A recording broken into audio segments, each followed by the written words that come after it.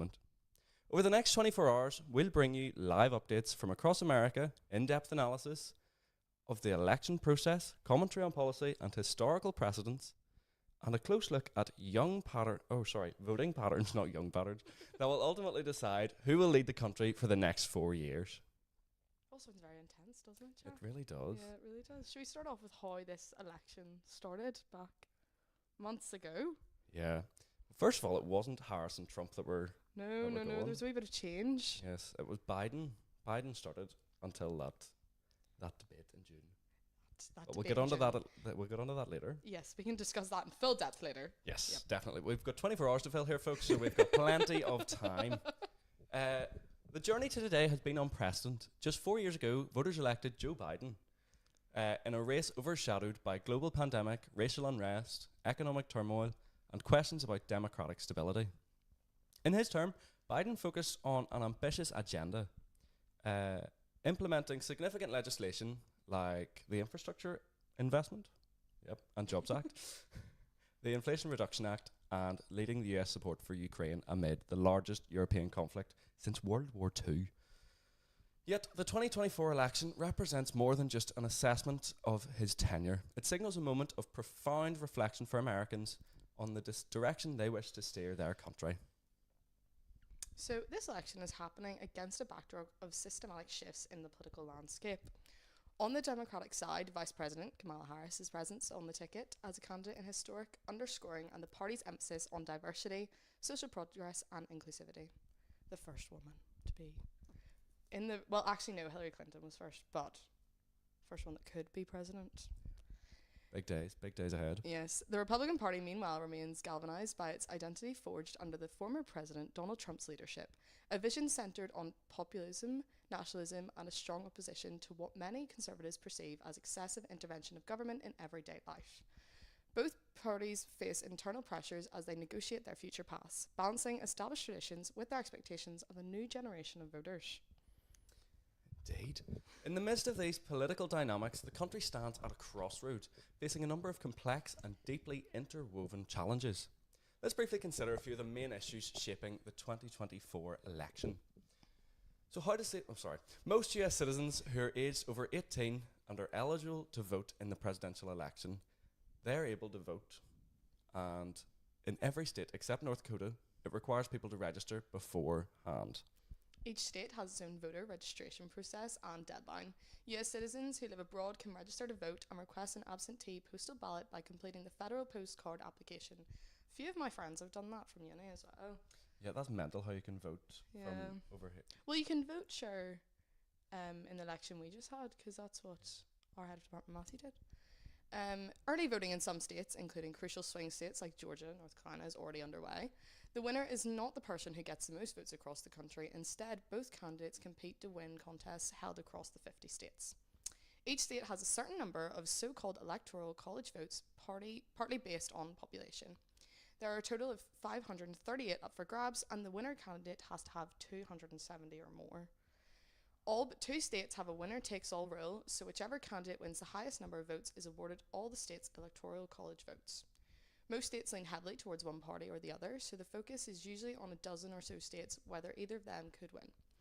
These are known as the battleground or swing states. It is possible for a candidate to win the most votes nationally, like Hillary Clinton did in 2016, but still be defeated by the Electoral College. That's very different to the political system over here, isn't it? Yes, I would say so. Yeah, well, we don't have the Electoral College, but hey-ho. Yeah. One of the main points of this election is like the inflation and economic growth between the two parties. Inflation has remained a top concern for many Americans since it spiked in 2021. Although it's moderated, many households continue to feel the impact of these high prices on essential things like food, housing and healthcare. Both of the candidates have promised to tackle these economic issues, but promise vastly different approaches reflecting broader ideological values and that sort of thing. Jobs and wages, if we talk about that, despite the low unemployment, wage growth has not kept pace with the cost of living for many workers. And that's not just in America, that's all around the world. But while Biden's economic policies have focused on building out green industries and manufacturing jobs, his opponents argue that regulatory overreach hinders business and stifles job growth. This debate over economic vision is central to voter concerns about their own financial futures. When we talk about national debt and fiscal policy, with American national debt surpassing $30 trillion, both parties are grappling with economic ramifications of borrowing and spending. Republicans have called for spending cuts and tax reform, while Democrats emphasise targeted investments in infrastructure, climate and social programmes. As both sides address fiscal responsibility, questions remain about the best path forward to secure economic stability for future generations to come. Quite different approaches from both parties, but also, speaking of climate and environmental politics, energy transition and environmental impact, as well as climate change and things like that, are such a big thing right now. Climate policy has become a cornerstone issue, particularly for younger voters. Our generation is very much, we've got the likes of Greta Thunberg and things like that. While Biden's Inflation Reduction Act is the most significant US investment in clean energy to date, his administration's approval of certain fossil fuel projects, like the Willow Project, reflects the complexities of balancing environmental concerns with immediate energy demands. His opponents argue that the energy independence and job growth are better served by traditional energy sources. Tonight, we'll examine how voters across the states impacted by these policies are responding. Then there's also the global climate commitment. The US commitment to reduce emissions and lead on global climate agreements have been a priority for Democrats, but Republicans argue these policies may put the US at an economic disadvantage. As climate-driven disasters increase in frequency, this election may decide to the extent to which the US will prioritise environmental action in the coming years. Yeah, Republicans tend to see this sort of climate investment sort of as a hindrance to, or a possible hindrance to, the US's economic growth. Which is very different to what the Democrats think. It's something that they think needs to happen. But one of the key things in this election is the reproductive rights and social policies in general. And not even in just this election, all over the world it's been a massive discussion for years. The Supreme Court's 2022 decision to overturn Roe v. Wade left the issue of abortion up to different states, creating a patchwork of laws nationwide, which makes it quite difficult for people to either know what to do or have to travel to get... Just know how to get help when they need it. Yep. This divisive issue is front and centre in this election, with Democrats campaigning to restore federal protections and Republicans generally supporting state-level decision-making. LGBTQ+ rights, and especially those impacting the transgender youth, have become a focal point in social policy debates, particularly regarding school curriculums and healthcare access. School boards, state governments and the federal administration are all at play in shaping policies on these issues, representing the struggle between local control and federal protection of these rights. Then we also have massive issues like foreign policy, which is always a big thing in national security. So the US and China relations, as the world's two largest economies, the US and China are locked in an intense rivalry over technology, trade and influence. While both parties acknowledge the importance of confronting China's global ambitions, they differ on tactics, with Biden having emphasized alliances and militarization, while Republicans advocate for a more aggressive approach. Support for Ukraine and NATO alliances, Biden's administration sent significant military and financial aid to Ukraine since Russia's invasion in 2022. Republicans are split on the extent of the US involvement, reflecting a divide between isolationist and interventionist foreign policy philosophies. How America engages with allies and advertise with a key issue tonight. Border security and immigration. Immigration remains a contentious issue, with Biden's administration facing criticism for record numbers of border crossings. Republicans emphasize stricter border enforcement, while Democrats focus on a more nuanced approach, advocating for a comprehensive immigration reform. That's not something new to this election. Sure, in 2016, Trump promised for a wall. The wall that... Between Mexico and the United States. It was a... What would the word be? Divisive campaign or policy that he wanted to implement, you could say. But very adamant that it was going to happen. Yes, and very different to what the Democrats wanted. But turning more now to this election and the voter landscape and that sort of thing. Voter turnout this year is still quite high. It soared in 2020. And it's something that's very important. I feel especially a lot of influencers, celebrities are really getting involved, whether it's endorsing each political party or whether it's saying, guys, get out there and vote. I've got my I voted sticker. So Early voting data suggests that participation remains high, reflecting the weight of these issues at stake between both parties. As we dive into each state's result, we'll also explore key demographics shaping the electorate. Sorry. The young voters, particularly Gen Z, have shown increasing engagement with issues like climate change, social injustice, and economic reform. They've emerged as a formidable force, especially for Democrats, though turnout among young voters often fluctuates. In suburban areas, they've become battlegrounds, swinging back and forth between parties over the last few years. Their support could be divisive tonight, especially in key states like Pennsylvania, Wisconsin, and Arizona. The rural-urban divide remains a defining characteristic of American politics, with rural areas leaning more Republican and urban areas largely Democrat. We'll pay close attention to the results and turnouts in these regions, as shifts in loyalty or turnout levels could sway the results in battleground states. Both parties are vying to win the majority over minority voters, whose turnout could be essential in states like Texas, Florida, and Nevada. With targeted messaging on issues from the economy to social policy, tonight will reveal how these efforts have resonated. Yeah, I sure even remember with Biden's win. Do you remember in New York City all the videos of everyone like cheering in the streets? Los Angeles, yeah. Yeah, there was a big difference. Yeah. But even if we talk about just the election is most also notably for its heavy reliance on digital platforms. Whether we've got Harris or with her, who was it that performed at Harris's? Oh, Gracie Abrams. Of course, you remember Gracie Abrams. Too right. She performed, and then we also have Trump with his different celebrities and the massive rallies. I've been seeing all over TikTok actually, but that's not a credible source. This election, from social media ads to real-time fact-checking, technology has transformed the way candidates reach voters, spread messages, and address misinformation. Although I have seen Kamala Harris going door to door. Yeah. I'm not sure if I've seen Trump do it, but I didn't really look much in. I've seen Trump work at McDonald's. With the fries. Yep. Yeah, I saw that. But, yeah. But as we've seen in previous elections, the spread of misinformation can significantly impact voter behaviour, making cybersecurity a vital component of election integrity. Election integrity is being closely monitored, with both local and federal officials working to ensure that the voting machines, databases, and processes remain secure over the next 24 hours. We'll be bringing you verified updates and scrutinising claims to help voters separate fact from fiction, because there was a few claims in the last election that it might have been rigged. That led to Republicans, not all of them, but many believing that they didn't lose the election. And a storm of the Capitol. Indeed. But we'll get onto that later. Yep. We've got another 23 hours. But tonight's election will resonate far beyond US borders, like we are here in Northern Ireland. Globally, the outcome could shape America's stance on international issues, from trade to climate change to global security. Leaders around the world are watching as shifts in US policy often had wide-reaching effects.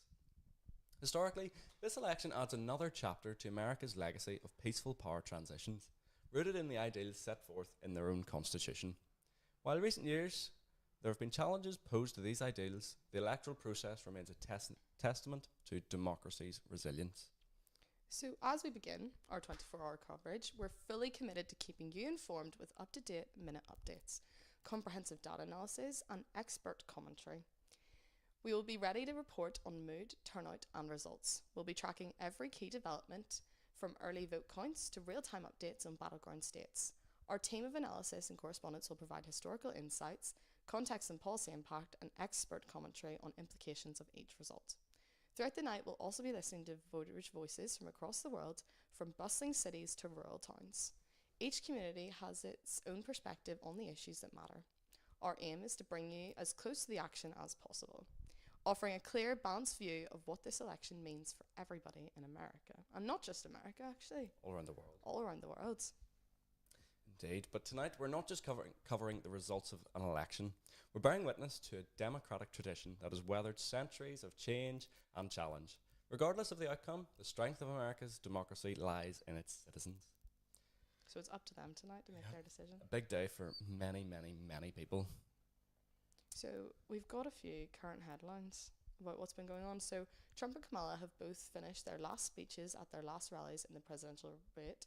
Trump was in Grand Rapids, Michigan, and Kamala was in Philadelphia, Pennsylvania, both of which are two of the 7 key swing states. Do Should we just go through what the 7 swing states are? There's You the take it Rust ahead. Belt. There's the Rust Belt, which is Michigan, Wisconsin, and Pennsylvania. Mm-hmm. They're up in the sort of north of America.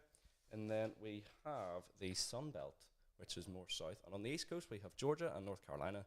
And on the west coast, we have Arizona and Nevada. So these are crucial for these two to get a grasp on what everyone's thinking as well. But Trump focused on illegal immigration and claimed he can fix every single problem our country faces, while Kamala used her last speech to clarify that we are all in this together and focused on unity as she stated, "We are excited to see what we can do together." Indeed, it's very different approaches to their last statements. Yeah, I feel like Trump's really pushing his ability, beliefs and what he's going to do, and Kamala's trying to reassure getting her people voters. out to vote. Yeah. But untrue claims of voting fraud have already gone viral on X, formerly Twitter. Yes. With Joe Rogan endorsing Trump, and Harris says she is ready to be the next president at her last rally in Philadelphia, while Oprah endorsed Kamala at the same rally.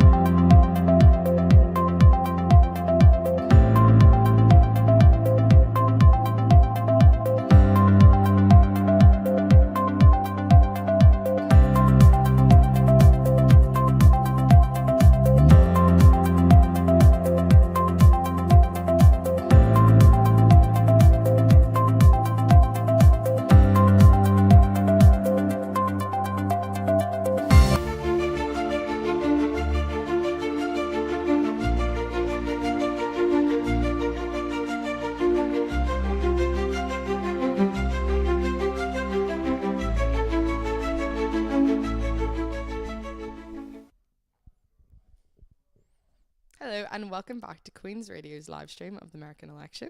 I'm Fiona McIntyre. And I'm Jack Lamont. So we thought we'd dive into each candidate. So I'm going to start off talking a wee bit about Trump.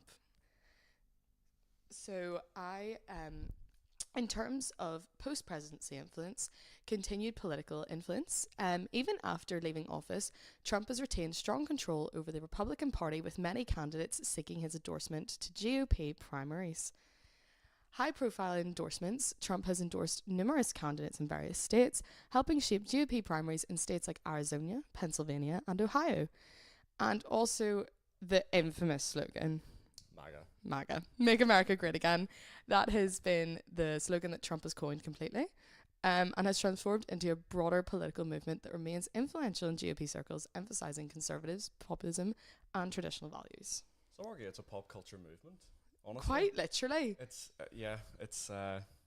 more than just a political statement now. Yeah. It's a lifestyle for many. Now, there has been a few legal challenges. Indictments and investigations. Trump faces several legal battles, including investigations into his business dealings, classified documents found at the Mar-a-Lago, and allegations related to attempts in overturn in a 2020 election result. This I read a wee bit into myself. And a wee bit of research. And it was sort of, Trump had bought over these casinos and then they went bankrupt. But before they could go bankrupt, he had his father turn around and invest about $3 million into it. And then that was done for fraud, and then he was fined another $66,000 for this. Wow. Because it wasn't seen as a proper sort of investment. Then we've got the Georgia election case, which Trump was indicted in Georgia over attempts to overturn the 2020 election results in the state, including alleged pressure on officials to find votes. Classified documents case, Trump is also under federal indictment relating to mishandling classified documents following the FBI search of his Mar-a-Lago residence in 2022. That was quite a big thing. Yeah. I remember that quite. Yeah. I remember my history teacher, actually, Mr. Waterworth, brought that up in our class as we were learning about him. So it was quite a big thing for us. Big day. So the 2024 presidential campaign announced that Trump officially had his candidacy in late 2022, focusing on platform of economic revival, law and order, and a return to traditional values. Now, in terms of the Republican primary polling, Trump has consistently led in most Republican primary polls, often by double digits over challengers such as Ron DeSantis, Mike Pence, and Nikki Haley. But Ron DeSantis is the Florida governor, isn't he? Yes. Nikki Haley was former South Carolina. Showing off your knowledge here, Jack. Yeah. big research guy I am big over here. Research. And then campaign themes. Trump's 2024 message centres on the need to reclaim America from what he describes as radical leftist policies. A message that resonates with his base on issues like immigration, the economy, and foreign policy. And then policy positions and statements. So, as an economic vision, Trump continues to advocate for tax cuts, deregulation, and bring manufacturing jobs back to the US, often referencing his 2017 tax cuts and job acts as a significant achievement. In terms of foreign policy, he emphasizes America First policies, including a tough stance on China, criticisms of NATO spending, and an insistence on ending endless wars. Law and order, Trump criticizes the defund the police movement and emphasizes a tough-on-crime approach, positioning himself as a pro-law enforcement candidate. Now, in terms of social media, I've got to say my social media has been flooded with the election. Yeah. Since Biden sort of resigned, dropped out, and he endorsed Kamala. So the use of Truth Social. After being banned from Twitter and Facebook in 2021, Trump launched Truth Social as his primary social media platform, using it to communicate with supporters. His return to social media, his accounts on major platforms like X, formerly Twitter, and Facebook were reinstated in early 2023, though he has not been as active there. His messaging style, Trump's social media's presence remains direct, combative, and frequently critiquing political opponents, media outlets, and government agencies. It's very different to a lot of other politicians who sort of, he very voices his opinion compared to a lot of other politicians who put out more programmed almost. It reminds me very heavily of the Reynolds pamphlet back in the Independence of America. That's where history. You didn't do history. I didn't do history. It reminds me of very much throwing accusations in the press, not reprinting them. Enduring popularity with supporters, rallies and public appearances, which have been Immense. everywhere. On both sides. You've got I've seen random TikTokers mostly just showing up to these events and doing like day in my life at the Trump rally. Trump regularly holds rallies across the country, drawing thousands of attendees, a sign of his ongoing popularity with the GOP base. Now, polling among Republicans, Trump maintains high favorability ratings within Republican parties, with polls showing over 70% of GOP primary voters continue to view him favorably.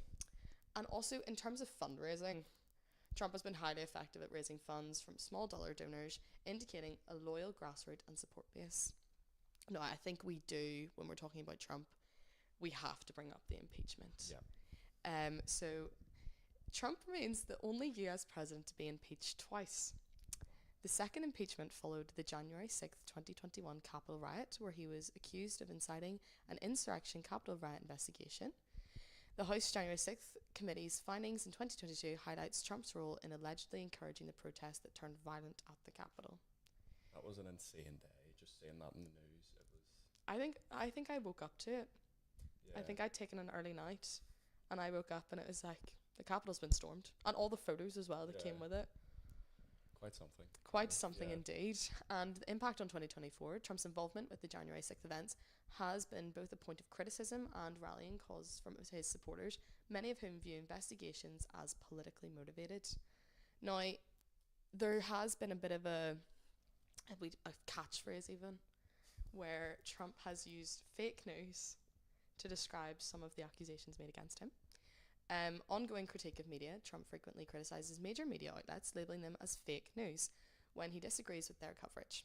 Popularity with conservative outlets, Trump maintains strong ties with conservative media, especially outfits like Fox News, Newsmax, and conservative radio shows. Strategic messaging, he attacks on mainstream media have strengthened his base skepticism towards traditional news sources, framing him as a target of media bias. Now, the public opinion and challenges for Trump. Trump's favorability ratings with the general electoral remain low, with recent polls showing him in the low to mid 40% range, primarily due to his polarising nature. Appeal among independents, Trump's approval among independents is mixed, posing a challenge as independents are often key in general elections. That's like whenever Robert F. Kennedy dropped out of the race, he endorsed Trump.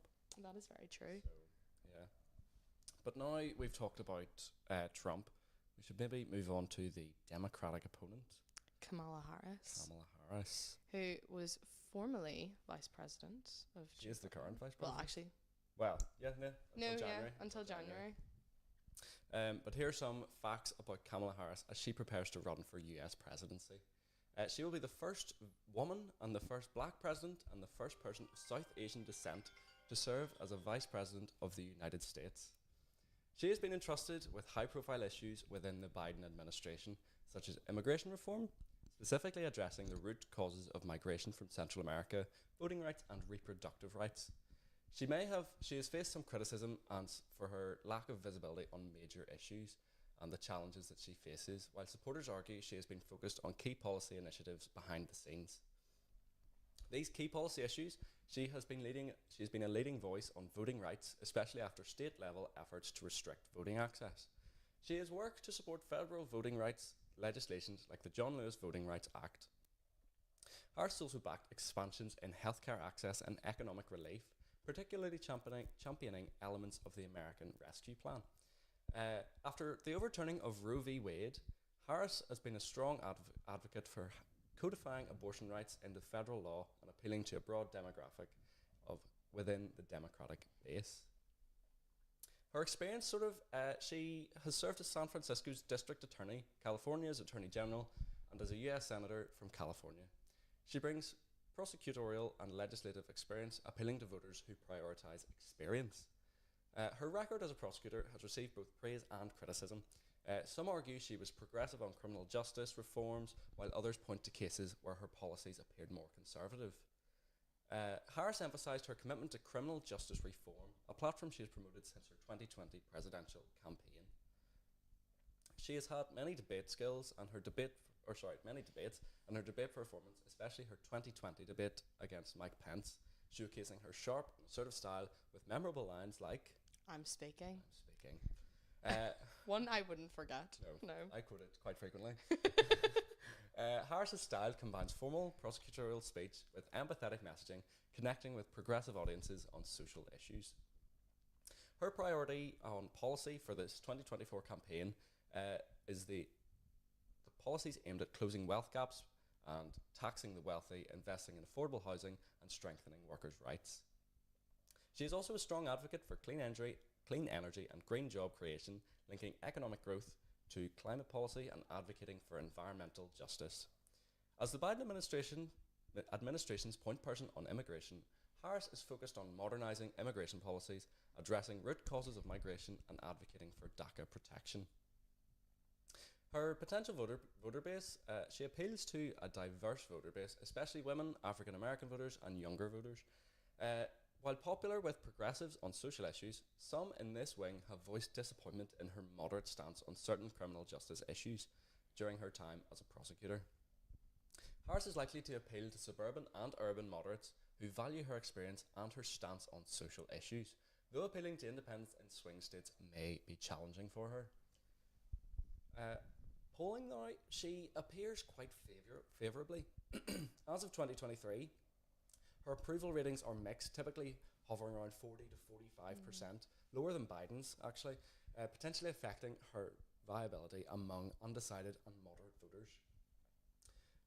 She performs well with demographics that are key to the Democratic coalition, including young people, women, and minority groups. As the first woman of colour on a major party ticket, Harris represents a significant milestone in US political representation. Harris's career and potential presidential candidacy are inspirational to many young women and minorities, particularly within the Democratic base. Critics argue, however, that Harris has not been as visible or assertive on major national issues, which could impact her campaign's effectiveness. She may face scrutiny for handling issues like the US-Mexico border crisis and inflation, which have remained politically sensitive in this campaign. Republicans will likely target her criminal justice record and her positions on social issues, branding them as too far left. Fundraising, she has established a strong fundraising connection through her Senate and vice presidential campaigns, appealing to donors who prioritise social justice, healthcare, and economic growth.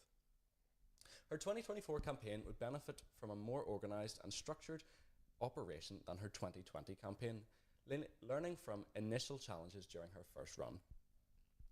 I remember her talking about funding. Her funding, it was like the most whenever she was announced as the nominee once Biden stepped down. I think there was millions upon millions donated that day compared to Trump. Yeah, I think I did see that. I think even in who's endorsed her as well. Like I saw, who was it recently? Eminem just endorsed her. Yeah.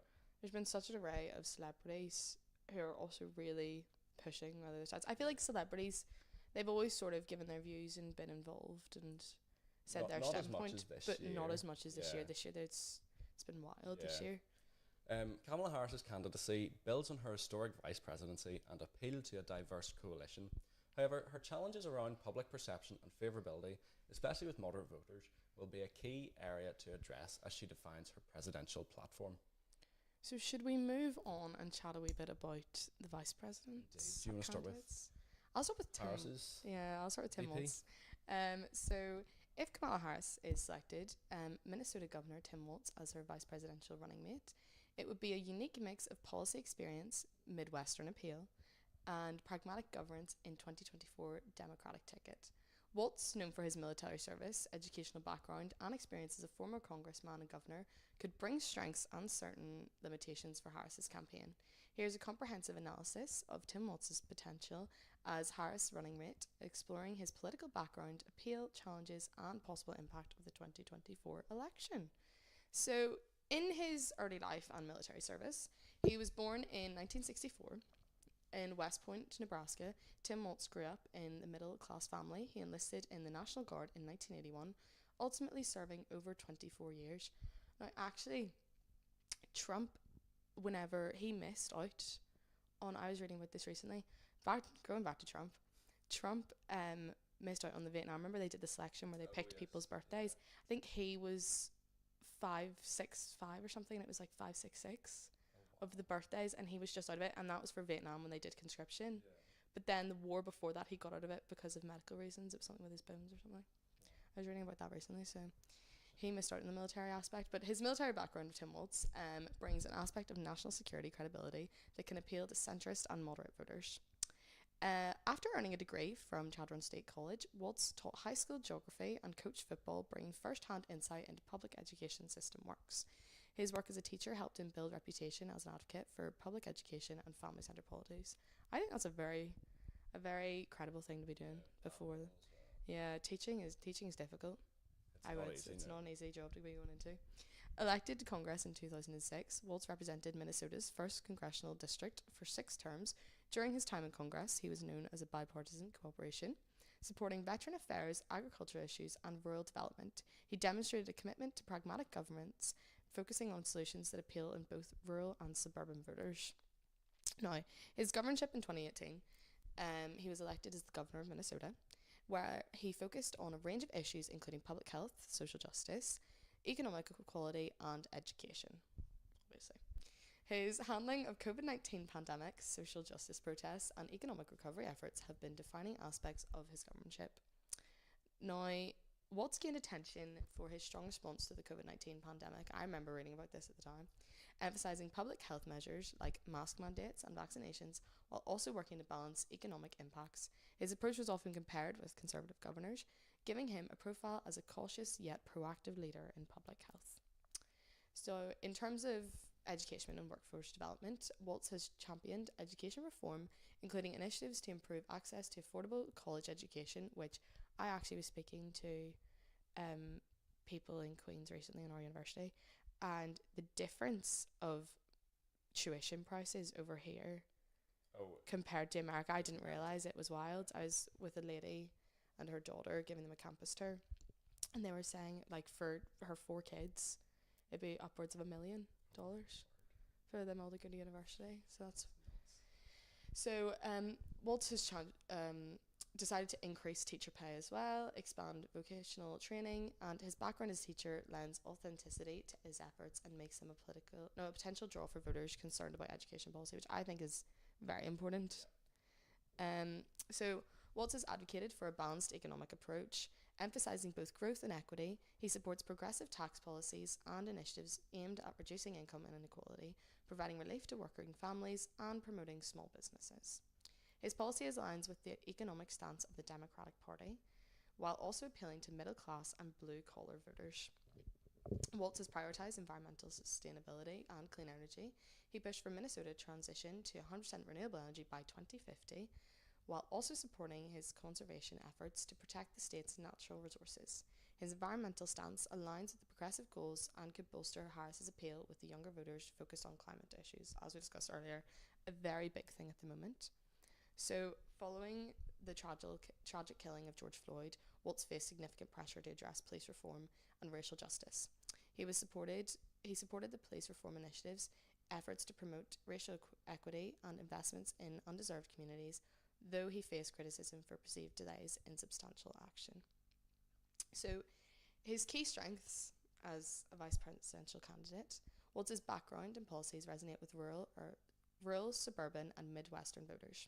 His experience representing a largely rural congressional district and his governorship in Minnesota, providing him with insights into the challenges facing these communities, making him a bridge to voters in critical swing states, which we've discussed these swing states a wee bit, but we'll get more into them later, much to your excitement. I love the swing states. It gives a wee bit of drama.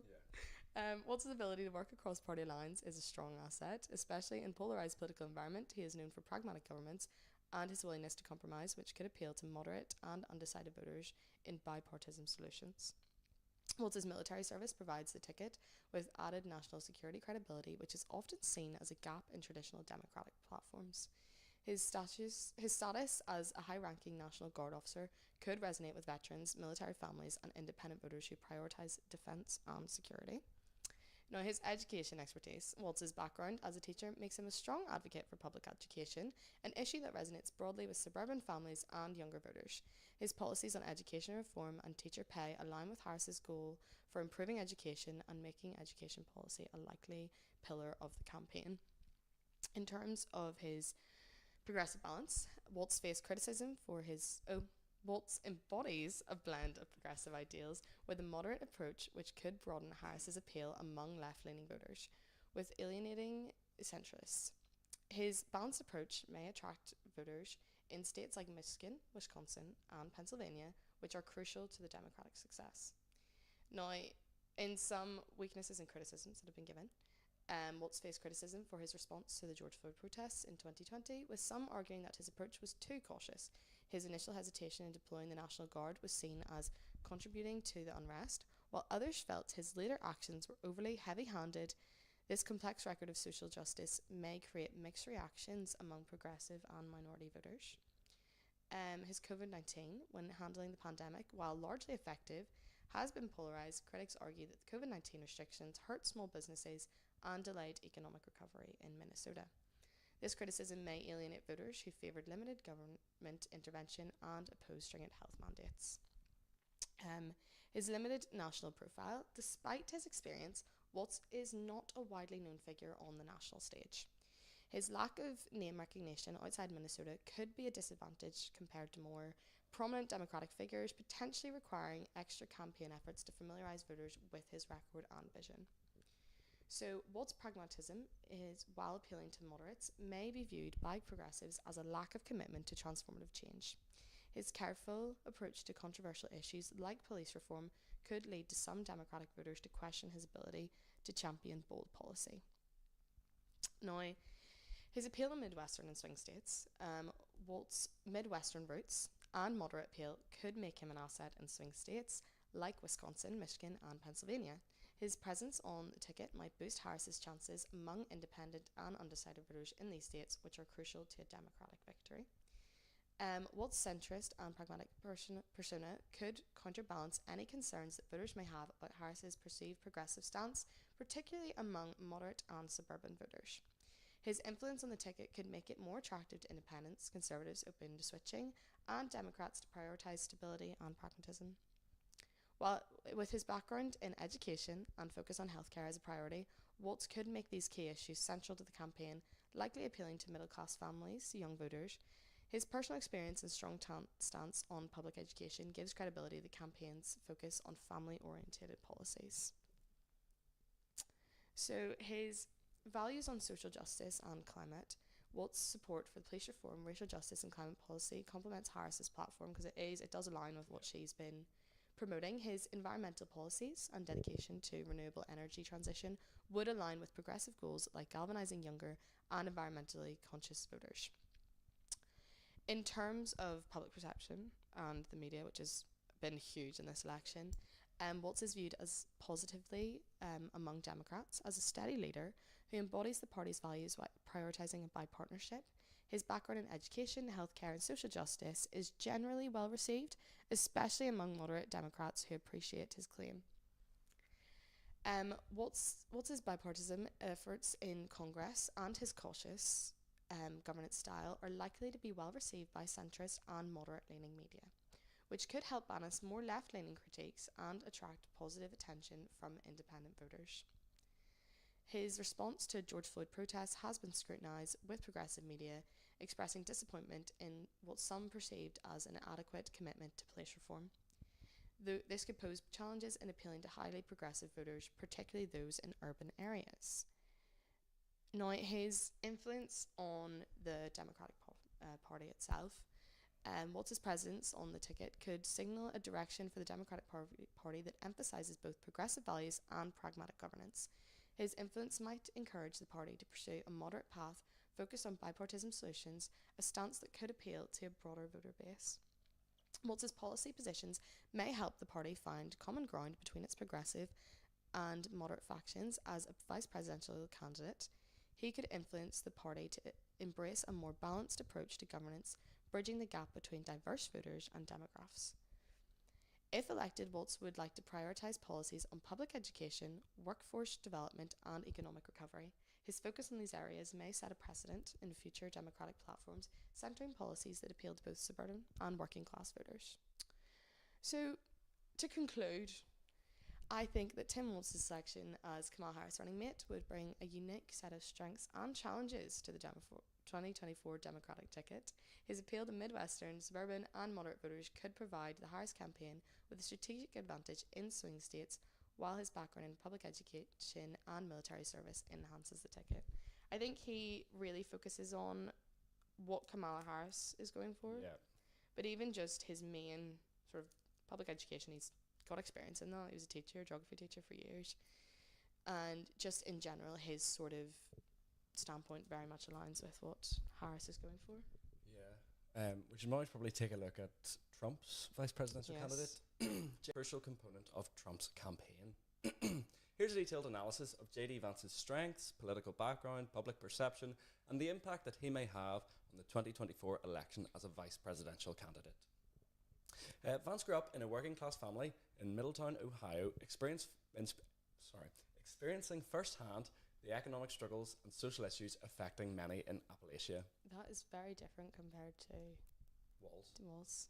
Indeed. His memoir, Hillbilly Elegy, captures his personal journey from poverty to success and has been celebrated for its insights into the socio-economic challenges facing the white working class in America. After serving in the Marines, Vance attended Ohio State University and then Yale Law School. He later worked in the venture capital in Silicon Valley, giving him a unique blend of perspectives on rural America, the military, and the tech industry. Initially a critic of Trump, Vance shifted his stance in 2021, aligning with Trump's America First platform. His 2022 Senate campaign in Ohio gained national attention, where he focused on populist themes and received Trump's endorsement, leading to his victory in a key swing state. Vance's platform emphasizes economic populism, advocating for policies that support American workers, promote manufacturing, and counter the influence of large corporations. He has been very vocal about taxing wealthy companies, reshoring a lot of American jobs, and strengthening unions, a stance that resonates with many working class voters. He is also a strong advocate for nationalist policies. He has taken a firm stance on border security, arguing for more stringent immigration controls and emphasizing the need to curb illegal immigration to protect these American jobs and social stability. His stance on illegal immigration aligns closely with Trump's own positions. He has also called for reducing America's involvement in foreign conflicts, focusing instead on domestic issues. He has expressed skepticism about extensive foreign aid and military engagement, emphasizing the need for a more isolationist approach, a view that has grown popularity among many conservative circles. Given his background in venture capital, Vance is both knowledgeable and critical of Silicon Valley. He has been vocal about the influence of big tech and advocates for greater regulation to address censorship, privacy concerns, and economic monopolies within the industry.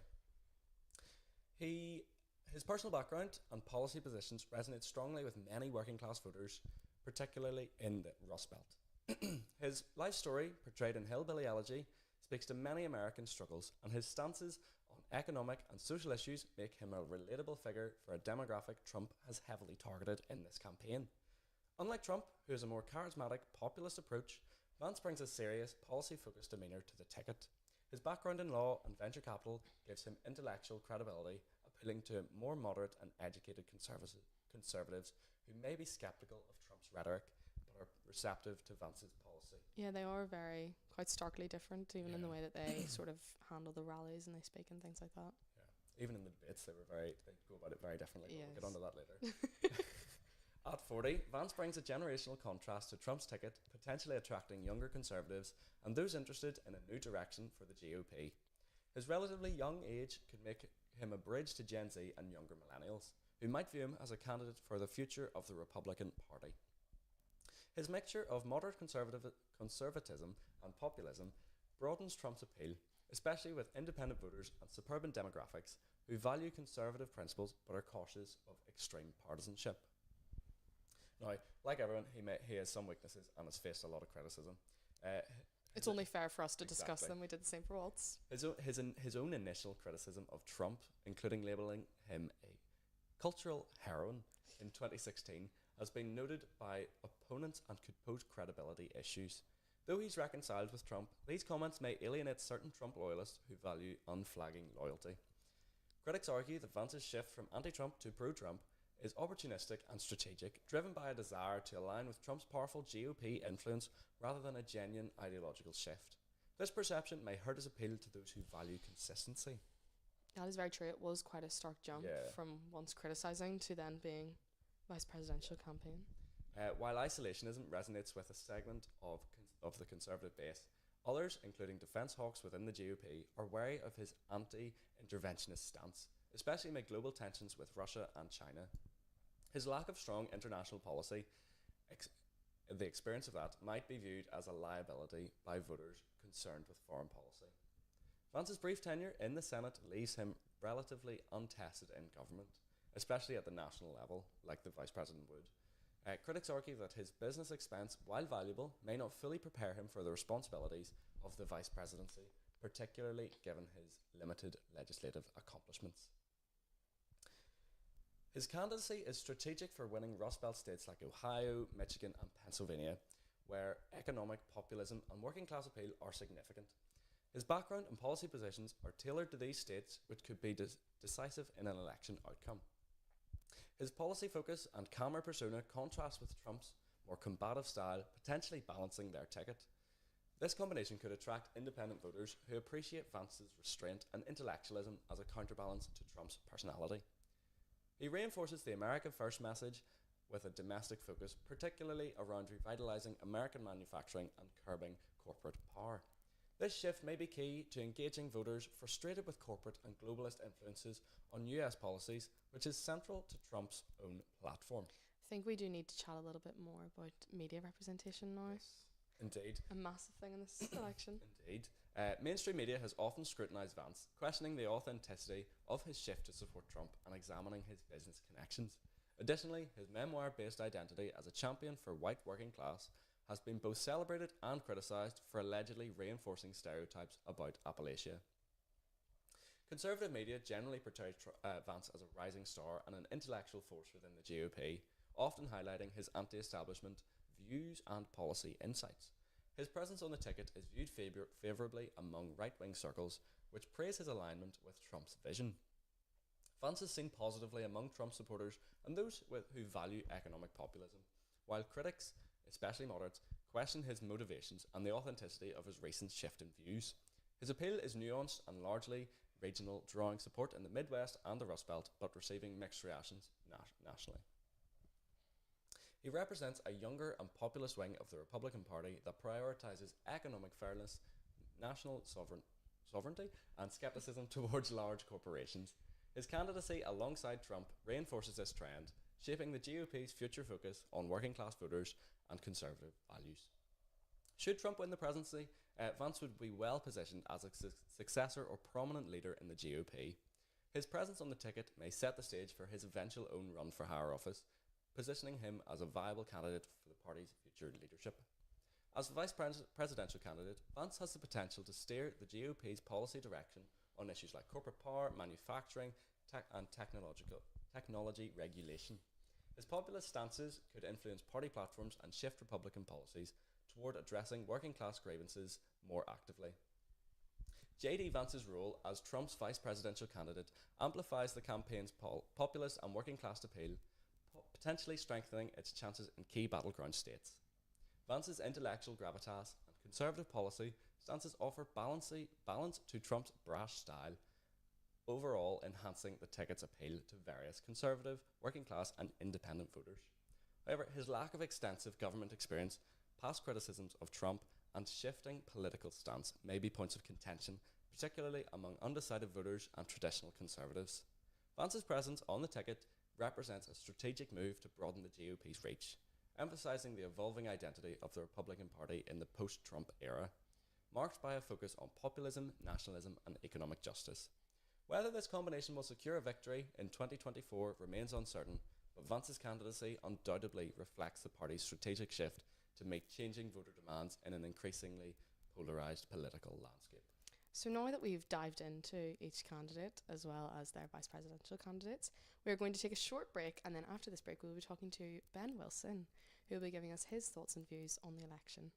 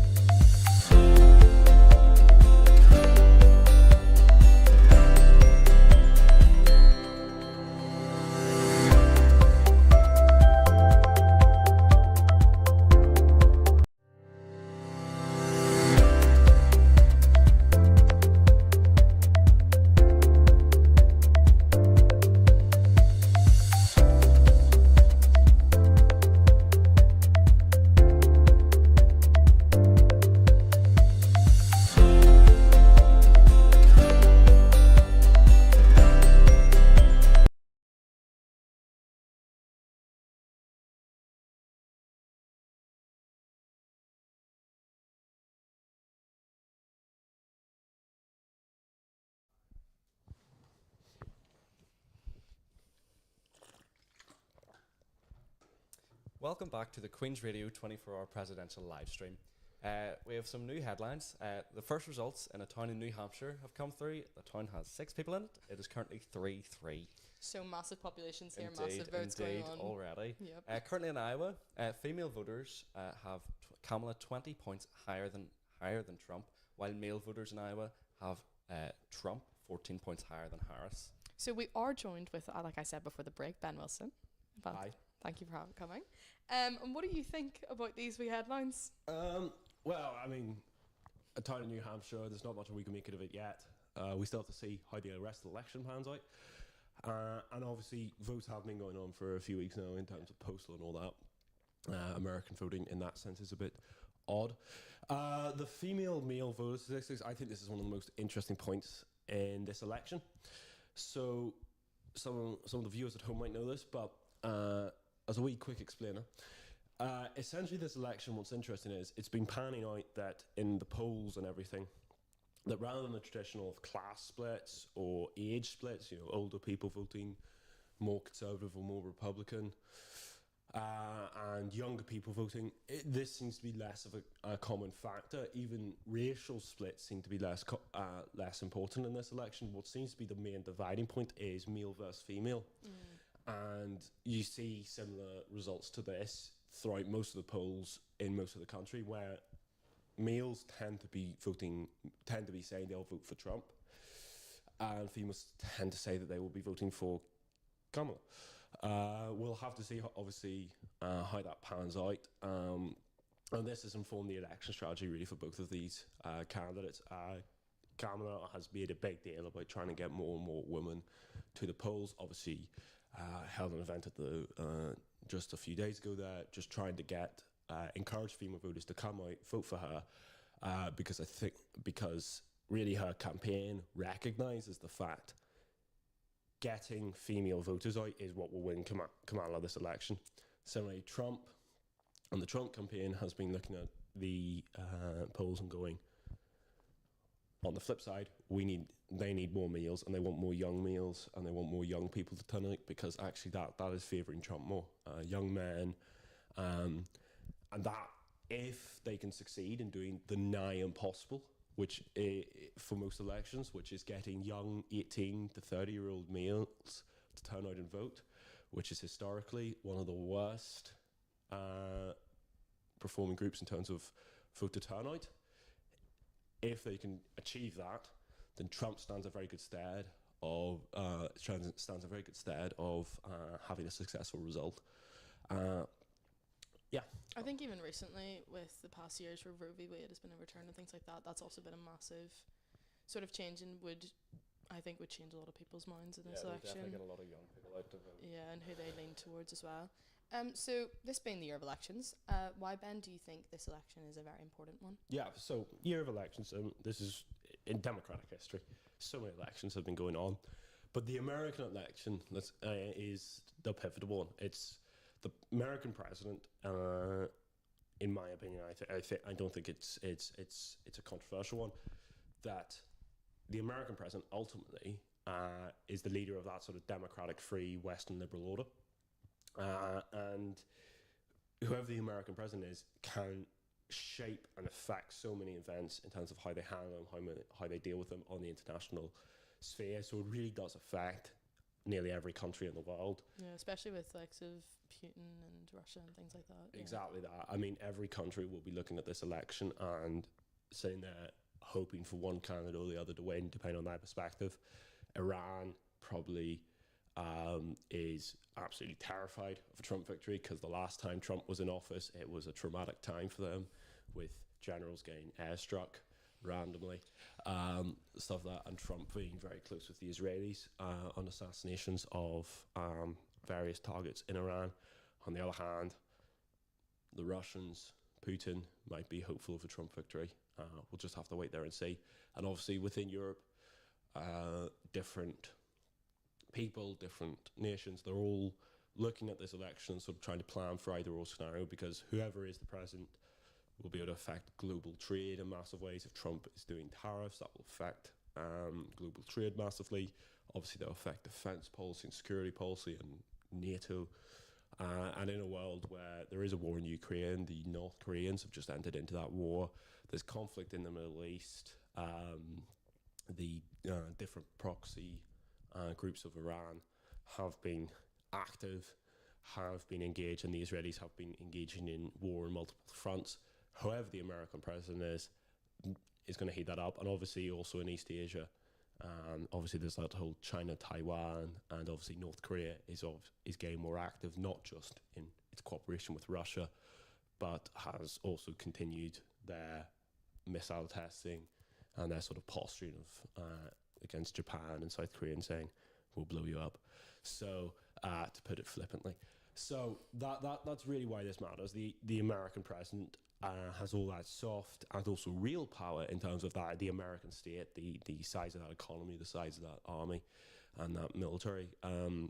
Yeah, so not even with national policies, like on an international scale, it is very vital. It's massive. And whatever America does domestically also affects the rest of the world. I mean, how many news headlines, if the viewers, if yourselves think about it, how many news headlines have you seen which have been really American headlines and American things, but they've bled into our news here in Ireland and the UK and Northern Ireland and throughout Europe and throughout the rest of the world? What happens with America, what American business people do, what the American president allows for and does affects us all. Even when Biden came over and was visiting Ireland and different things, like they were trying to make relations and things like that. So it is a very, very international scale, not just national. Yeah. So how do you think about this early votes going? Because early numbers for voting is higher than usual, with over 83 million people having already voted, which is an insane number compared to past elections so far. Yeah, it's interesting. What I'd say is excuse me. In some places, the voting's been going on for a week or so now, or maybe a bit more. And obviously, we've been having a lot of postal votes. The interesting thing is that it appears as though more of these votes have been coming for Trump, which since 2008, that hasn't been the case. Republicans have tended to suffer from the early votes, and it's always been the Democrat that has been leading. What can we read into that? It's unclear. As with so much stuff with election politics, you're always sat there going, this could mean one thing, it could mean another. Yeah, especially with the college sort of electoral vote, like that completely changed things for Hillary Clinton. So yeah, well, it changes it for most presidents. The electoral college, and maybe we'll touch a bit on that. An interesting point I'd make here is either this means you could look at this in one of two ways in terms of the sort of increase for Trump. It either means, well, one, nothing. It's just coincidence. It's just one of these coincidences. Two, it could be that does Kamala inspire people to vote for her? And like people like, yeah, I really want to go in and vote for Kamala early because I really want to make sure that I kneel my colours to the mast. Or you know, the Harris campaign, they were a fairly late campaign, obviously, because originally it was meant to be Joe Biden. They've been playing a fairly safe game because you criticize Kamala Harris for that. At the same time, you also have to recognize the Democratic Party as a party is a very wide caucus of, on one hand, you've got Bernie Sanders on one end and likes of AOC. On the other hand, you've got those more centrist sort of liberal Democrats. And, you know, it's trying to keep that coalition of very different views together. So it could be how much these candidates inspire. It could also be the Trump campaign and Trump voters are sat here looking at this election in the lead up. It's meant to be a very tight election. Maybe the Trump voters, whenever it's a tight election, you tend to find more people come out and vote if everyone's saying it's a tight election because they feel the urgency to vote. They feel like my vote will really have a difference. And maybe it is that Trump is inspiring that confidence among people who would vote for him. They believe it's going to be a tight election and they are worried that Trump might lose. And maybe it is the case that they're feeling as though Trump might lose. So Trump voters have gotten out early to try to boost Trump as early as possible. Will it have an impact? We'll wait and see. It's one of those things. Hindsight's 2020. You'll probably hear a lot of commentators in the hindsight saying, that early Trump vote was either pivotal or it didn't matter. and we'll just have to see as the night progresses. Incidentally, viewers, I'll be back here later on tonight. Yes, we'll be on for 24 hours today. We're on here for 24 hours. Well, I'll be gone soon. I'll be back again around midnight to so tune in to see Ben again at midnight. lead us into the interesting hours, because obviously we're 8 to 9 hours behind most of America. So, whereas most of them haven't even woken up, or by that point they'll be waking up, they'll be going to the polling stations, and the votes will be cast. So could you analyse a little bit, in your opinion, Trump and Kamala's view for us? Yeah, we've sort of gone over it. It's complex. It depends. It's not a black and white here like we've got. It depends who you ask, is what I'd make the observation about. And there may be people at home listening to this thinking, I know exactly what Trump thinks. I know what Kamala thinks. And I think, fair enough. And really, this is what American voters will have to do. But the point I would make is that, Trump has made a big deal about tariffs. He's made a big deal about immigration, talking about mass deportations and all in his new plan, firing a lot of the bureaucratic civil service staff and maybe replacing them. You can make your own opinions on what that means. It either sounds incredibly scary or it sounds incredibly appetizing, depending on the voter. There's reasons to be fearful of it, obviously. There is reasons to say, how extreme could this be? I'm not a Trump apologist. He is a madman in some ways, but I would caution. I would caution to say, you just cannot know. Kamala is sort of the opposite end of this, whereas Trump has some very clear plans, very clear policies, because that man will go on whatever and just say, we're going to do this, we're going to do something. He'll also end up saying, we're not going to do that privately. He'll never admit it publicly. Kamala, like I said, has been trying to play a safe game, trying not to commit heavily to policy, because policy is trade-offs, and this election is about getting as many people out. So I think the Kamala campaign has, if you look at the election, at sort of how they've been fighting this election, it's been all based around Trump. It's been all based around, do you really want this man back in office? Do you really want this man making decisions? Trying to stir up that fear that he will not be working for the American people, that he will be working for himself and very rich billionaires. I think even the difference on their final statements at their last rallies, where Kamala sort of was like, we're in this together, whereas Trump was talking more about what he was planning on doing. So would you say, though, that would seem, in your opinion, that Kamala would be a little bit more, I think they're both unpredictable, but in what her policies and things are going to be? I feel like Trump has very heavily talked about his plans. Yeah. Trump talks about his plans. Trump enacts some of the plan. Trump always changes parts of the plan, but plans always do have to change. There are stuff that Trump has been vague on. Let's be very clear about this. Yeah. One of the most worrying things, I think, from a European perspective, is Trump's apparent coziness with Putin here and there, and the fact that he sort of said, I'll get the two guys, I'll get Zelensky in the room, I'll get Putin in the room, and we'll hash out a deal, and nobody knows what he means by a deal. It's never that simple in terms of things like this. Definitely not. Yeah. And Vance has obviously also gone on record saying that he would not necessarily be opposed to Russia keep some of their territories in Ukraine. So, yeah, but there is vagaries on that. Kamala, I'd compare it to the Labour election that we've just had in the UK, where Labour were also playing this sort of similar sort of safe, is that you will end up getting a position where eventually they will have to make a decision. It's a question whether that was the decision the people were hoping for. Not to get this show in too much controversy, but that's sort of the danger with playing the safe game, is people make assumptions about what you're going to do, or if you just hint at stuff. So what are you sort of anticipating from today's election? It's going to be exciting.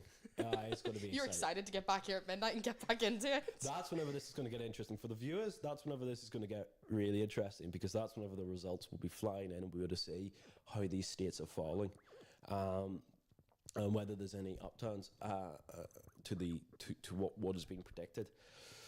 Fact of the matter is, even that some of the legendary predictors of previous elections have been looking at this election, either calling it for, some have been calling it for Harris, Kamala, but all of the predictions are saying this is a very fine margin. There is no very clear way of putting it. Yeah, I think there's a lot of mixed opinions whether people are thinking who's going to win. I think the polls are putting Harris at 48% and Trump at 47%. Yeah. At least as of yesterday. No. As of yesterday. Yeah. No, But no. It all could change.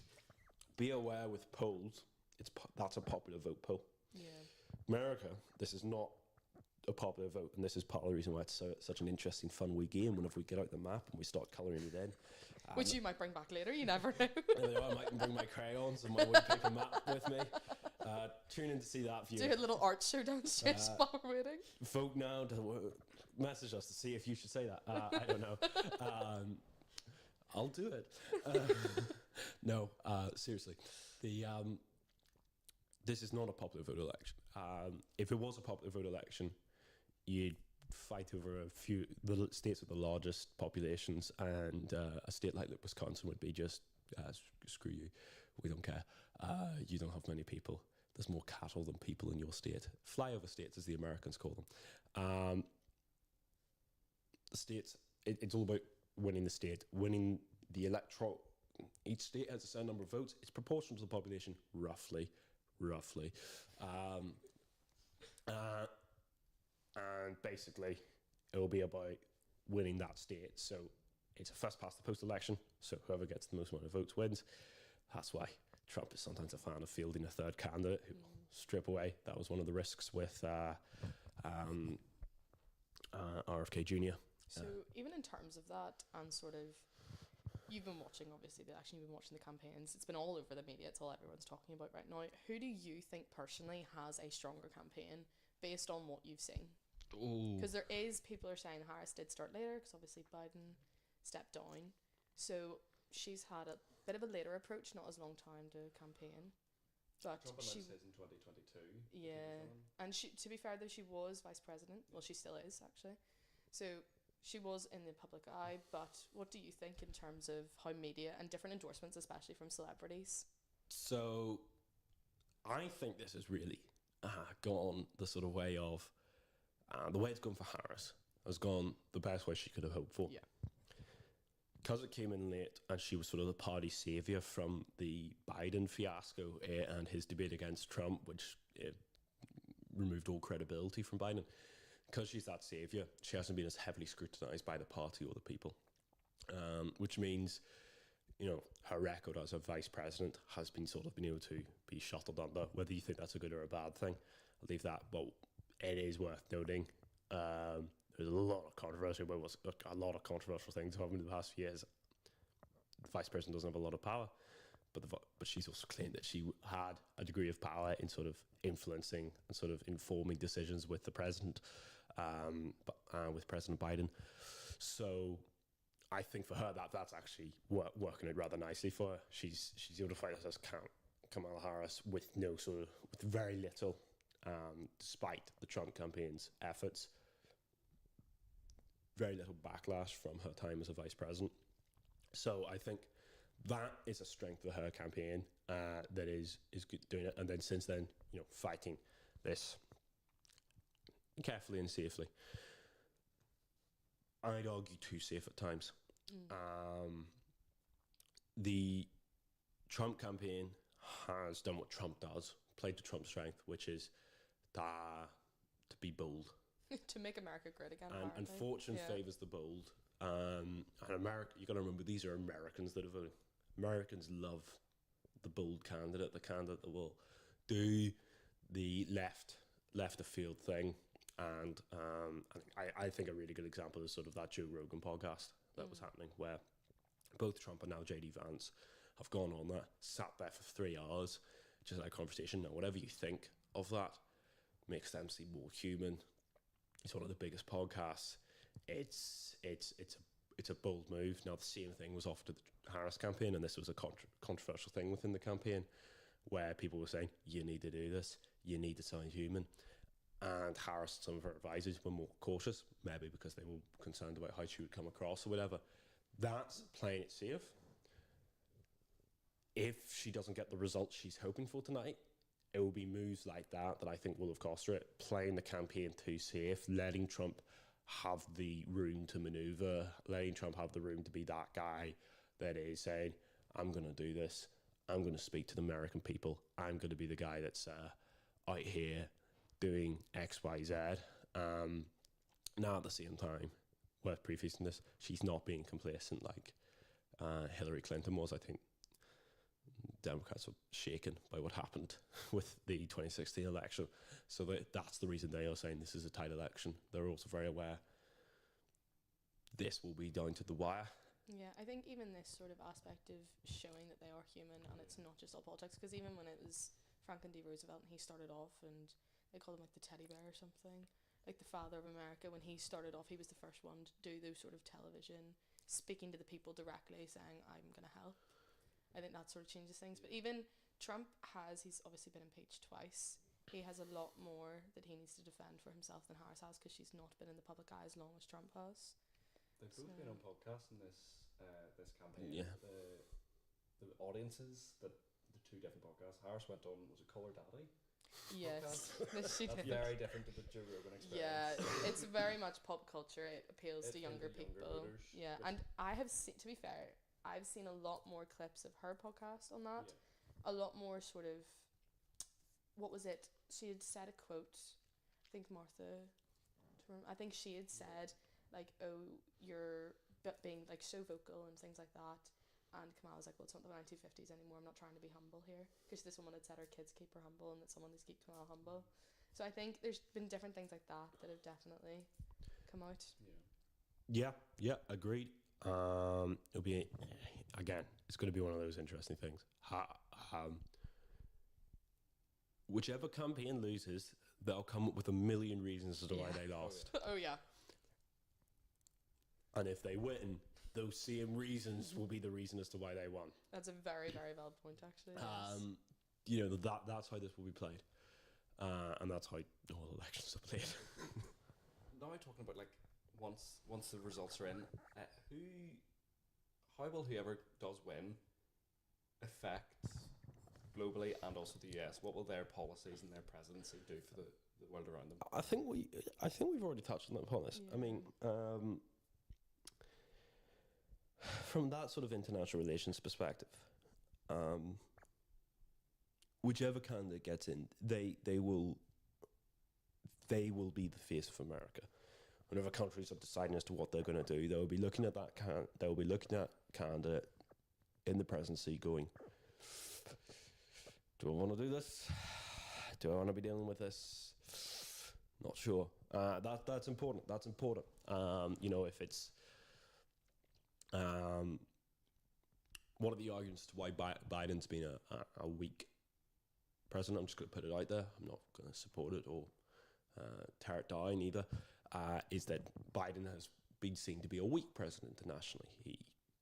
The way the Afghanistan withdrawal was done, which I know seems like a million years ago now, but whenever you consider it was only 2021 that happened, it's actually not too far back. So many events have happened. But that was seen as like a weak move. America just doesn't want to be involved in conflict no matter what.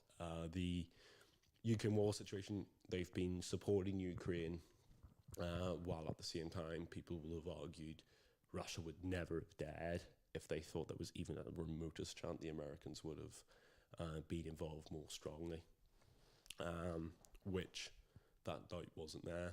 And to a certain extent, that sort of doubt, that sort of mystery, which Trump provides that in abundance, is also sort of his strength in the international sphere, is if you're dealing with a character like Putin, if you're dealing with a character like Kim Jong-un, if you're dealing with a character like Xi, you're dealing with a leader of the Ayatollah of Iran, or one of the leaders of some proxy or non-state actor group, that sort of ability where they'll sit there with that doubt in their mind. Will he just come and attack me all outright if I do this? That doubt can stay hands, and the world is getting in that very dangerous place. It is a very dangerous world we're entering into after this election. Kamala, measured response. She definitely won't be like Biden. She definitely has been on the record and say, "I'm not playing this like Biden." what does that mean? We don't know. Will that mean less support for the Israel in their wars they're engaged with? What do you make of that? That's for you at home to decide. I'm not going to comment on that anymore. What will she do about Ukraine? Both candidates, I think, particularly setting here in Northern Ireland, in sort of a wider European context of including the UK. I'd include the UK in this in terms of European defence. What an American president does about Ukraine is vital. How they approach this, how they're going to deal with Russia. Bearing in mind the North Koreans are also now involved because the North Koreans are now fighting on the Ukrainian front line. So we'll see. So based on their election strategy, I know we've already sort of touched on this. What do you think they've sort of been aiming for, they've been working for? What do you think are going to be the sort of key policies that you think are going to change the public to go from side to side? So I think the main ones we sort of have is Kamala's focusing on climate, she's focusing on abortion, things like that. Whereas Trump is sort of, well, he's got his Make America Great Again campaign. So which one do you think? Yeah, it's an interesting one. I think it comes down to how they find this election. As I sort of said earlier, this seems to be very much male-female split. I might be slightly oversimplifying that. There might be someone in the audience out there going, well, in this state, there's this difference between these groups of people. Don't care. We're talking about broad trends here. But thank you. Please message me after. You and I will get along.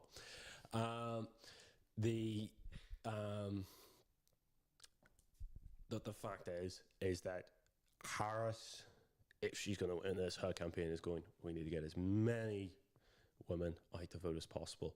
So it will be issues like Roe v. Wade, which are an important thing for an abortion, which are an important thing for many female voters.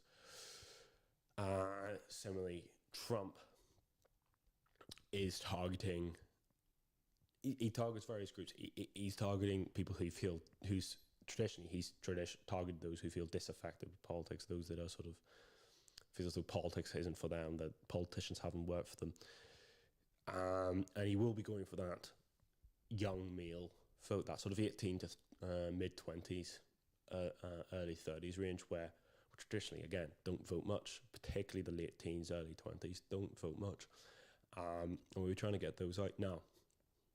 And this is where we get into endorsements and different people endorsing different candidates and all, as to whether that will help or hinder different candidates. Indeed,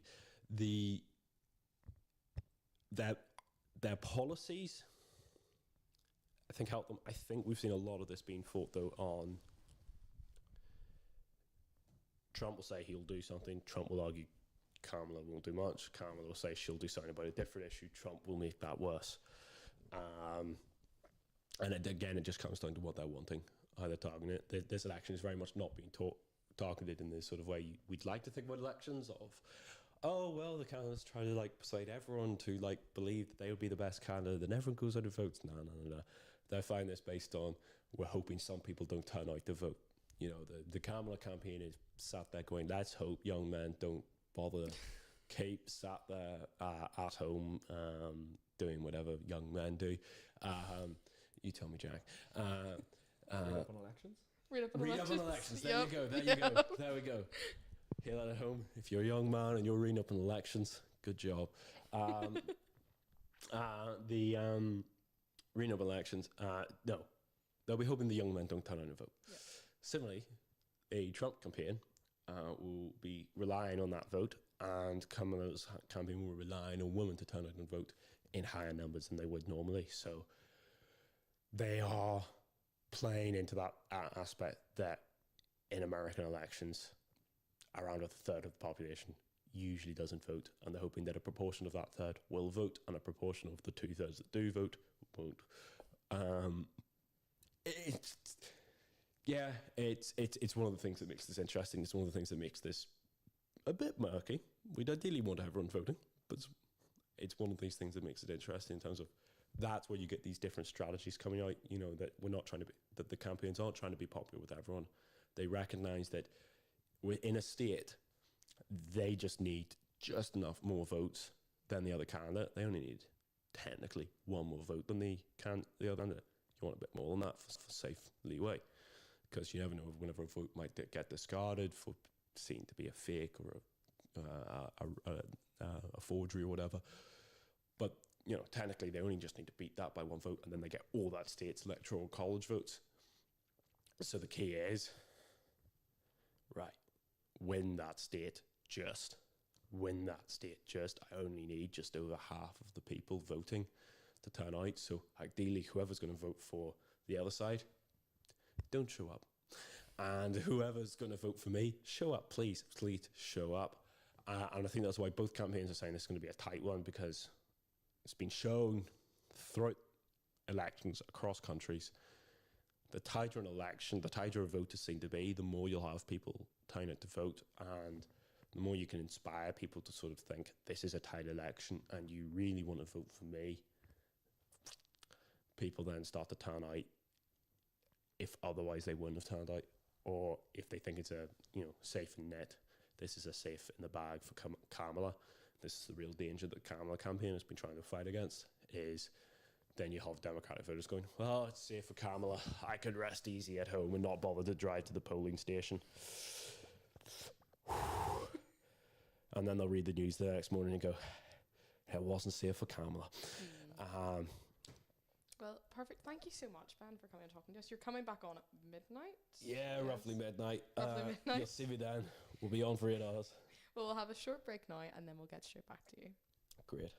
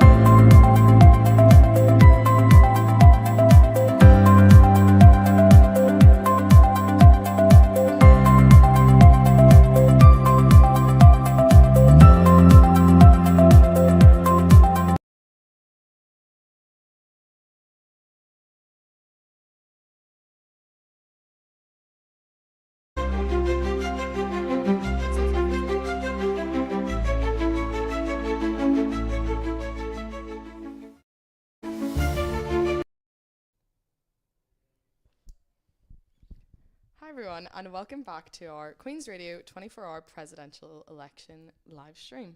So I'm Fiona McIntyre, And I'm Jack Lamont. and we're going to start off with a few headlines that have just come in.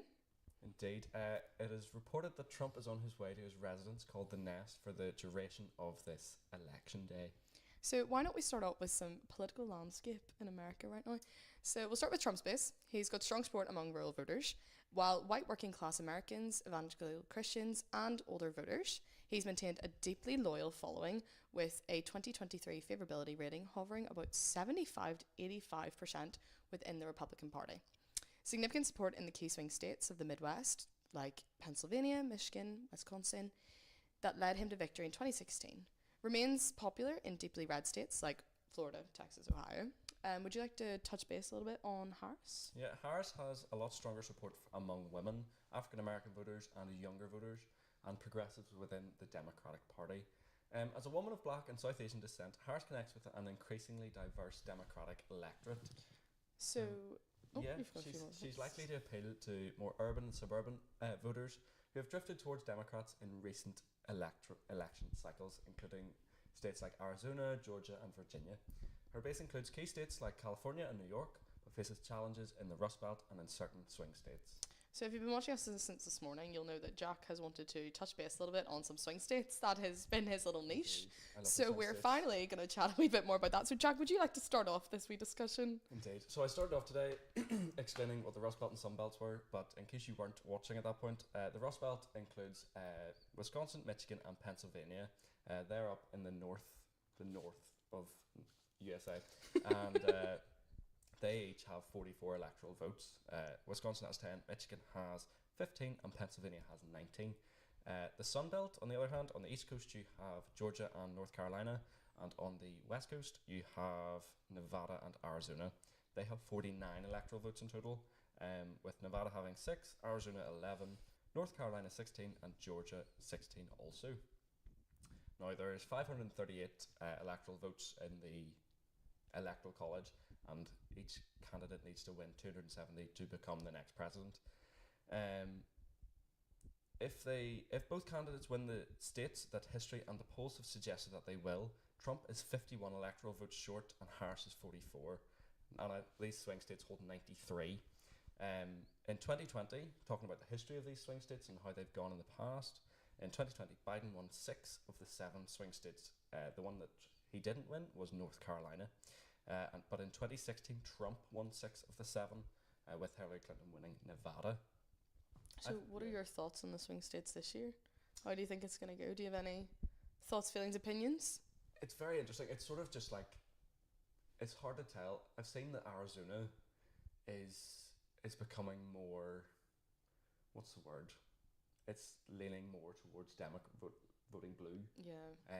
People were saying that about Texas, which I was a little bit surprised about. And Iowa. Interesting. A poll came out a couple of days ago. The Ann Seltzer poll for the Des Moines Register was released, and it had Harris 3 points clear of Trump, with 47% and 44% respectively. In the past, in each presidential and Senate race, she's been correct within 3 was the largest margin of error, normally between 1 or 2 points, apart from the governor race in 2018, which she thought that the Democrat nominee was going to win, but the Republican one did. So that's quite a curveball, because both parties haven't really put any money into campaigning or into even just going there. Like, no rallies have been held in Iowa this year. They just sort of thought it was going to be a Republican stronghold, like it has been quite in most other elections. But yeah, it'll be interesting to see what happens there, and if this poll is correct. As of yesterday, ABC put Harris 1 point ahead of Trump, which realistically means they're in a tie. Yeah, it's very unpredictable if it's only 1 point. Yeah. It's far too close to call. It'll be interesting to see what the rest of the day holds. I think in terms of even past elections, this one is so close. Yeah, definitely. But there's been so many different opinions being like, oh, it might be Harris, it might be Trump. It's not a lot of like a majority are thinking one or the other with this. A lot of people not in America are thinking, how is it so close? Yeah. But because you're not in America, you don't see the full side of things. You don't get the full history behind both candidates. Yeah, sort of you're that sort not of thing. looking specifically at their policies because they may Yeah. not necessarily affect you. Yeah, you don't feel impacted by what they do. You're just looking at the person, Yeah. sort of. And I think the person themselves, people's personality, their Yeah. past has significantly played into Yeah, this. definitely. Especially with even, if we talk about the rallies, Yeah, the rallies have been they've unbelievable. been very different. Harris's ones have been almost like concerts. Yeah. I mean, they had, was it Beyonce? that Beyonce, performed? Beyonce, gave Gracie Abrams. Gracie Abrams, and And then you've got Eminem endorsing. Taylor Kamala as Swift, well. which is rare. She very rarely takes a political stance. Yeah. And you've got the like of different social media people, Yeah. influencers, things like that. You've got Brittany Broski, Killer Yeah. Perrin. They've both been they've advocated most recently on their Yeah. podcast about going and getting voted. But the amount of my feed right now is just flooded with I voted stickers, get out there, get your early votes, register, things like that. It's something that is important for many influencers to do because it's life changing. Like Yeah, these you're on a elections. platform for a reason, Yeah. and it's very, very important to Important vote. you use it. Yeah. And even, to be fair, what was it last year? I was looking at, well, obviously it wasn't actually last year, 4 years ago, when it was the first initial election, and it was, I remember there was this massive thing with the Dance Mums cast. Do you remember that? Oh my word. And it I was forgot about that. the Jill Vertes and Kendall Vertes, they were going Republican, and then the Zieglers and Nia and all, they were going Liberal. So it's such, those really impact Yeah. people's votes. And I think especially younger people, if you see celebrities you really like, people that you look up to, and whether even at concerts they speak out about it, and they'll while they're performing, because didn't Gracie Abrams recently? I think at that was her- at a rally. Yeah, it might have been actually at a Harris rally. that she then performed at. Yeah. But yeah, like even I think it was one of the debates that Trump made a jibe at, or no, Harris made the jibe first, that no one goes to any Trump rallies. But then he fought back and was like, "Well, you pay them to come or something." It was. Have you seen Wild. Trump has been dancing? Oh, He did the he's a prolific YMCA dancer. or something. Even during 2020 and 2016. At his rally, I've seen videos of him doing the YMCA and Yeah. breaking out into different dance things, which I thought that was quite bizarre to be dancing at your rally, but hey I suppose that's ho. him trying to show that he's still It's that. youthful. It's what we were 'Cause he talking is about. 78. I didn't realise this until last night. Yeah, What age is Kamala? 60. Harris? 60? Not That's too kind much of between very- it, but still, Yeah, and what was Biden? He he's was in his 82, 83. 82. There's actually not that big of an age difference No, between not between them. No. Biden and Trump. And Biden's age played such a significant thing in. Trump kept going for his age. Yeah, when it's only a few years. Yeah. That's quite different. Yeah. But, yeah, really interesting campaigns both so far, and the debates as well. We'll get into them in more detail later, but Yeah, especially this evening as well. Yeah. We'll be getting into it a It's- lot more. I think with this campaign specifically, like even we were talking earlier about the difference even in the podcasts, yeah, and you had mentioned Kamala went on Call Her Daddy and Trump went on the Joe Rogan. Joe Rogan Experience. Yeah, like that sort of just shows how they're aiming for demographics. Like Trump is clearly aiming for younger men, middle-aged men, sort of that sort of thing, and Kamala's really trying to get the young voters out. Yeah, and I think Kamala's really focusing especially on this Roe v. Wade, Yeah, because obviously Billie Eilish, I think obviously it was already, people were talking about it, it was in the news, it was such a massive thing. Billie Eilish put it in one of her songs, and she's been endorsing Kamala as well. But I think that specifically for women is Kamala's really, really honing that in, because it is such a change, and it's the fact that different states can have different things and choose different things about abortion. So I think she's focusing on that. And then, like Ben said earlier about with Trump, just the difference, he was saying it was about men and women, but also I think age is such a big part of it. And Kamala is focusing heavily on climate change, which is such a massive, massive yeah. part to play in If I this. remember right, whenever Trump was president, he removed America from the Paris Climate Accord, Yes. which is one of the first things Biden got back into. Which So is- it'll be interesting to see if he does win, if he would do that again. Yeah. Because Trump's looking to make America energy dependent, because he thinks that all this clean energy is stunting the American economy's growth, Mm-hmm. which is not helping with inflation.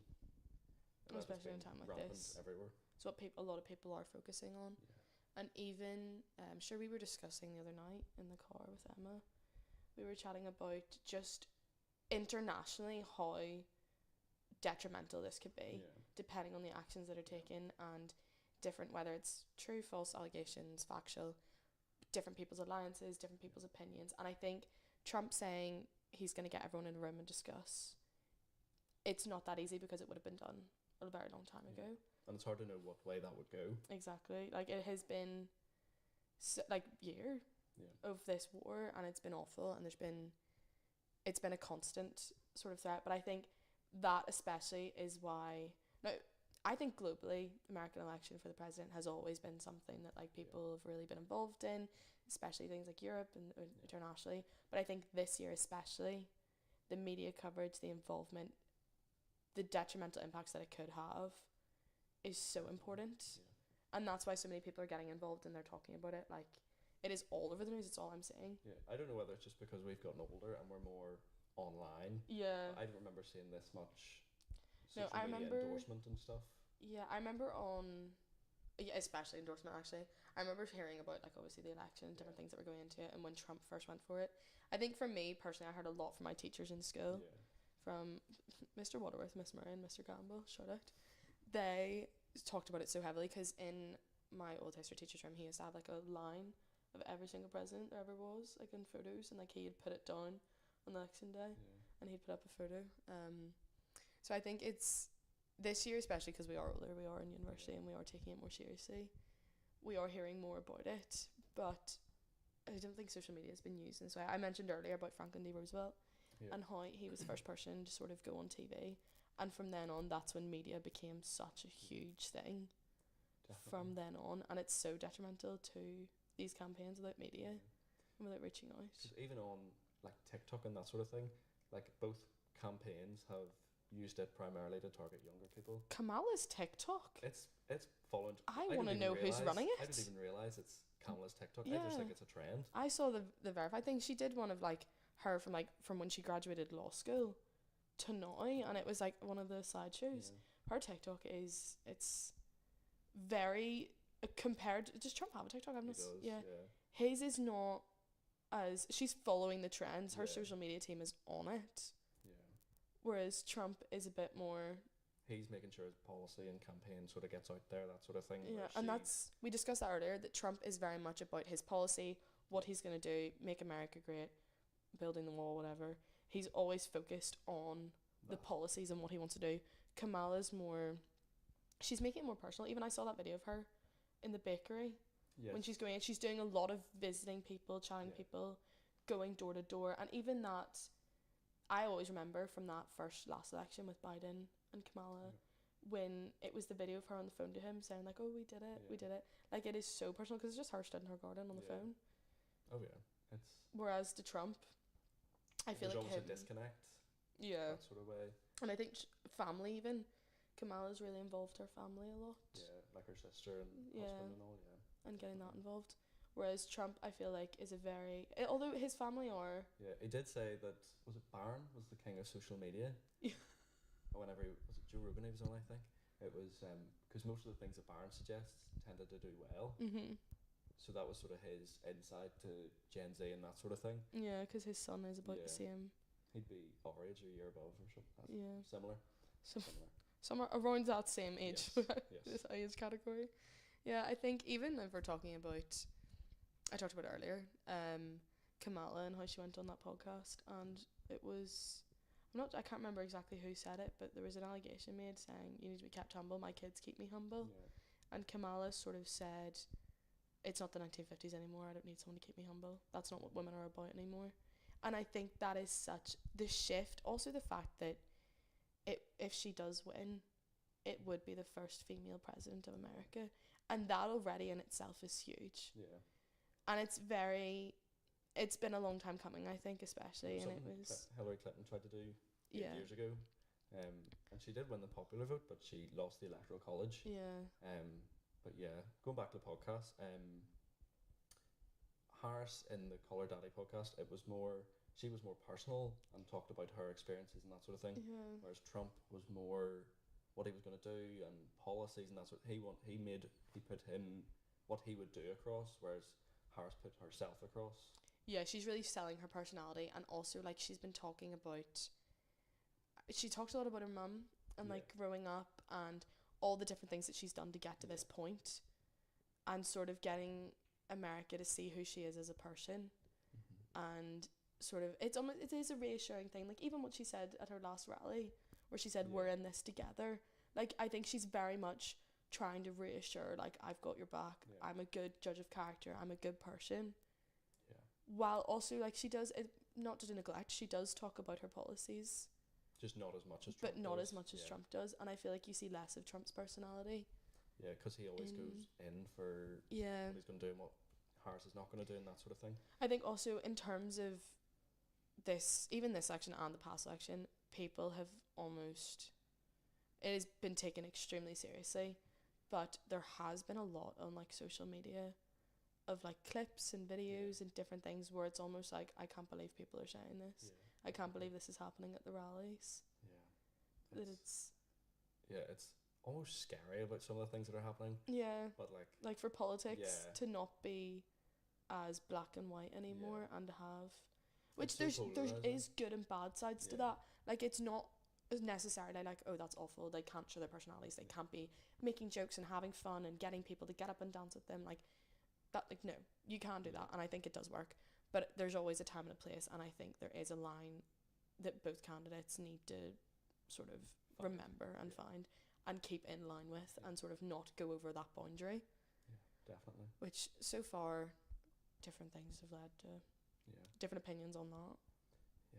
Well, that is something that we will find out the results of later on tonight. Yes, we will. As we keep going for another, what is it now, 21 hours? Maybe? 21 hours. Yes, we've got a lot to discuss later. We said we'd, a little sneak peek into what we're doing. We said we might have up a map, sort of like, we're going to be going as live as we can and seeing all the different election results and different things that are going to be brought in. Personally, how do you think this election is going to go? I actually don't know. I was having the same opinion. I'm very on the fence, because at the beginning I Yeah. was very much like, oh, it'll be Kamala. Yeah. But now In the it's- last 48 hours. it's mental, because even for the 2020 I was like, oh, Biden's definitely going to win, Yeah. and he did.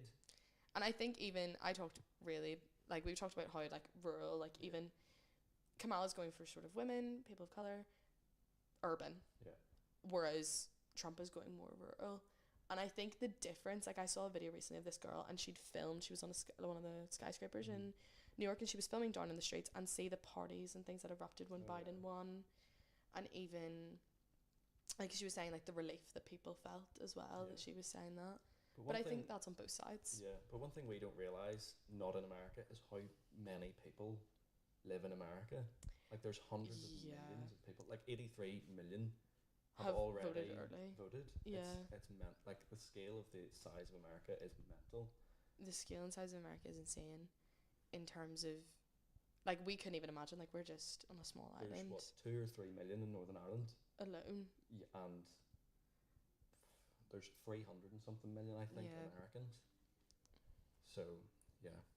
So this evening we are having live updates, and we're going to be having maybe a wee bit of a debate between some of us of what we assume will be going on in the election, but we'll be getting as many live updates as we can of different states, where they're voting, how the votes are going, red and blue states, and we'll be focusing heavily on those swing states and be seeing on how they're going. But thank you so much for watching. We're going to take another wee break, and then we'll be back with you to discuss this a little bit later. Indeed. Thank you very much, everyone. Thank you, everyone.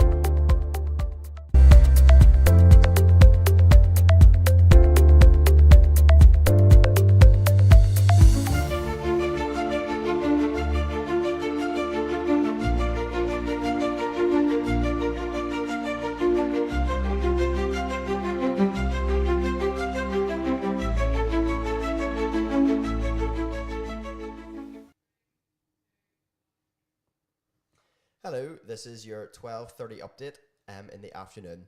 In Washington, D.C., America, it is currently 7:30 a.m.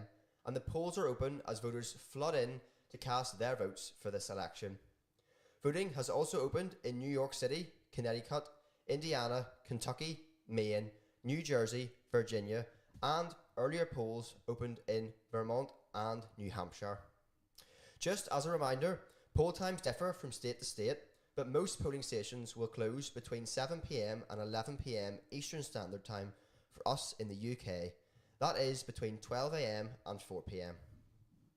It is believed that the first results will likely come from Georgia because their state law requires early votes to be counted by 8 p.m. Eastern Standard Time, which is 1 a.m. for us here in the UK, and North Carolina follows shortly after this. Arshad Hassan, a Democratic political strategist, has rebuffed claims that Harris has a weaker foothold than Trump in swing states Georgia, and he has quoted, "We didn't just win 2020 for Biden, we once won twice for state in Georgia. So this is definitely a seat that is available." And he has also said when Americans are choosing, they are choosing a leader that will not only get things done, but who can see across the aisle. Georgia has always been a close election poll, with Biden winning by just 0.2% difference in 2020. But Republican strategist James Davis also stated that every vote was critical. He believed Georgia would not be won by the blue clamp this time because he says Hurricane Helene significantly impacted voters and people in the southeast did not have electricity for weeks, and the federal government was very slow to respond. That's going to hurt Kamala. Davis also says that he is confident that Trump will get the African American community to vote for his and his political views, and he says, "I talked to African American men in this state," which is Georgia state, "and they are really frustrated with the economic circumstances they are facing with the Harris administration." With all this being said, the majority vote in Georgia is absolutely vital as it has more than 10.7 million people, which accounts for 16 electoral college votes. And to win, a candidate needs 270 electoral college votes. Elon Musk, former Twitter, has come under fire after a report by a non-profit organisation called the Centre for Countering Digital Hate states that at least 87 of Musk's posts this year promoted claims about the US election the fact-checkers have rated as false or misleading. And Musk has openly endorsed Trump for president and offered one voter who votes for Trump in the swing states $1 million. There are prayers for Harris occurring in her home village in India currently. And finally, Taylor Swift has shared a reminder for her fans to vote for Kamala.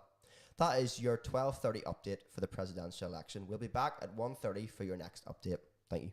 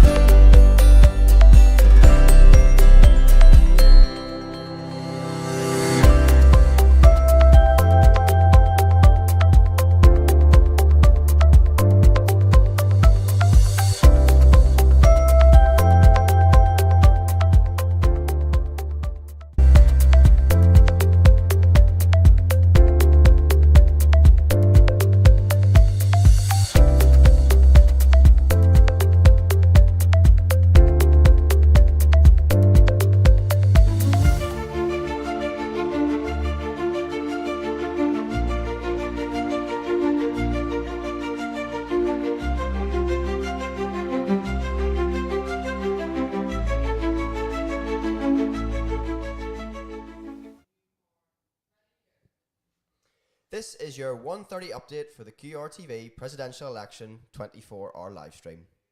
According to the election lab at the University of Florida, 82 million Americans voted early, with just under 45 million voting early in person and about 38 million voting early by mail. Hamilton County in Ohio is having technical difficulties with their tablets while voting causes a slight delay in votes. This issue does not appear to be fixed, but we will keep you all updated on this news of this issue. Steve Bannon has told CBS that the now infamous Trump War Room will be revived at the Willard Hotel in Washington, D.C. tonight. Key members of the Trump campaign, including Bannon, were in the hotel on 6th January 2021 as the Capitol insurrection unfolded nearby. That war room has specific goals: to help pressure then Vice President Mike Pence to refuse to certify Biden's election win and send it to the House of Representatives in a contingent election, or failing that, delay the joint session beyond 6th January 2021. Unlike in 2020, we will secure Trump's victory this time, Bannon told CBS today. Also, Pennsylvania has 19 electoral votes, the most of any swing state, and the pathway to getting 270 electoral votes winning the election is more complicated for the candidates who do not win it. Both Donald Trump and Kamala Harris crisscrossed the state during final week of campaigning and yesterday held rallies about an hour apart in the Lehigh Valley, one of the most competitive parts of the state. Harris dedicated the entirety of the final day of her campaign to Pennsylvania, making 4 stops in the state. I will be back at 2:30 p.m. for your next update, where you can also look forward to 16 hours of live shows from 5 p.m. this evening, providing expert analysis on all things regarding the election. See you then.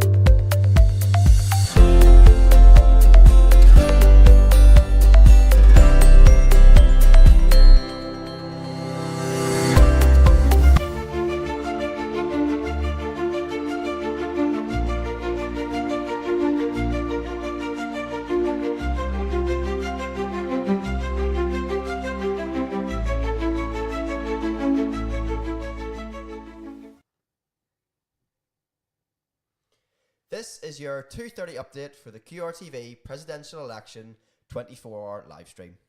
Polls are now open in over 40 states, along with the District of Columbia. They include 6 of the 7 battleground states that are likely to decide the election: North Carolina, Georgia, Pennsylvania, Michigan, Wisconsin, and Arizona. Polls will soon open in the states of Colorado, Montana, Nebraska, New Mexico, Utah, and Wyoming.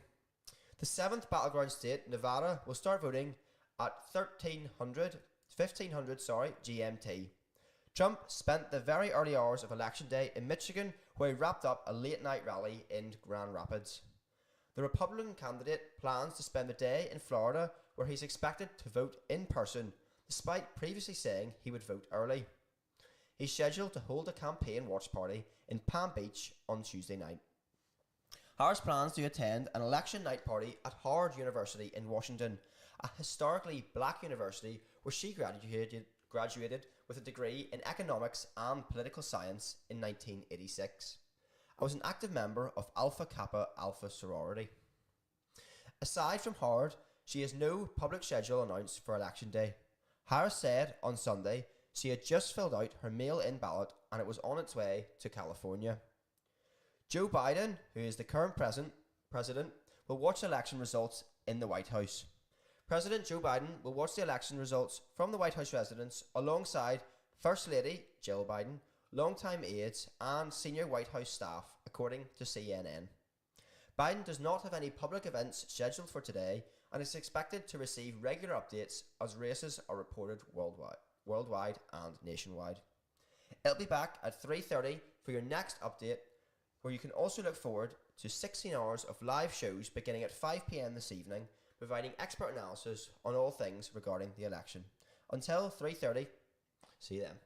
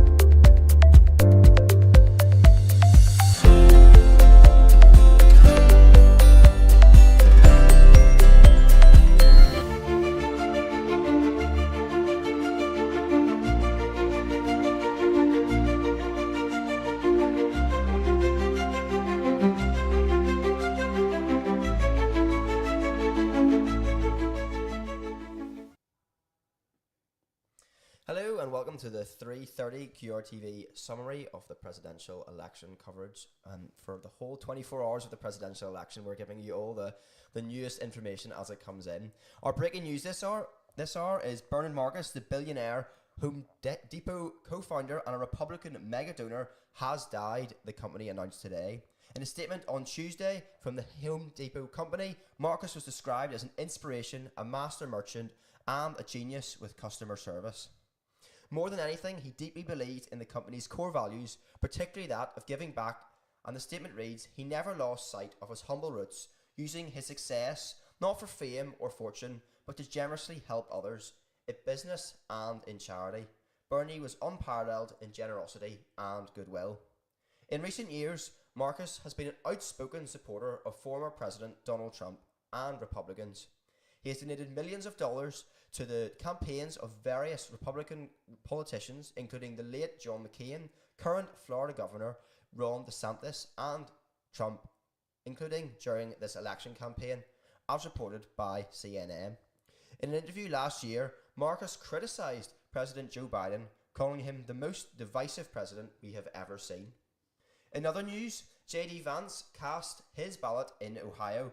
Republican Vice President candidate J.D. Vance cast his ballot in person this morning at his polling place in Cincinnati, Ohio.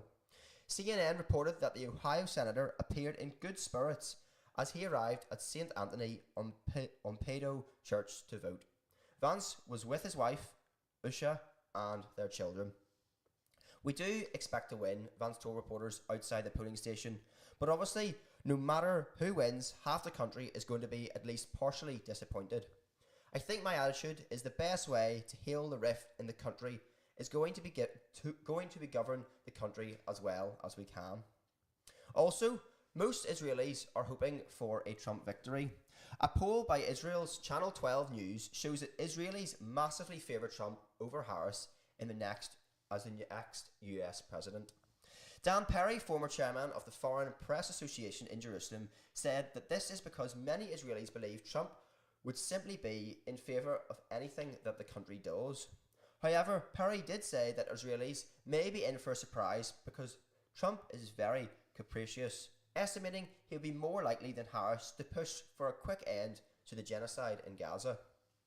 I think he being Trump, will care less about the means in which it is achieved, but the idea of putting up with a forever war while Trump himself is on record as hating the notion of forever wars, I think stands on shaky ground, Perry told Al Jazeera.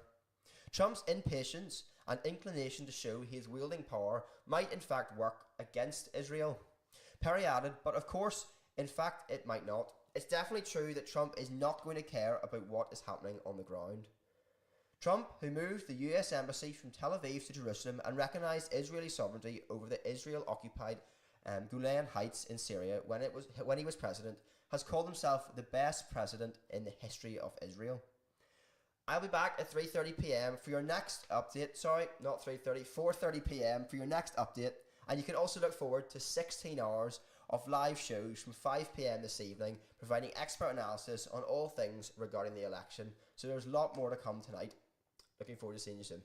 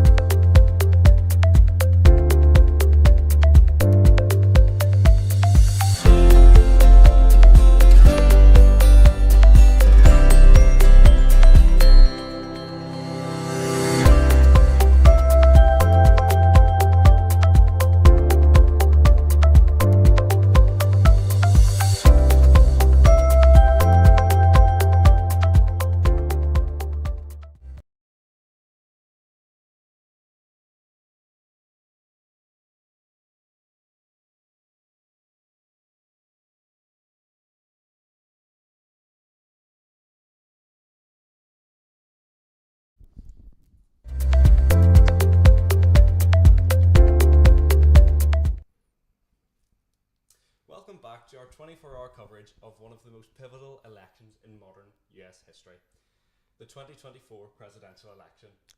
After months of campaigning, debates, rallies, ads, and for many Americans, endless anticipation, we have arrived here at Election Day. This moment in time is much more than a contest between the two candidates. It's a reflection of the issues, values, and tensions that define the United States at the moment.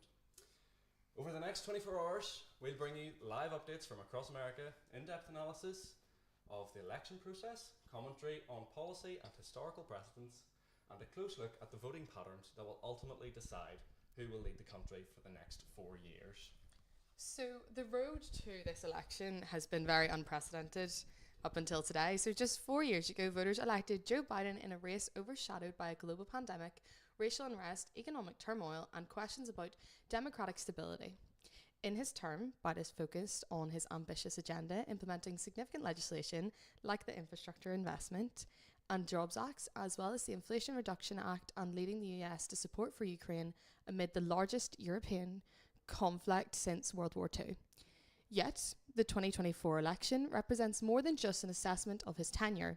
It signals a moment of profound reflection for Americans on the direction they wish to steer the country. This election is happening against a backdrop of seismic shifts in the political landslide. Harris's presence on the ticket as a candidate is historic, underscoring the party's emphasis on diversity, social progress, and inclusivity. The Republican Party, meanwhile, remains galvanized by its identity forged under the former President Donald Trump's leadership. A vision centered of populism, nationalism, and a strong opposition to what many conservatives perceive as excessive intervention of government in everyday life. Both parties face internal pressures as they negotiate their future paths, balancing established traditions with expectations of a new generation of voters. Now, from our last little live stream that me and you did personally, there's been a few updates in the election so far. So Trump has actually casted his vote. Kamala did hers in the Post a few days ago, but Trump has casted his vote in Palm Beach in Florida with his wife Melania. Now, according to The Guardian, Trump said that he is honoured and that this is the best campaign yet for him. Then there has been flooding in Missouri in the polling site that has made it difficult for voters to reach other stations due to road closures. Now, do we want to talk about the crossroads of the nation?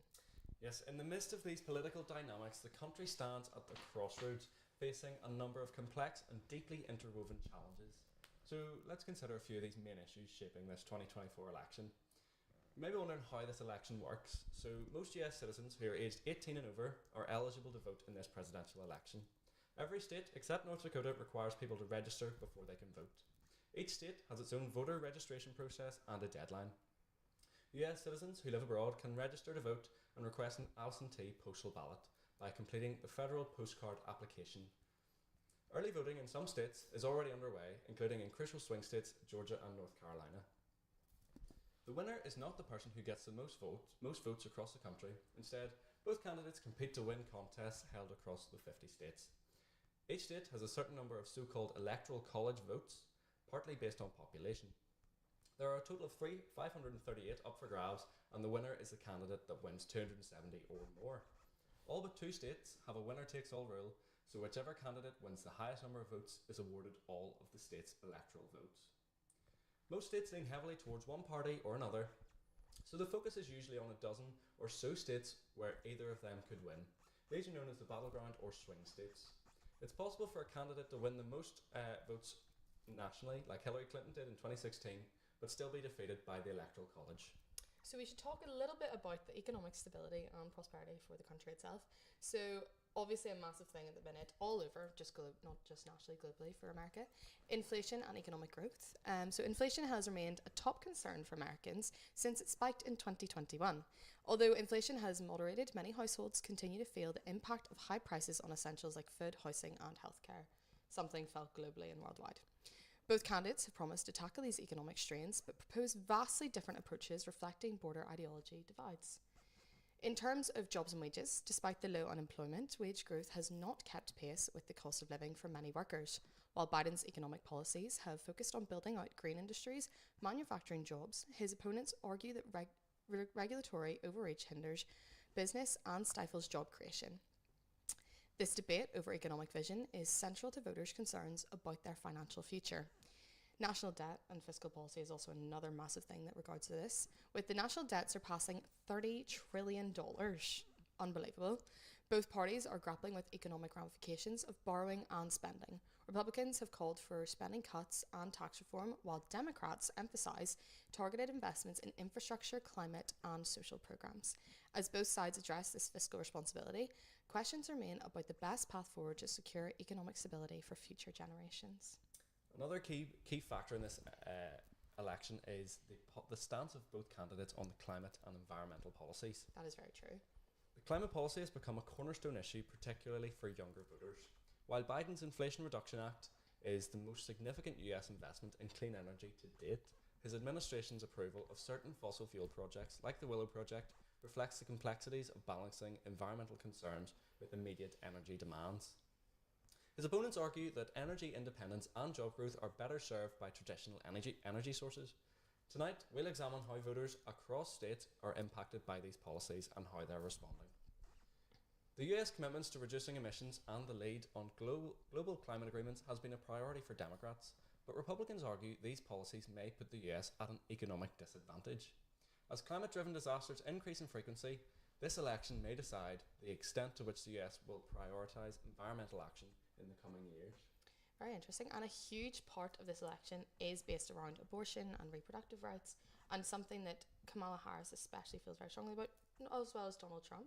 But the Supreme Court's 2022 decision to overturn Roe v. Wade left the issue of abortion up to the states, creating a patchwork of the laws nationwide. This divisive issue is in front and centre of this election, with Democrats campaigning to restore federal protections and Republicans generally supporting state-level decision-making. LGBTQ+ rights and education are impacting the transgender youth and have become a focal point in social policy, particularly regarding school curriculums and healthcare access. School boards, state governments and the federal administration are all at play in shaping policies on these issues, representing the struggle between local control and federal protection of rights. Another key part of this is not only what this election means for those within the US, foreign policy and national security is also paramount to many voters. As the world's two largest economies, the US and China are locked in an intense rivalry over technology, trade and influence. While both parties acknowledge the importance of confronting China's global ambitions, they differ on tactics, with Biden having emphasizing alliances and multilateralism, while Republicans advocate a more aggressive approach. Biden's administration has also sent a significant military and financial aid to Ukraine since Russia's invasion in 2022. Republicans are split on the extent of the US's involvement, reflecting a divide between isolationist and interventionist foreign policy philosophies. How America engages with allies and adversaries will be a key issue shown tonight. Immigration remains a contentious issue, with Biden's administration facing criticism for record numbers of border crossing. Republicans emphasize stricter border enforcement, while Democrats focus on a more nuanced approach, advocating for comprehensive immigration reform. We should talk a little bit about the stakes as well as the voter landscape that goes on with this election. So the voter turnout, which soared to record highs in 2020, will be critical in this election. Early voting data suggests that the participation remains high, reflecting the weight of the issues at stake. As we dive into each state's results, we'll also explore key demographics shaping the electorate. So young voters is obviously a massive thing that people are pushing right now, particularly Gen Z, have shown increasing engagement with issues like climate change, social justice and economic reform. They've emerged as a formidable force, especially for Democrats, through turnout among young voters can often cause fluctuations. Suburban areas have become a battleground, swinging back and forth between parties over the past few elections. Their support could be decisive tonight, especially in key states like Pennsylvania, Wisconsin and Arizona. Rural and urban divides mean that a defining characteristic of American politics, with rural areas leaning Republican and urban areas largely demographic, will pay close attention to the turnout in these regions, as shifts in loyalty or turnout levels could sway the results in the battleground states. In both parties, they are vying to win over the minority of the voters, whose turnout could be essentially in states like Texas, Florida, and Nevada. With targeted messages on issues from the economy to social policy, tonight will reveal how these efforts have resonated. Another key point is that this election is a technological election.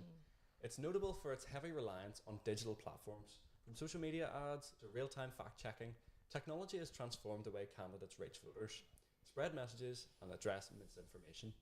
As we've seen in previous elections, the spread of misinformation can significantly impact voter behaviour, making cybersecurity a vital component of election integrity. This election integrity is being closely monitored, with both local and federal officials working to ensure that voting machines, databases, and processes remain secure. During the last 6 hours or so, and over the next 18, we'll be bringing you verified updates and scrutinising claims to help voters separate fact from fiction. So tonight's election will resonate far beyond the US borders. Globally, the outcome could shape America's stance on international issues, from trade to climate change to global security. Leaders around the world are watching as shifts in the US policy have left wide-reaching effects. Historically, this election adds another chapter to America's legacy of peaceful power transitions rooted in ideals set forth in their very constitution. While recent years have posed challenges to these ideals, the electoral process remains a testament to the democracy's resilience. As we've already embarked on our 24-hour coverage, we're fully committed to keeping you informed with up-to-date updates, comprehensive data analysis and expert commentary.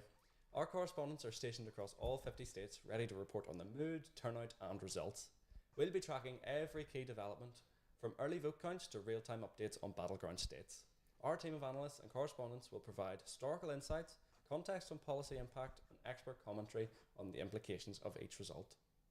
Throughout the rest of the night, we'll also be listening to voters' voices from across the world. From the bustling cities to rural towns, each community has its own perspective on the issues that matter. Our aim is to bring you as close to the action as possible, offering a clear, balanced view of what this election means for everybody in America. And tonight we're not just covering the election results, we're bearing witness to a democratic tradition that has weathered centuries of change and challenge. Regardless of the outcome, the strength of America's democracy lies in its citizens. So we've talked a little earlier about each of the candidates, but I thought we'd look back, sort of recap, see what's going on. So would you like to start? Chat to us a little about Donald Trump. I'll start with Donald Trump. We know that Donald Trump, this isn't his first time running, this is his third time running for office, having been successful in 2016 and not in 2020. Even after leaving the office, Trump has retained strong control over the Republican Party, with many candidates seeking his endorsement in GOP primaries. Trump has endorsed numerous candidates in various states, helping shape GOP primaries in states like Arizona, Pennsylvania and Ohio. But we cannot mistake or forget the famous MAGA, Make America Great Again. Yes, the famous quote that comes along with all of this. This slogan has transformed the way that Trump addresses his loyal fans. Especially with that hat, the red hat. Indeed. Now, he has also faced many legal challenges. Yes. Trump has faced several legal battles, including investigations into his business dealings, classified documents found at Mar-a-Lago, and allegations related to attempts to overturn the 2020 election results. Yes, we chatted about this a little bit earlier, about his casinos and his father making investments. Trump was also indicted in Georgia over attempts to overturn the 2020 election results in the state, including alleged pressure on officials to find votes.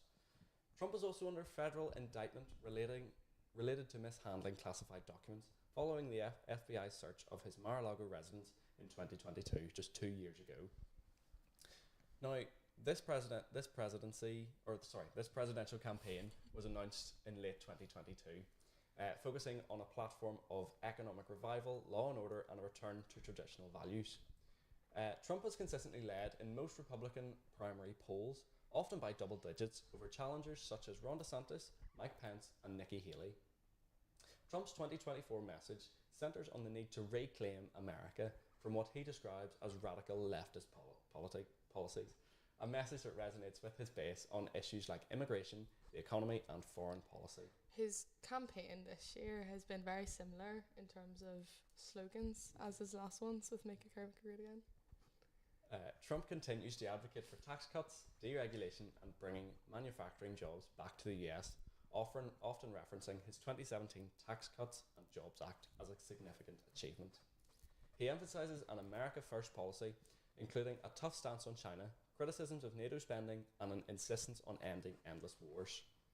Trump has also criticised the defund the police movement and emphasises a tough on-crime approach, positioning himself as pro-law enforcement candidate.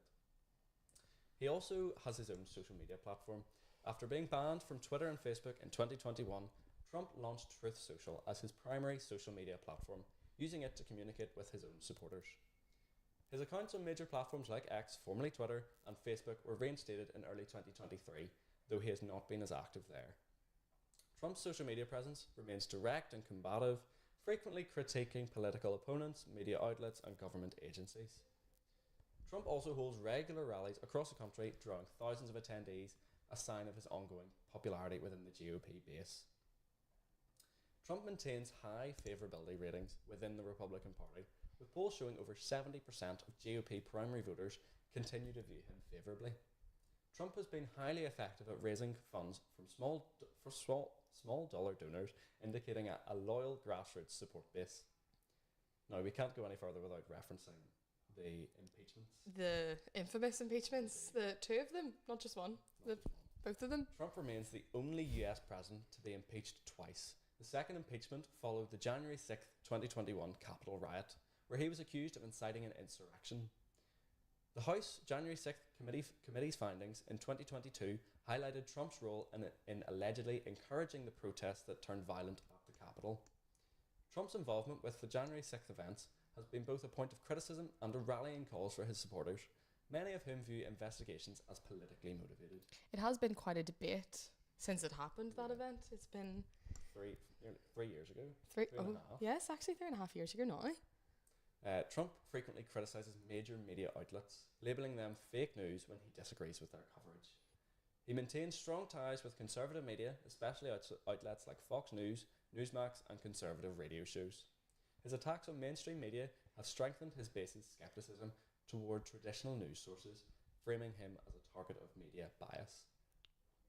Trump's favourability ratings with the general electorate remain low, with recent polls showing him in the low to mid 40% range, primarily due to his polarising nature.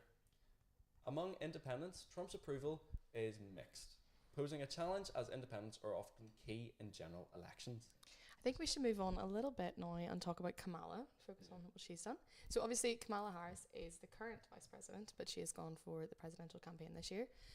She is the first female vice president and the first black American as well, and the first person of South Asian descent to serve as a vice president of the United States.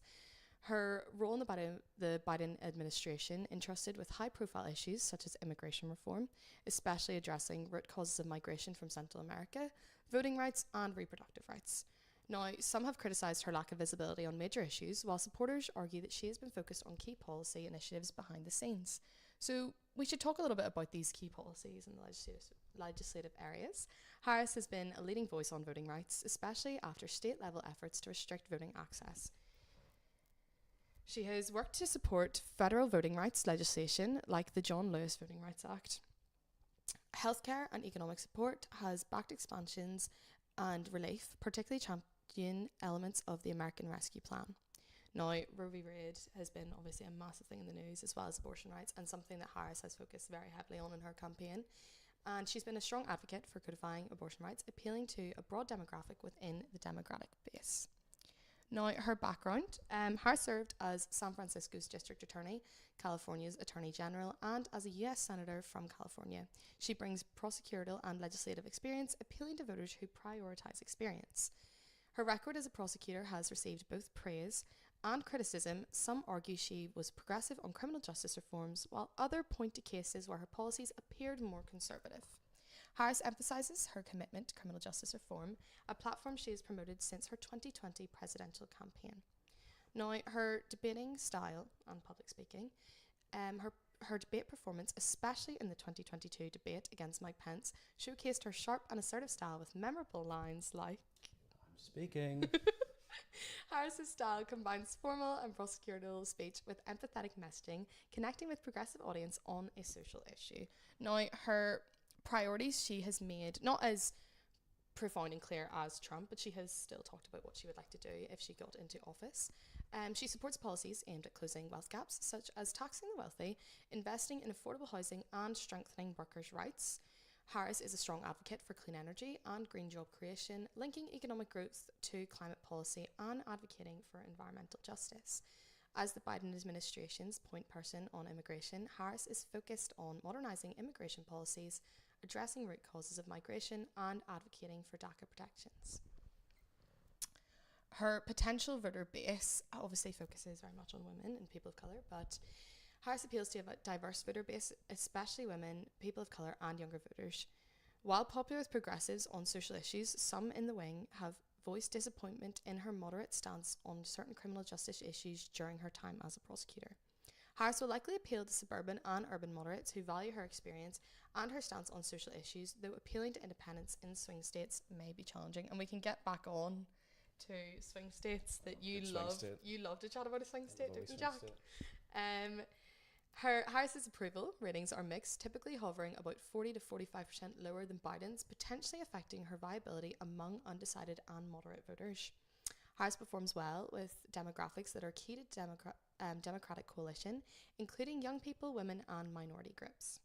As the first woman of colour on a major party ticket, Harris represents a significant milestone in US political representation, an inspiration for women and minorities. Her career and potential presidential candidacy are very inspirational to young women, minorities, particularly within the Democratic base.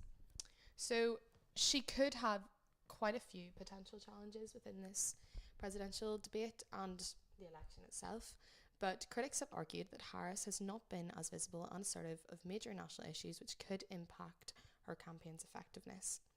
She may face scrutiny for handling issues like the US-Mexico border crisis and inflation, which have remained politically sensitive. Republicans will likely target her criminal justice record and her positions on social issues, branding them as too far left. Although I would say her campaign so far has been very strong, but very media-based as well. Yes, I was having a little review of her TikTok before I came on here, and the amount of videos that have been posted within the last 24 hours is wild. There's about 26 already. Oh, wow. Following the trends, her social media team are on it. But Harris has established strong fundraising connections through her Senate and vice presidential campaigns, appealing to donors who prioritise social justice, healthcare, and economic equity. Now, I actually made a list before this started of the difference between the donors and endorsers of Kamala and Trump. Now, this is according to The Guardian. Kamala has had Beyonce, Taylor Swift, Bruce Springsteen, Stevie Wonder, Willie Nelson, Oprah Winfrey, Julia Roberts, Kerry Washington, Jennifer Lopez, Eminem, Megan Thee Stallion, Bad Bunny, Samuel L. Jackson, Usher, Lizzo, Tyler Perry, LeBron James, and Cardi B as just some of a few of her endorsers. Now, some of these people have come out. Bruce Springsteen, Beyonce, they've come out. Gracie Abrams, like you discussed earlier, came out and have performed at her rallies. Now, Donald Trump, his are a little bit of a different sort of demographic. I feel like these people, although mixed, do appeal to a younger demographic. But Donald Trump has Hulk Hogan, who he previously endorsed Barack Obama. He was a wrestler. Elon Musk, Kid Rock, Kanye or Ye, John Voight, Mel Gibson, Dr. Phil, Dennis Quaid, the dad out of The Parent Trap. Oh. Yes, I wasn't sure about that, and I went and Googled. It's the dad of The Parent Trap. Wow. Russell Brand and Buzz Aldrin. So there's quite a difference in terms of endorsements between the two candidates this year. But I feel like even in Kamala's rallies, they have been very prominent and a very big thing that she's like to incorporate. But her 2024 campaign would benefit from a more organised and structured operation than her 2020 campaign, learning from initial challenges during her first run.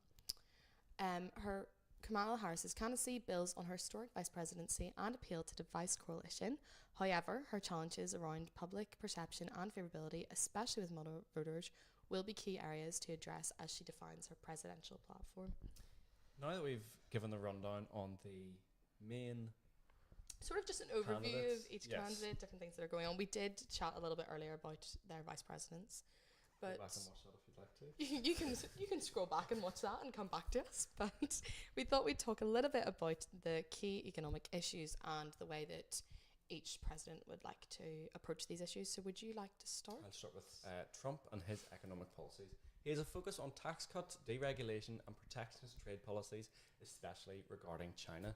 He's pledged to bring jobs back to America, particularly in manufacturing sectors. The 2017 Tax Cuts and Jobs Act is a key point in Trump's economic legacy.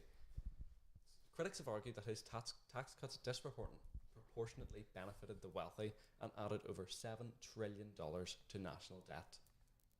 Trump is likely to emphasise economic recovery after the pandemic, pointing to his pre-pandemic economy with low unemployment, which was 3.5% in February 2020, and high stock market performances. Yes, and we did chat a little bit earlier about sort of the green policies and how Republicans are thinking that that's lowering And American economic growth. Harris, on economic policies, Harris supports a progressive economic agenda, including expanding healthcare access, supporting workers' rights, and addressing wealth inequalities. Advocates for higher taxes on wealthy and corporate America while supporting tax credits for middle-class families. Support for the American Rescue Plan, which is a $1.9 trillion COVID-19 relief project. We're getting in some breaking news.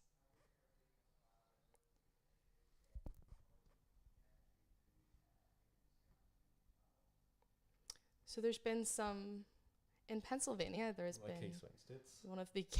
one of your My favorites. favourites. Has had to reiterate their polling. There's been a petition to Yes, extend voting hours. because they've had some issues today that we chatted about in our early updates. But thank you so much to our team for giving us some wee updates. Back to the $1.9 trillion COVID-19 relief package, which provides direct payments to individuals, extended unemployment benefits, and expanded the child tax credit. This is likely to emphasise green jobs and clean energy initiatives, connecting economic growth with climate action. There has been a little bit of criticism that Republicans will likely paint Harris as a supporter of socialist economic policies that would lead to high taxation and government overreach. So we'll move on a little bit. That was our economic issues. We'll talk about, obviously, socialist issues are a massive part. Would you like to start with Trump, or would you like me to? I'll let you go with Trump. Maybe Trump. We'll switch it up. Okay. So Trump has a strong opponent of progressive movements such as Black Lives Matter, LGBTQA plus rights, expansion, and immigration reform. Advocates for strict immigration policies, like his last campaign, and promise to continue building the southern border wall. Supports tough on-crime policies and heavily criticised the defund the police movement, likely to target Harris's record as a former prosecutor, positioning her as an inconsistent in her views in criminal justice reform. On Harris's side, she advocates for racial justice, gender equality, and police reform. She played a significant role in discussions around police accountability after George Floyd's death. She is very vocal about protecting abortion rights and supports codifying Roe v. Wade, especially after the overturning in Dobbs v. Jackson Women's Health Organisation. She focuses on expanding healthcare access and strengthening the Affordable Care Act. She also supports DACA, the Deferred Action for Childhood Arrivals, and is likely to push for comprehensive immigration reform. Now, Conservatives will likely accuse Harris of being too soft on crime and too far left on issues of law enforcement, gender politics, and race. Now, we've already touched quite heavily, actually, on social media in this election, but I think it is such a massive part in terms of whether it's the endorsements, promoting, because it's not the same as what it used to be. It's changed. In terms of the likes of even TikTok coming along, that's been massive. But social media has significantly impacted the 2024 US presidential election, influencing candidate strategies, voter engagement, and information flow. Platforms like Twitter, now X, Facebook, Instagram, and emerging players like TikTok and Threads, like we've just discussed, are not just channels for disseminating information, but powerful tools for shaping public opinion, mobilizing voter bases, and even swaying undecided voters. Here's a breakdown of some social media's key roles in this election. They have had micro-targeted campaign messaging and ads. Social media allows for campaigns to create highly targeted content, reaching users based on their own interests, demographics, and browsing behaviour. For instance, ads on issues like the economy, healthcare, or climate change can be delivered precisely to the voters most affected or interested. I am seeing, I'll not lie, many ads. Like for someone from the UK, the ads are flooding what's going on. We're not even in America, so we don't even know what it's like walking down the street there. Using data analytics, campaigns can gauge which issues resonate with different demographics in real time. This data helps adjust messaging, allowing candidates to pivot on specific topics based on trends, engagement, and feedback received online. And I see that's something very interesting because Harris's campaign on TikTok has been very following trends. Oh, it has. It's been very... I was quite shocked watching it earlier. They made one about Donald Trump, and it was about his makeup. It was the Please, Please, Please Sabrina Carpenter, and they showed a photo of he has a little bit of a tan line on his hairline. So it's been quite brutal with Harris's. Definitely. Yes, it's been comical but brutal. Yes. But social media also offers a cost-effective way for campaigns to test different messages and gauge voter responses.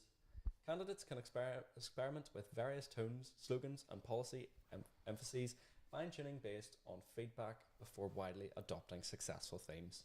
So obviously a massive thing, not only in this election, in past elections, Donald Trump especially has coined the phrase fake news. He's also coined that the last election was rigged. Yeah. So I think it's only right for us to discuss some misinformation and disinformation regarding this.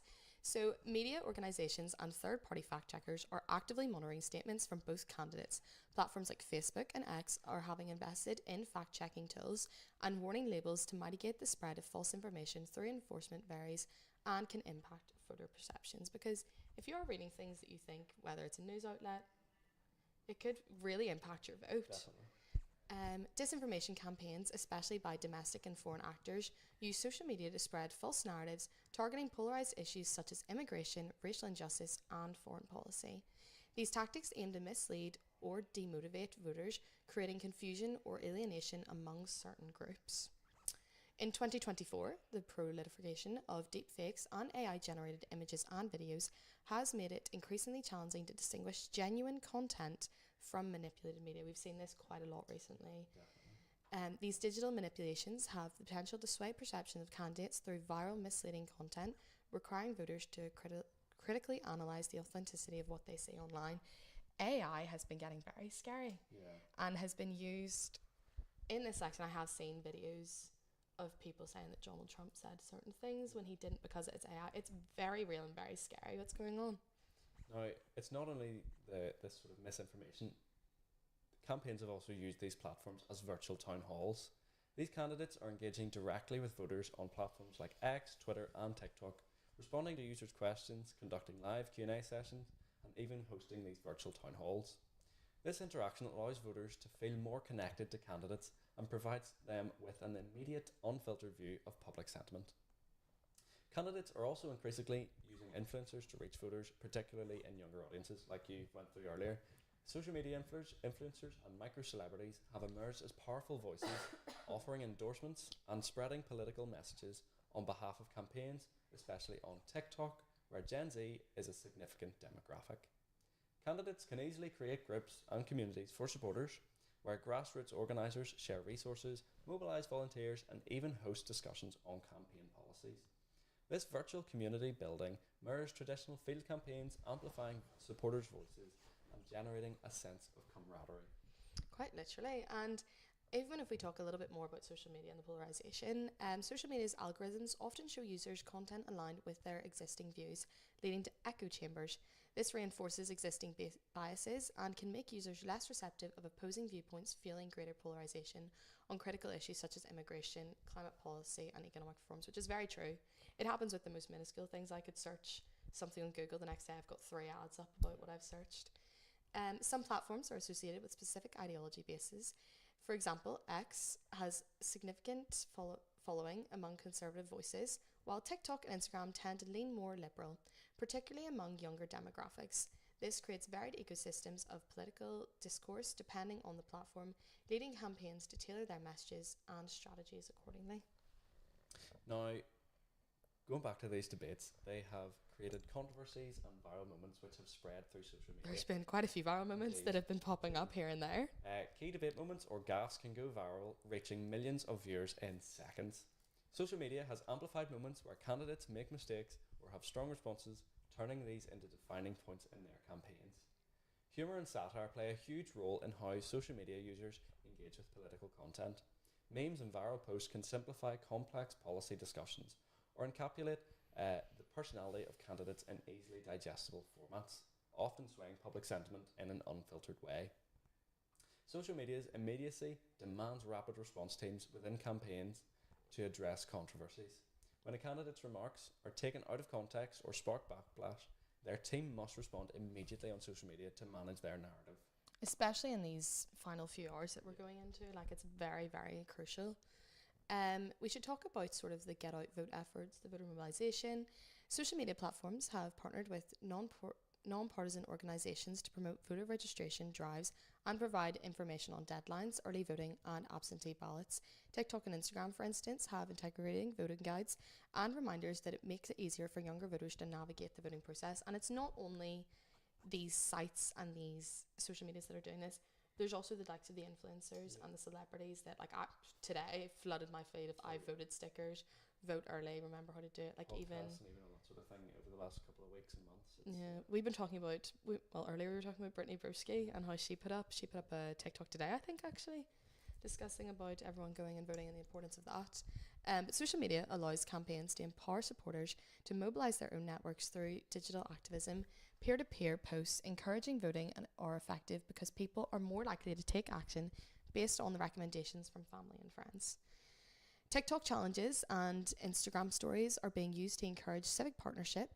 For instance, the hashtag #IVotedChallenge, what we just discussed, encourages users to post a photo with their I voted sticker, creating a sense of collective civic duty and encouraging others to participate. And I think that's also become sort of a trend, just to go around and be like, I need to get my sticker, I need to post my hashtag I voted. Yes.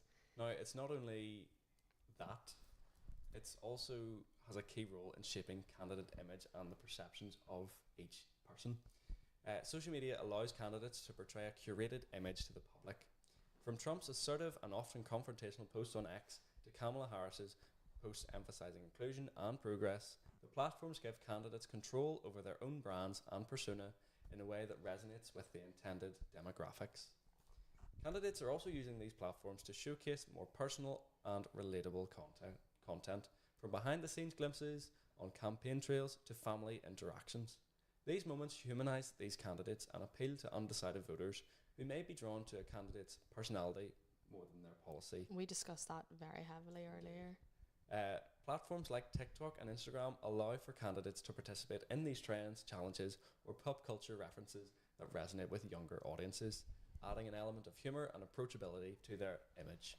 Harris, for example, may engage in light-hearted, trendy challenges to appeal to Gen Z, while Trump often opts for brash commentary and meme-style content on X. Now, while there's good, there's always bad that comes with it. So there have been a lot of challenges and concerns with the social media's influence, because obviously, as sometimes it can be fun, like Harris's content, it can have a big sway and a big effect.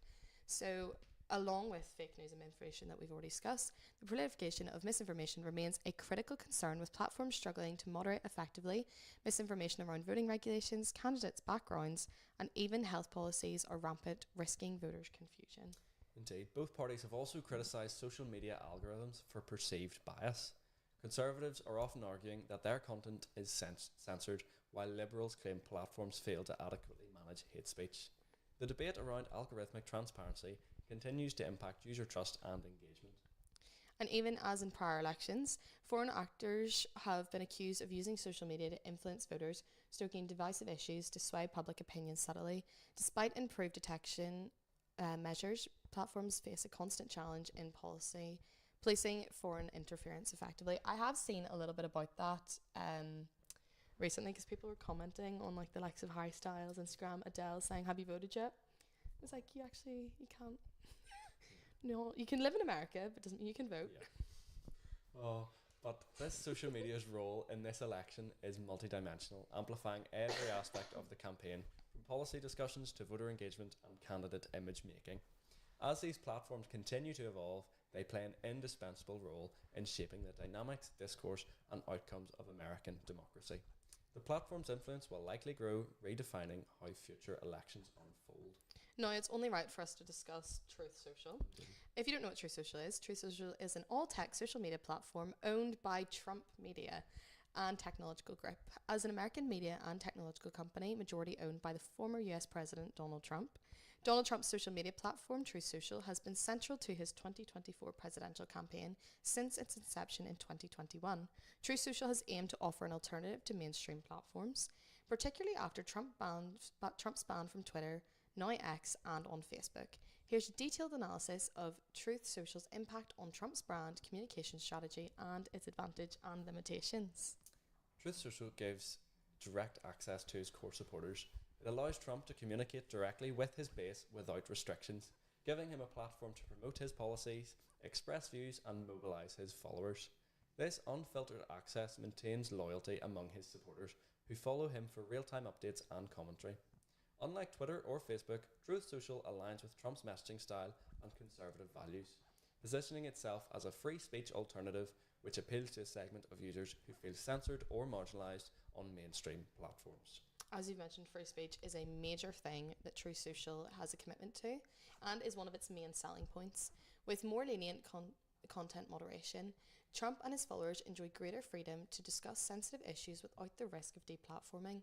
This has allowed Trump to speak candidly on issues like the 2020 election, immigration, and critiques on his political opponents, framing narratives as he chooses without concern for censorship policies found on other platforms. Now, that has its good and its bads, but... Well, this social media platform bolsters Trump's personal brand and identity, positioning him as an independent force in conservative media. By building his own platform, Trump strengthens his image as a self-sufficient leader who takes control over his communications. This autonomy has allowed Trump and his campaign to reinforce loyalty among existing supporters, many of whom appreciate that he created a platform specifically for their viewpoints and interactions. So even in fostering a community of like-minded individuals, Truth Social offers a space where Trump supporters, conservative influencers, and right-leaning individuals can engage in discussions without opposition of fact-checking flags, creating a community of like-minded individuals who feel validated and understood. This environment enables Trump supporters to share ideas, plan rallies, and discuss campaign strategy, contributing to a sense of unity and empowerment among his base. Indeed, and this social media platform, Truth Social, provides a unique space where niche conservative issues can be discussed openly, from election integrity and free speech to government censorship and gun rights. Trump has capitalised on this focus using Truth Social to amplify conservative causes, showcase endorsements from right-leaning influencers like you've suggested, and rally his supporters around contentious issues central to his platform. Now, obviously, again, like we said, with good there comes bad, and there is many limitations and drawbacks because of this Truth Social. So, unlike Twitter or Facebook, Truth Social has a limited user base, mostly composed of Trump supporters and conservative voices. While this is advantageous for reinforcing loyalty, it limits Trump's ability to reach undecided or moderate voters who primarily engage with mainstream platforms. Before, I actually didn't even hear about Truth Social until this election. Yeah. I didn't hear about it, even though it was started at his last campaign. I didn't hear about it till this Was election. it during his last campaign as well? Yeah. Oh, wow. So he's had it around for a wee while. So Truth Social's lack of ideology diversity can lead to an echo chamber effect, like we discussed earlier, where users can encounter similar views, reducing the impact of broader national discourse of voter persuasion, because it's not giving an all-rounded look, you could say, on different people's opinions. It's very focused on one. It's also faced some financial struggles, delays in finalising its merger with Digital World Acquisition Corp and regulatory scrutiny, raising concerns about its long-term viability and ability to scale. Operationally, the platform has experienced intermittent outages, content moderation controversies, and a slower growth rate compared to its competitors. These factors pose risks to the platform's stability, especially as Trump ramps up his 2024 campaign. Now, as Trump would say, fake news. But we also have to discuss some misinformation concerns. So, Truth Social's approach to moderation has led to concerns about the spread of misinformation and conspiracy theories, especially around hot-button issues like election integrity and public health. This lack of oversight has drawn criticism from analysts who argue that unchecked information may lead users or stroke unwarranted fears. The platform's reputation is of misinformation-prone site may harm Trump's image among undecided voters who view Truth Social as a space for extremism and partisan rhetoric. Now, we can talk a little bit about the limited interaction with opposing viewpoints. The homogeneity of Truth Social's user base restricts exposure opposing viewpoints. This can result in a lack of theoretical discussion or debate that might otherwise refine or strengthen Trump's platform to appeal to a broader audience. Truth Social's insular environments limits Trump's opportunity to engage with critics or debate his policies with a wider array of perspectives, potentially reinforcing an us versus them mentality rather than fostering dialogue. Indeed, this dependence on a niche audience appeals beyond right-leaning users. Mainstream news outlets and independent fact-checkers rarely monitor the platform's content, which can hinder its impact on broader national conversations. This specialisation has positioned Truth Social as a secondary platform rather than a primary social media site for political engagement, which could weaken Trump's influence among moderate and independent voters, crucial to this election. Now, the key takeaways that we should really be taking away from True Social, and also just the campaign itself, is that True Social serves as an essential tool in Trump's campaign strategy, allowing him to mobilise his core supporters while promoting his vision for America without mainstream restrictions. However, its limited reach means that Trump may still need to engage to mainstream platforms like Twitter, if unbanned, or Facebook, to reach more diverse audience. As far as I'm aware so far, he is unbanned. Is Trump an unbanned? Yes, I was looking at his Instagram last night. He's quite active on there. Truth Social also functions as an amplification tool for Trump's campaign messages, allowing them to circulate within conservative media outlets. Still, its impact on broader media coverage is limited, as most major news outlets continue to focus on mainstream platforms for coverage.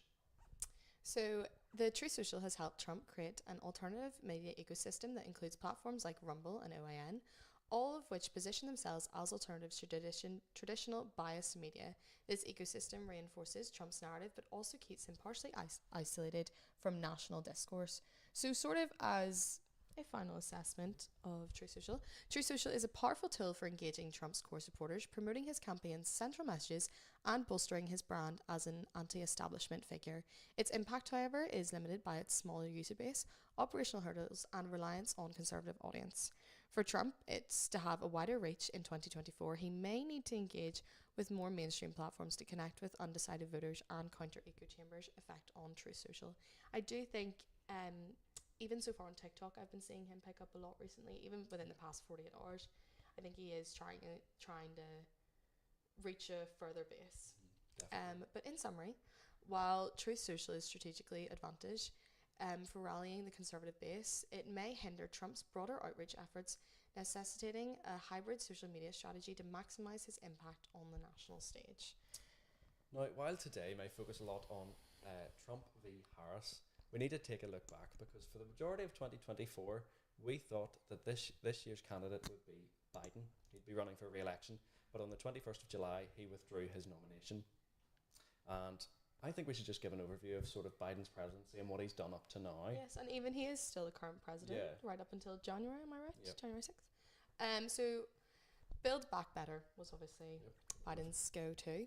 Biden's campaign slogan emphasised rebuilding the economy with a focus on equity, sustainability and resilience following the COVID-19 pandemic, which is obviously already a hard enough task. But the administration's goals were aimed at promoting middle-class growth, tackling climate change, enhancing public health, and protecting democracy. Bipartisan cooperation.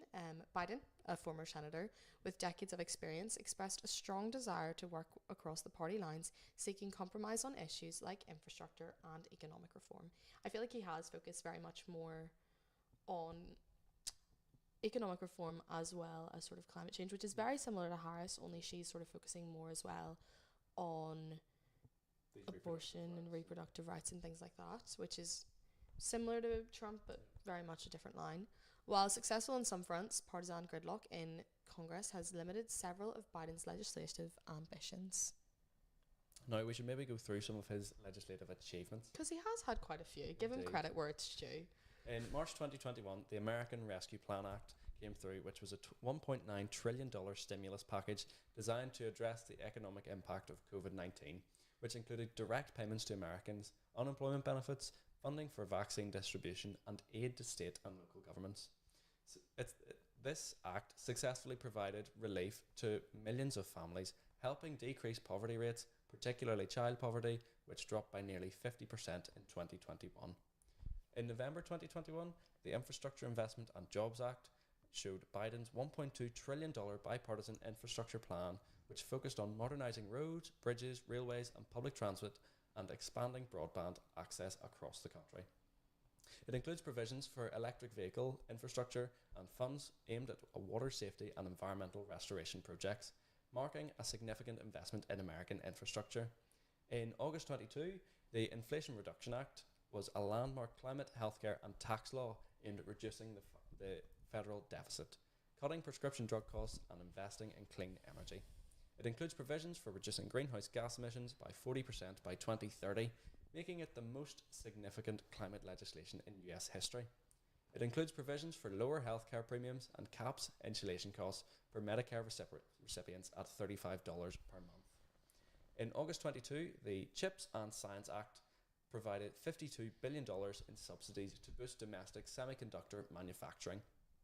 It addressed supply chain vulnerabilities exposed by the COVID-19 pandemic. I remember there was a lot of even cars. I remember a Mercedes. You would know about the Indeed. cars, wouldn't I you, remember Jack? Mercedes, you couldn't get electric boots on a lot of their cars because Electric. of this chip shortage. Oh. You had to have a pull-up boot rather than a button. I'm sure that was Indeed, awful. I'm sure indeed. that was awful, Jack. Indeed, I wasn't impacted by it. I'm sure it would be. It aims to strengthen Americans' position in global technology manufacturing, create jobs, and bolster national security. In August 22, there was the PACT Act, which expanded healthcare access for veterans exposed to toxic burn pits and other hazards during their military service, significantly increasing VA coverage for millions of veterans. Foreign policy has also been a massive part Indeed. of Biden's sort of presidency. Would you like to touch base a little bit on foreign policy? In August 2021, there was the infamous Afghanistan withdrawal. Biden ended the 20-year US military presence in Afghanistan, fulfilling a campaign promise. The rapid Taliban takeover led to criticism over the chaotic evacuation, resulting in scrutiny of Biden's handling of foreign affairs. While supported by some Americans who opposed endless wars, the withdrawal raised concerns about the stability of Afghanistan and humanitarian consequences. Now, Biden's support from Ukraine. The Biden administration has provided extensive support to Ukraine following Russia's invasion in February 2022, including over $75 billion in military and humanitarian aid. Biden strengthened alliances, particularly with NATO, resulting in alliances expansion and heightened European defence commitments focus on China and Indo-Pacific strategies. Biden has also shifted the US foreign policy towards a stronger focus on the Indo-Pacific, addressing competition with China. The administration has emphasized alliances in the region, such as the Quadrilateral Security Dialogue, also known as the Quad, and the AUKUS, a trilateral security pact between Australia, the UK, and the US. Now, in terms of Biden and his climate diplomacy, Biden rejoined the Paris Climate Agreement and committed to reducing US carbon emissions while investing heavily in clean energy and domesticality. The US has pledged leadership in global climate negotiations through balancing domestic and international climate goals, which has been challenging for him. Another thing that's been challenging is the economy during this. Challenging three-year for the world at the Indeed. moment. It's not really been the best, No. has it? The US economy rebounded strongly in 2021 with GDP growth of 5.7%, partly driven by stimulus measures and pent-up demand. However, inflation surged to 9.1% in mid-22, the highest in 40 years, due to supply chain disruptions, COVID-19 impacts, and high demand. The Federal Reserve implemented aggressive interest rate hikes in response, raising concerns of potential recession. By mid-2023, inflation had cooled, though it remained a critical issue impacting public perception.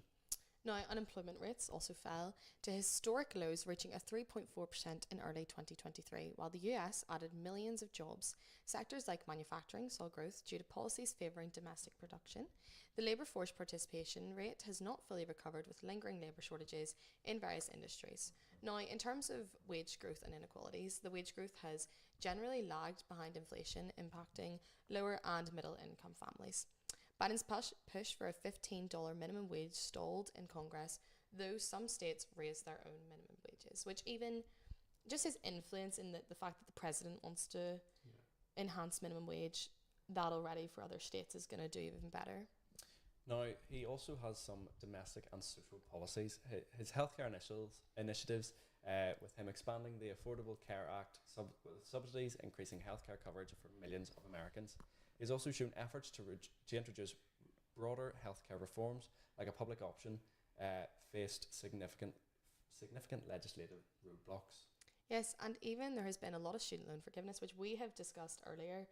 The absolute size and amount of money people are paying compared to us over here. We thought it was bad over here. Yeah, so I was talking to a woman recently, like I mentioned earlier, I was doing a campus tour for two ladies from the Cayman Islands who moved from America to the Cayman Islands because for her 4 children to go to university would cost her up to $1 million, which unbelievable. And also they're an extra, they're 4 years, not 3 years, like some courses over here. But Biden's attempted to implement a broad student loan forgiveness plan to forgive up to $20,000 for borrowers, which was blocked by the Supreme Court in 2023. Following the decision, the administration introduced alternative repayment options to ease burdens on borrowers. Indeed. Now, voting rights and the democratic reforms. He has voiced strong support for voting right legislation, including the John Lewis Voting Rights in Advancement Act and the For the People Act. However, both have stalled in the Senate due to filibuster rules and opposition from some moderate Democrats. Biden has warned of threats to democracy, referring to the events surrounding the January 6th Capitol riot and election denialism as dangerous to democratic norms. Now, we needed to discuss, in a time where we live with Greta Thunberg and different climate activists, and there's climate protests going on all over the world at the minute, we do need to discuss climate and environmental policy, as well as renewable energy sources and emissions reduction.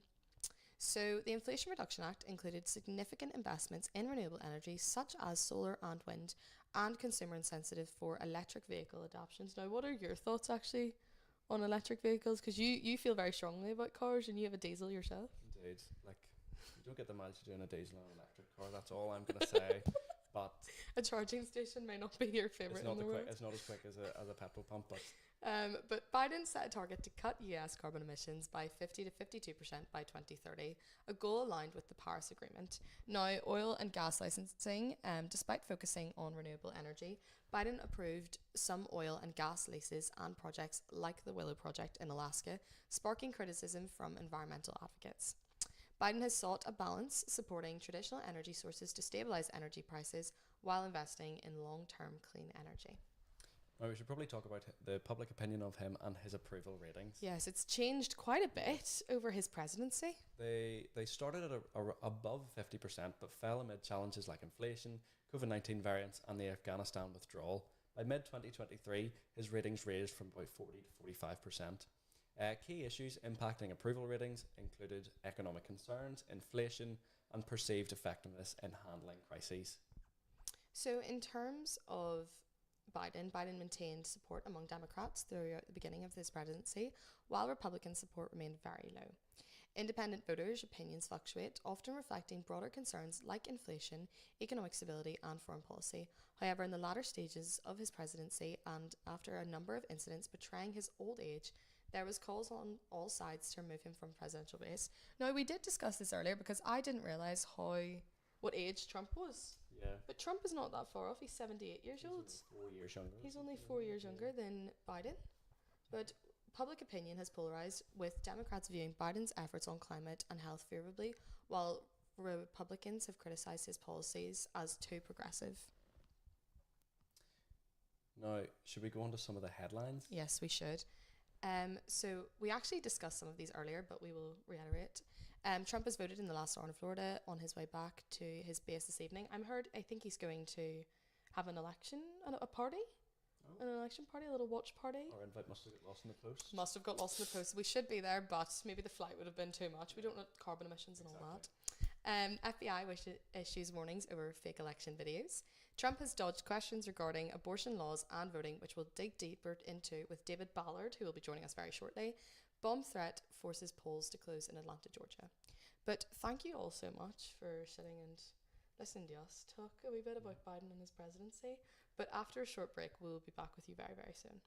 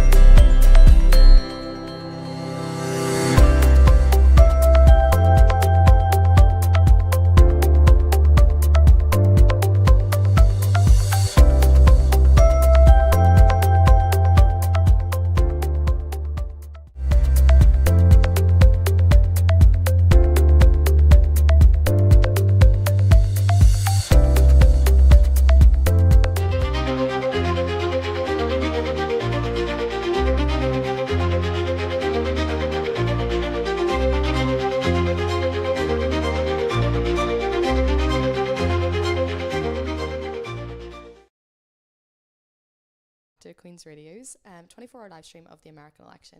Before we start off with our interview with David Ballard here, our political expertise, we have got a few headlines. So Walt says America has the fairest, freest and safest elections.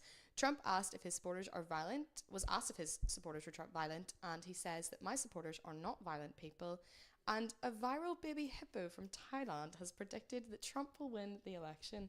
I think that's a very credible source. Do you two not think that that's? Yeah.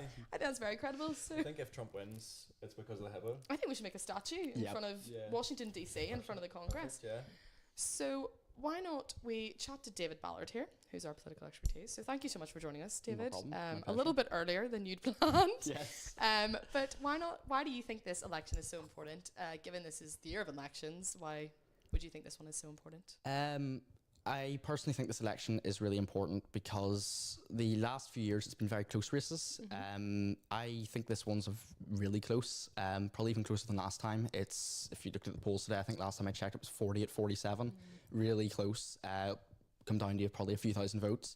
But there's a real split in opinion and policy from both election candidates. You've Donald Trump, obviously, who's Republican, quite conservative, and would be against certain things, or not necessarily against, but wouldn't favour as much the likes of the abortion stuff that happened in the last few years. He wouldn't really endorse that as much as Kamala has. No, he wouldn't. Where she would be definitely being conservative, or not conservative, sorry, Democrat. I keep thinking of here. We all mix up a little bit, it's fine. She would definitely be more liberal, more left, or people would see it that way anyway. And it's interesting seeing. It'll be interesting to see how America votes. Last time, obviously, it was quite a close election. Voted for Joe Biden, and obviously you guys were talking about that not that long ago. We can talk about the allegations that Trump made, saying it was fake news and the polling was rigged. So hopefully this year that doesn't happen. And no Capitol Hill again. We can only hope. Fingers crossed, guys. Yes. Fingers crossed. Touching wood. But no, it's interesting. It'll be interesting to see how America votes. They've had, obviously, Joe Biden took them through COVID, which the pandemic, which shocked the world. We were all locked in for 2.5 years. And it'll be really interesting to see where America sit that way. Where they, what's their feeling on it? You've got two really strong leaders. You know, Donald Trump, obviously, through all of the stuff that's happened, the allegations or not so allegations, as some of them have actually been indicted, but over the last year, and still hasn't turned him away. Kamala Harris as well, who came into this election late. I believe it was June or July time, that Biden stepped down, which was a shock. It was sort of out of the blue. When you look at the polls as well, it really changed the opinion. It was very much a Donald Trump-led 60%. She steps up. She's quite young for a president, female, and as well of a ethnic minority. So it's a strong for that more liberal view. It's a really strong, powerful leader. A powerful message as well, showing that it's not just old white men. Do you think that this change of Biden stepping down for the Democratic Party, do you think that was better for this election in terms of the Democratic Party's stakes of winning, or would you think would have been better with Biden still? I don't know. I would say, looking at it, going off the polls at the time, it definitely helped. They went from a loss of, I think they were about 37% in the polls, down to nearly 20 at one point, or high 20s, and now they are ahead by 1%, as recent polls given. It's sort of been, it definitely was what they needed. I wouldn't say Joe Biden was a bad president, but he wasn't. He was, a typical run-of-the-mill president. Nothing bad, which is sort of what you can hope for. Nothing too bad. No impeachments this time. That's exactly what we needed. No impeachments. But a lot of people, the general consensus for people wasn't really seen. There wasn't as, obviously Trump is very vocal, it's... Yes, he's got his social. Yes, his truth social. He's got his truth social. Very forthcoming with his opinions, and would be at the front. That's, yes, okay, what he says can be controversial. A lot of it is controversial, and sometimes not maybe that thought out, but...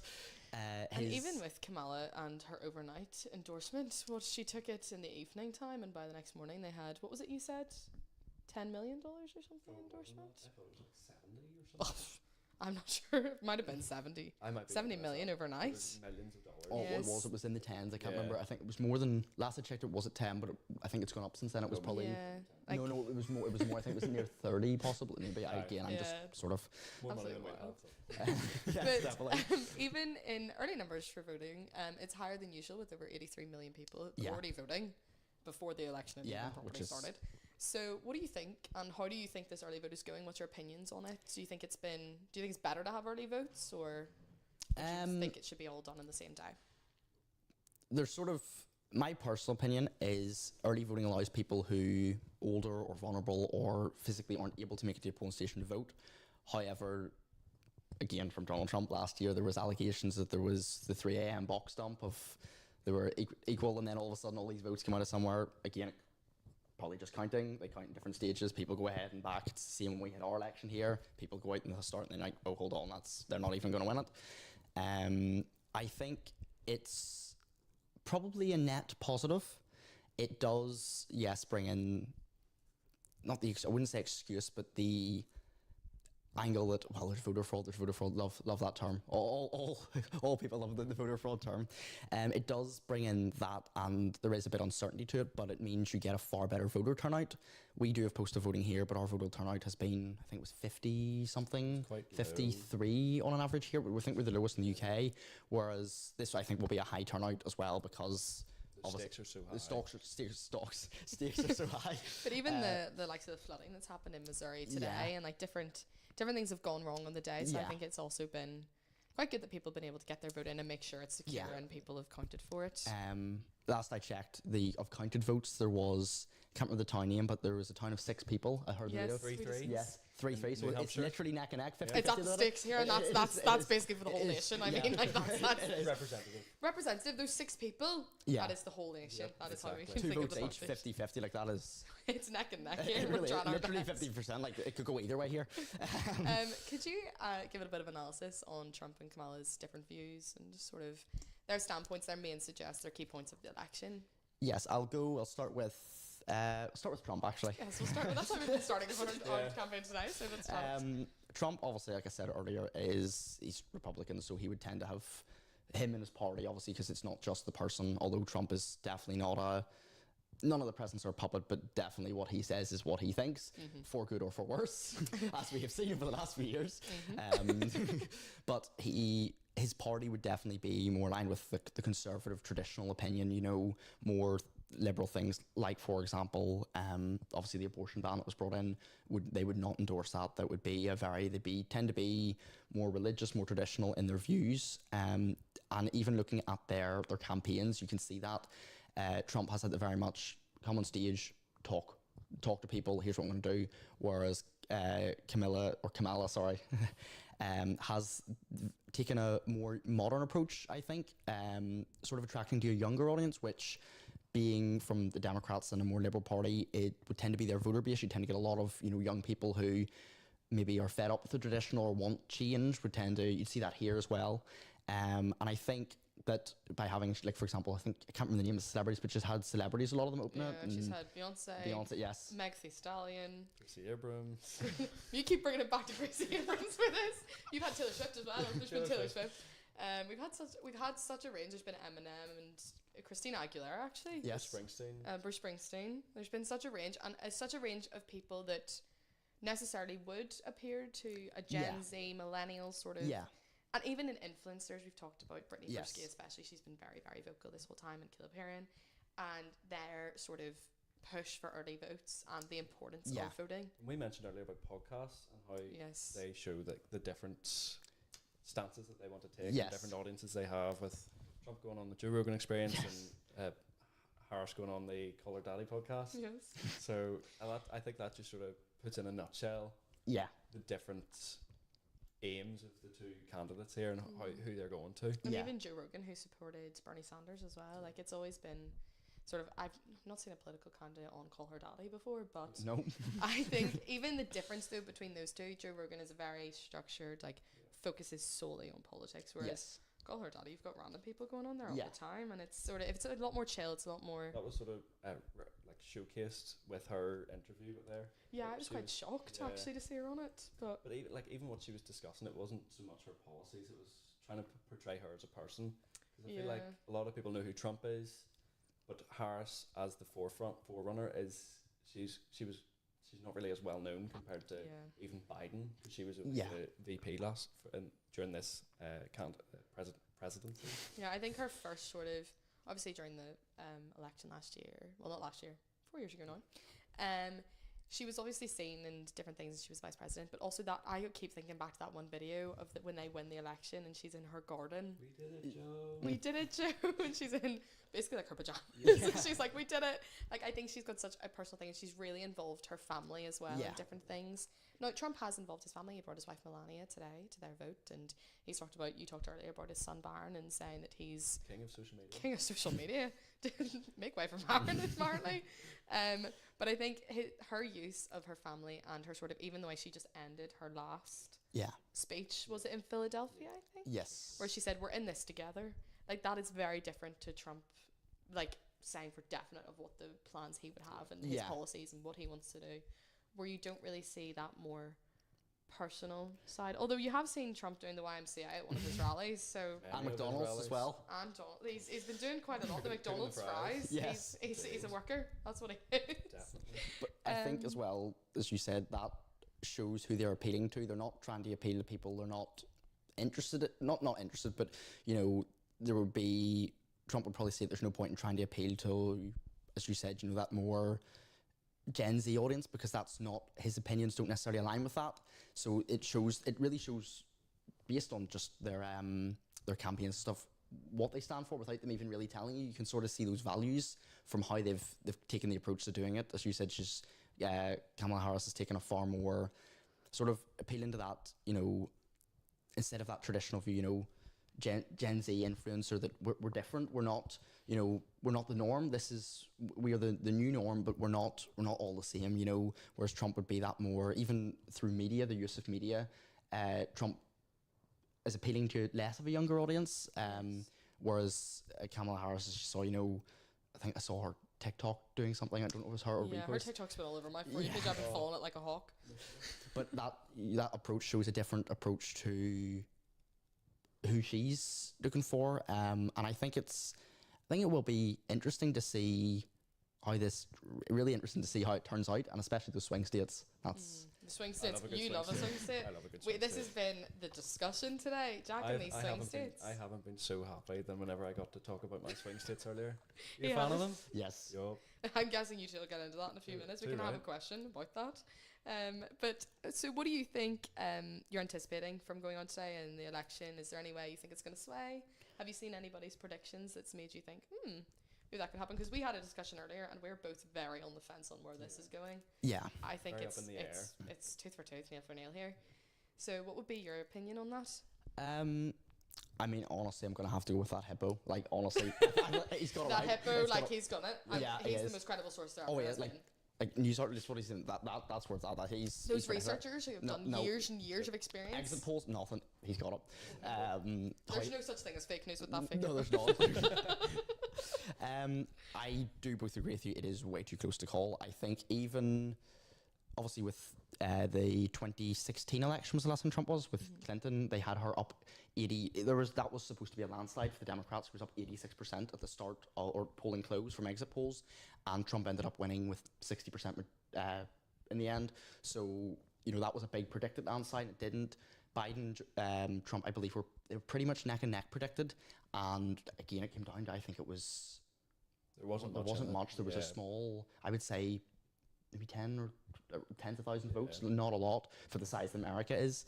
And I would say even by the polls, I obviously followed a lot of the news outlets, and they have it in at sort of the 48, 47 last time I checked. I think that was earlier today. I think it's saw on Twitter again, credible source. Very credible source. Elon Musk. Not as bad as Truth Social though. No. We have to go say hey for hey here. But I think I don't know if you guys heard of Polymarket. Polymarket was set up, I can't remember who by, but basically instead of exit polls, you put money on what you think. So if you think Trump's going to win, you have to put 50 cents on it, and you can only buy once. They had it at the start of the week at like 70% Trump, 30 Kamala. It's now down to like, I think 56 Trump. So again, it's Trump slightly ahead, other ones Kamala slightly ahead. I genuinely think it'll come down to the last few votes. I think with any election in the US, there's certain states are going to vote the same way. Your traditional red states are going to be probably red. Your traditional blue states will be blue. where I think it will be really interesting is when it comes down to the likes of Nevada, swing state, obviously, back to your swing states, Good old Sun Belt. Pennsylvania as well. But last time I checked as well, BBC had it that in all of the swing states, obviously the candidates were ahead, but it was by less than 1% they were ahead, so it's so close. I think those swing states will be the decider. It'll come down to those last few, like right to the wire. But I really think it's anyone at this point. It's be interesting to see what happens. I think from what I've read online, I think the general consensus is that Kamala is going to get the personal preference vote, the more votes overall. What's that, preferential vote? She's trailing about 60% in that, which I would probably say is not probably far off. I would say she would get the popular vote, but it will be down to individual states. And again, those swing states, those key battlegrounds like Nevada, Arizona, that'll be interesting to watch. Pennsylvania as well, it'll be close to them. See, that's similar to what happened to Clinton, because she won the Yes. popular vote but then lost in the electoral Yeah. college. Yeah, so what do we think actually about, now that we've brought up the electoral college, what are your thoughts on the electoral college and how that might affect this election? Because, I mean, either candidate could win, and Yeah. then this electoral college could change it completely, like it did for Clinton. yeah, I think it's quite interesting. Obviously, we have in Northern Ireland, the first past the post and transfer votes, and then in general election, it's just if you get the most votes, you win. I think the way the US do it is quite interesting. Like, as we said with Clinton, had, I think it was 2 million or 2 or 3 million majority of a preferential vote, but because you win more states. But then again, I sort of see the merit to it, because the likes of California with Los Angeles and San Diego, they're going to have a big vote. And if that's it's a traditional blue state, you're maybe going to get an extra 500,000 votes out of there, whereas more states could vote for it. I think there's probably no perfect way to do it, because of the way it is. If you go with preferential vote, you get big numbers in one state that doesn't swing, whereas you get more states. I think there's merit to both systems. It's obviously what the US go with. We go with the first past the post here, but the electoral college it's interesting as well. Again, it sort of changes. From my understanding of the electoral college, it is so each state gets so many. Yeah, like it's proportionate. Yeah, proportionate. roughly to it's a bit like when population. we had the referendum here. Yeah. For EU. That was a long time ago. Feels like young. So. Yeah, but I think that's also again interesting. I sort of think an election should be maybe most votes, or most states. The electoral college definitely does add a bit more edge to it. It keeps us on edge, Keeps on edge, gives Yeah. us a wee bit, it gives a wee bit of drama. It does, you know. Keeps you in, keeps you Yeah, twiddling it your makes it thumbs. exciting right to the last moment. You got to wait for every vote. So yeah, it'll be. I think I don't know whether I would say affected positively or negatively. It'll just be, like you said, something to keep us on our toes. So we've actually just had in some breaking news. Oh. So apparently the FBI have arrested 2 people, and this Georgia bomb threat is coming from Russia. But we will Oh. keep you updated as the news comes in from our team backstage. We will keep you guys informed on what Oh, that's going to right, be about. that's- That's quite the claim. That is. If we get a source in the next few minutes, I can tell you the source I of where did we've see heard this from from. BBC earlier in the day that there was, I can't remember what it was, but the CIA had said that Russia were involved in election tampering, which was claims on both sides last time and the time before. Again, take that with what you will. Well, the Georgia Secretary of State has made this bomb threat Oh. claim, so we'll have to see if it's from a state official. We'll have Yeah, to see how that's that goes, and we'll keep not you all just some updated. random on Truth Social or X. Not just some random Twitter Yeah. troll. Like we've got a politician on this one.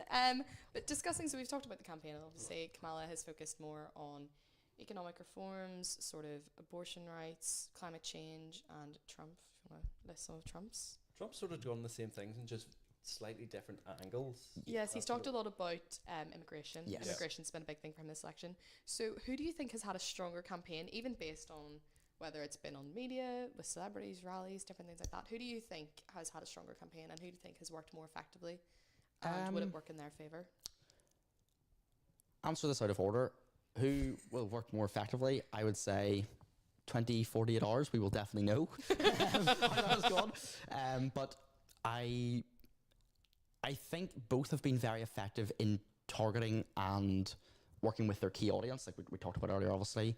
Both have covered really well who they were aiming for and who they were going for and aiming for. That's probably not after the assassination time, which I'll get to in a second, or 2 of them. Actually, let's just talk about that.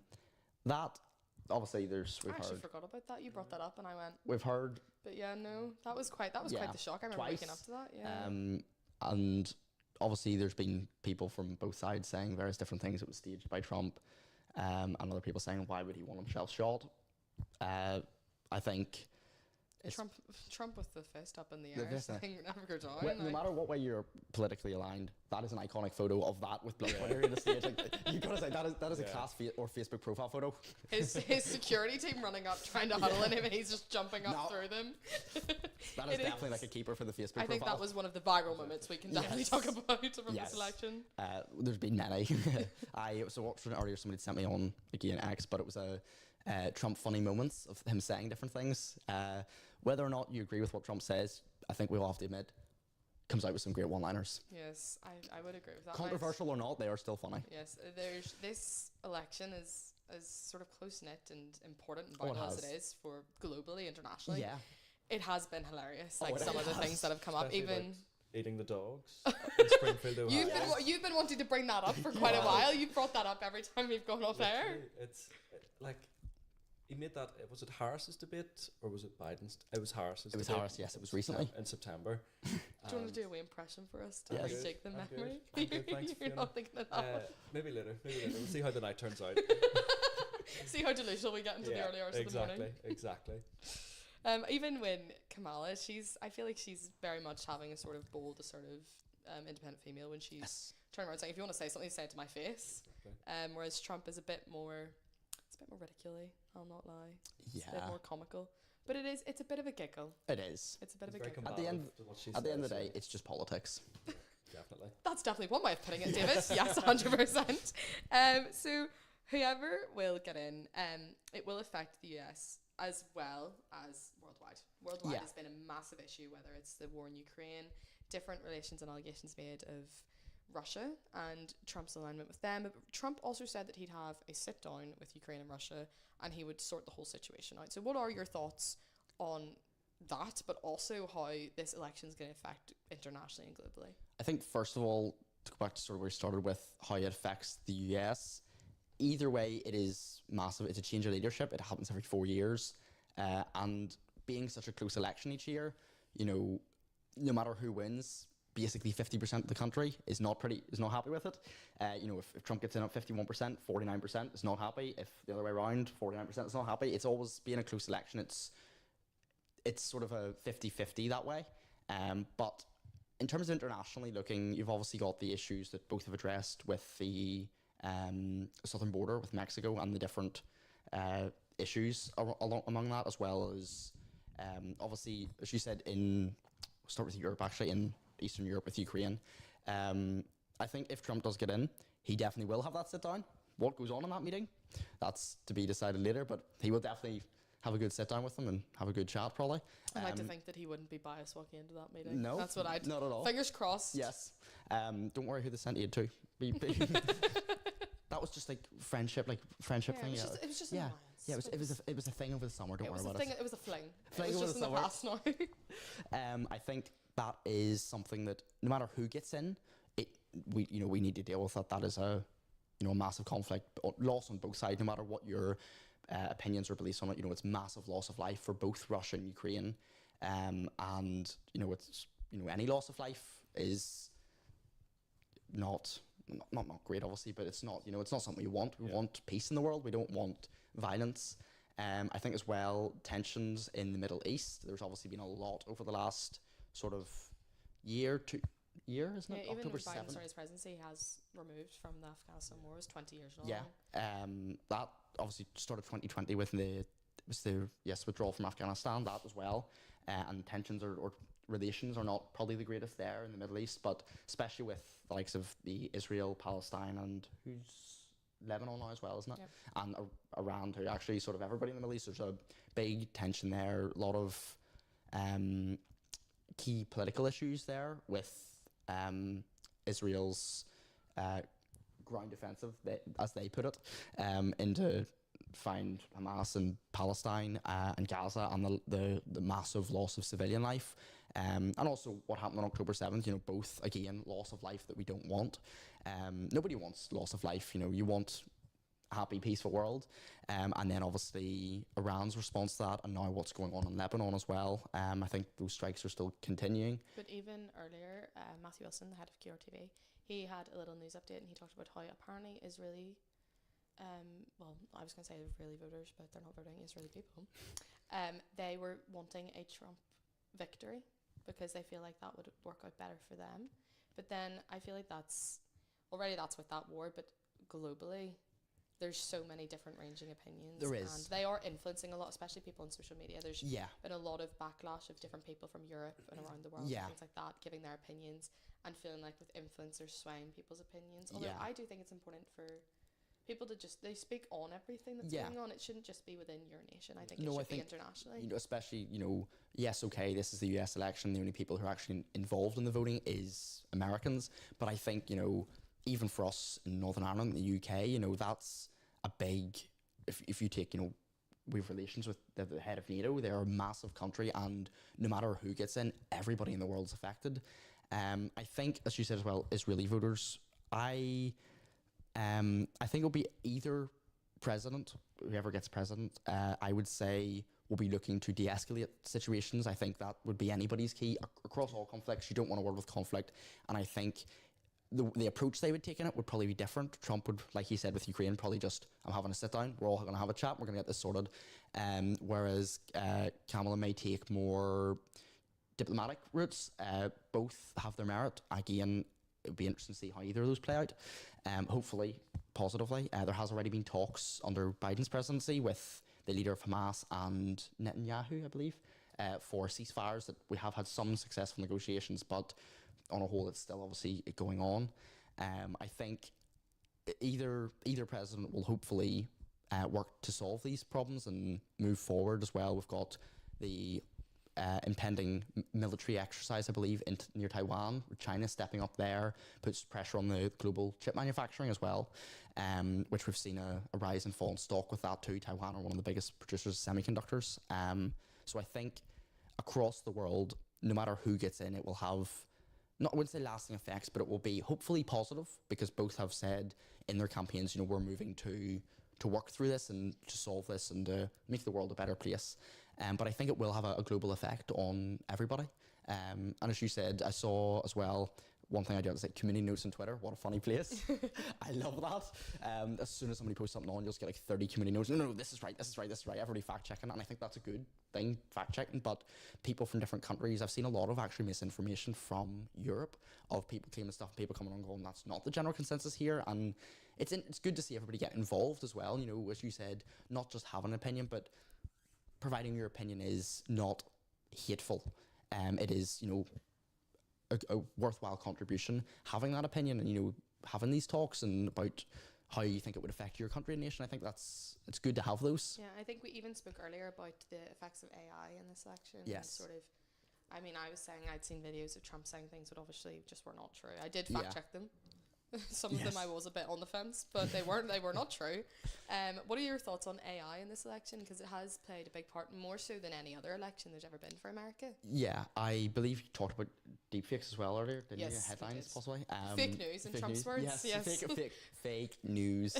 I think, so you need to do your impression.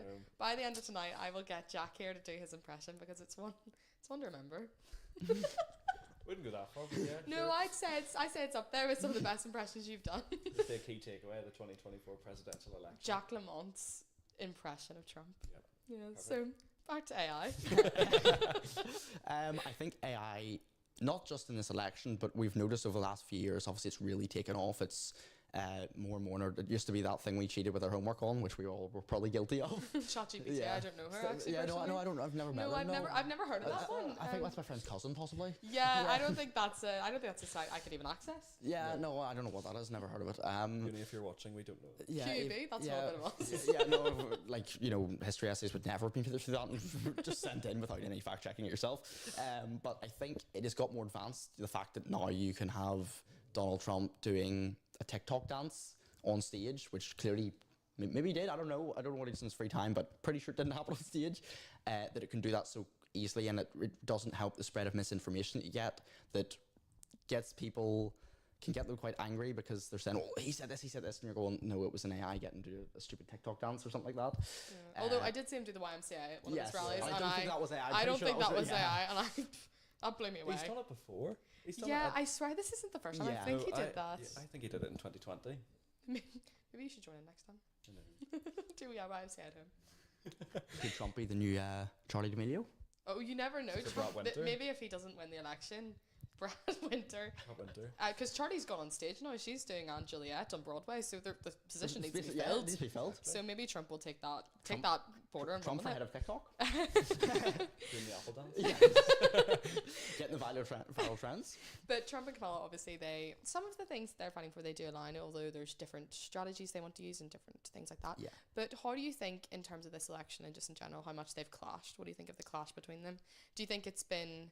Because obviously, I think we were talking earlier about, like, back when independence in America first started, with the Reynolds pamphlet, there's always been printing things in the press or now posting them on social media without printing retractions. What would you consider? Has there been a lot of that, or do you think even in past elections there's been a less sort of significant impact of these? Before we get serious, I do have to say one thing I have loved about this election campaign from both candidates is the trash talk. There is nothing like two future leaders of a country trash talking each other like they're on Xbox Live. It is the funniest thing ever. It's very much 13-year-old. Oh, it Xbox. is. I saw. It's the camel TikToks. Yes. Oh, these slating him. TikToks Oh, are it is. unbelievable. And Trump doesn't even go to TikTok. He just does it live. Yeah. Yeah. See, we were chatting about the one earlier with the Please, Please, Please by Sabrina Carpenter. Don't bring me to tears when I just say my makeup's so nice. And he's got just a line of orange. Now, whether that's edited or real, We can't say. we need to get a Mac employee to do a wee bit of colour touch up on that. a little bit of colour correction. No, I've seen some great from both of them, including actually when he was campaigning against Biden too. Really funny. You'd think, it is class. It is great comedy. They should both be stand-up comedians if it doesn't work out in the election. Like, honestly, I'll pay to You've go got and a see career. You see Lavery's Yeah. Comedy Club. That's where you should be them. I'll next. go and see him on Saturday night. Honestly, I'll be up for that. No, I think it is. It's been obviously the trash talking. Love the trash talking. Yeah, I think there's been a little bit more trash talking this election. There has. It's really been heating compared up. to last one, but I think it's because of Kamala and how she's much younger than Yeah. Biden. Because I don't think Biden was. I didn't follow the election as closely as I did to this one. Yeah. But I don't think Biden was as involved with social media in terms of the way that Kamala has. No. He was very traditional. He was even more so than more liberal, but I would say even more traditional in campaign methods than even Trump is. Yeah, and even when that first election happened, although TikTok, which was formerly Musical.ly, it has changed a lot in terms of the content that is being produced on it, and a lot more companies within that presidential period where Biden was president, well, still is, those 4 years, TikTok has changed a lot in what they're posting, especially with a lot more companies are coming in and they're posting and they're paying people. So what was it? Chris Olsen, he was a really big TikToker and he was paid by a company, and he was paid by Meghan Trainor to promote her new music, and it's been very, very successful for her. I've been seen with Sky Glass, Andrew Garfield. Yes. Doing the Sky Glass, see it on TikTok too, There's and been so Instagram many, Reels, all of those, obviously we're talking about, younger people, but that short form content, because we've all lost the attention span of more than 30 seconds. If it's more than that, we're not interested. Unless you're on Instagram Reels, you can go a few minutes. Oh yeah, I think you can go 3, and TikTok as well, including shorts. YouTube Is shorts. TikTok not 10 minutes now? It's 10 minutes, and YouTube Shorts is now 3 you can upload to. Yeah. How times are changing. Yeah. We've What a increased time our- to be alive, folks. I know, 3 minutes on TikTok, this is great. But no, I think that short form content is, as you said, even companies now, like, TikTok, even social media other than really Facebook before was just seen as the cool trendy thing that kids post their dinner selfies on or whatever. But now I think that companies are seeing the merit in that, and that's also shown through this election too, the merit in, there is now such a big, TikTok for a while was one of the most downloaded apps in the App Store, Instagram, the Meta Corporation, big massive companies with massive amounts of the planet on these platforms. Obviously as well with the issue with TikTok with the US and the allegation, should I say, of China's involvement with that and what's going on there. Again, I don't think it's been officially banned. It's government phones. I think in Hong Kong it is. My friend Sophie lives out in Hong Kong, and I'll not say what she's done, but she's somehow managed to still be using TikTok. So, but I think in Hong Kong, Don't dox her name. Yeah, don't dox her name. She's not actually called Sophie. No, I think she I think it is banned in Hong Kong, but I might be wrong. Don't quote me on that, guys. I think it's banned on government worker phones in the Yeah. US, and it's moving to be banned on devices. Yeah, due and to they the had talks recently about doing the same in the UK as well. Yes, in they different had. parts of Europe. It's over concerns of ByteDance is the parent company, and their collaboration or involvement with the Chinese government and issues along that. I think that content on a whole is, I mean, it makes for great comedy again. Like, nothing like open TikTok and just seeing two presidents or two potential presidents trash talking each other. It is, it's interesting. Yeah. It's I good think laugh. these rallies, more so especially this year. Yeah. Rallies have always obviously been a bit massive thing. Well, yeah. In the history of presidency. But especially this year, I feel like it's become more of a concert, more of a party, more of a place to be. Yeah, as opposed to especially just for Kamala before it Harris. was, especially, yeah, you know, your traditional rally was your core diehard supporters coming, you talking about why you should, you know, vote, and then everybody sort of cheering. Now, as you said, it's like a few of Kamala's has literally been like a live show. You know, Yeah. we've opened with a big one, done a lot of talking, and then again that it more. Even Bruce Springsteen's performance Oh. for Kamala Harris, like, that was impressive. Oh, it was, Like, yeah, different definitely. people who are getting involved. It does feel, and again, we have talked a lot about these celebrities, but I think celebrities has played such a massive part What has in the this endorsement. election, and influencers as well. Can't forget about Elon. Have you guys talked about Elon Musk yet as involvement? Yes, we've discussed it briefly. Oh, have you? Yeah, would you like to discuss a little bit dive. more Yes. on what you've? I feel like you've got Oh. quite the opinion here on Elon I have Musk. spent the last 3 days scrolling through all social media trying to find not necessarily opinion. Well, Am I right in saying that he's endorsing Trump? oh, Yes, very yes. much so, very much so. Well, I am definitely right What there. did I I got hear that he was together. doing? Was he doing £1 million giveaways or So something? what he did was, I can't remember. It was one of the Did you swing states. Everybody who votes for him or votes for Trump in one of the swing states, I want to Yes. say it was Pennsylvania, maybe. One person gets. Everybody gets £100 Yeah. or $100, and then you all get entered for a sweepstake for $1 million. I think they're trying to indict him for running an illegal lottery. Yeah, surely that's like Oh, not no, legal. It's like entirely illegal. I was about to say, I was like, that actually just, that doesn't But seem right. That seems Elon Musk very has been- biased. Oh yeah, definitely. Elon Musk, you know, even aside from this presidential thing, you know, Elon Musk is definitely a.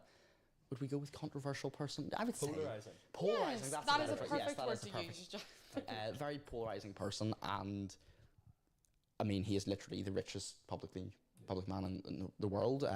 200 something billion, which is just crazy to Unbelievable. comprehend. I actually saw recently people were saying that like for him to like buy like a Mercedes Benz in like for what it would cost us. It's like obviously dropping a penny on the floor. But for him, it's like £2.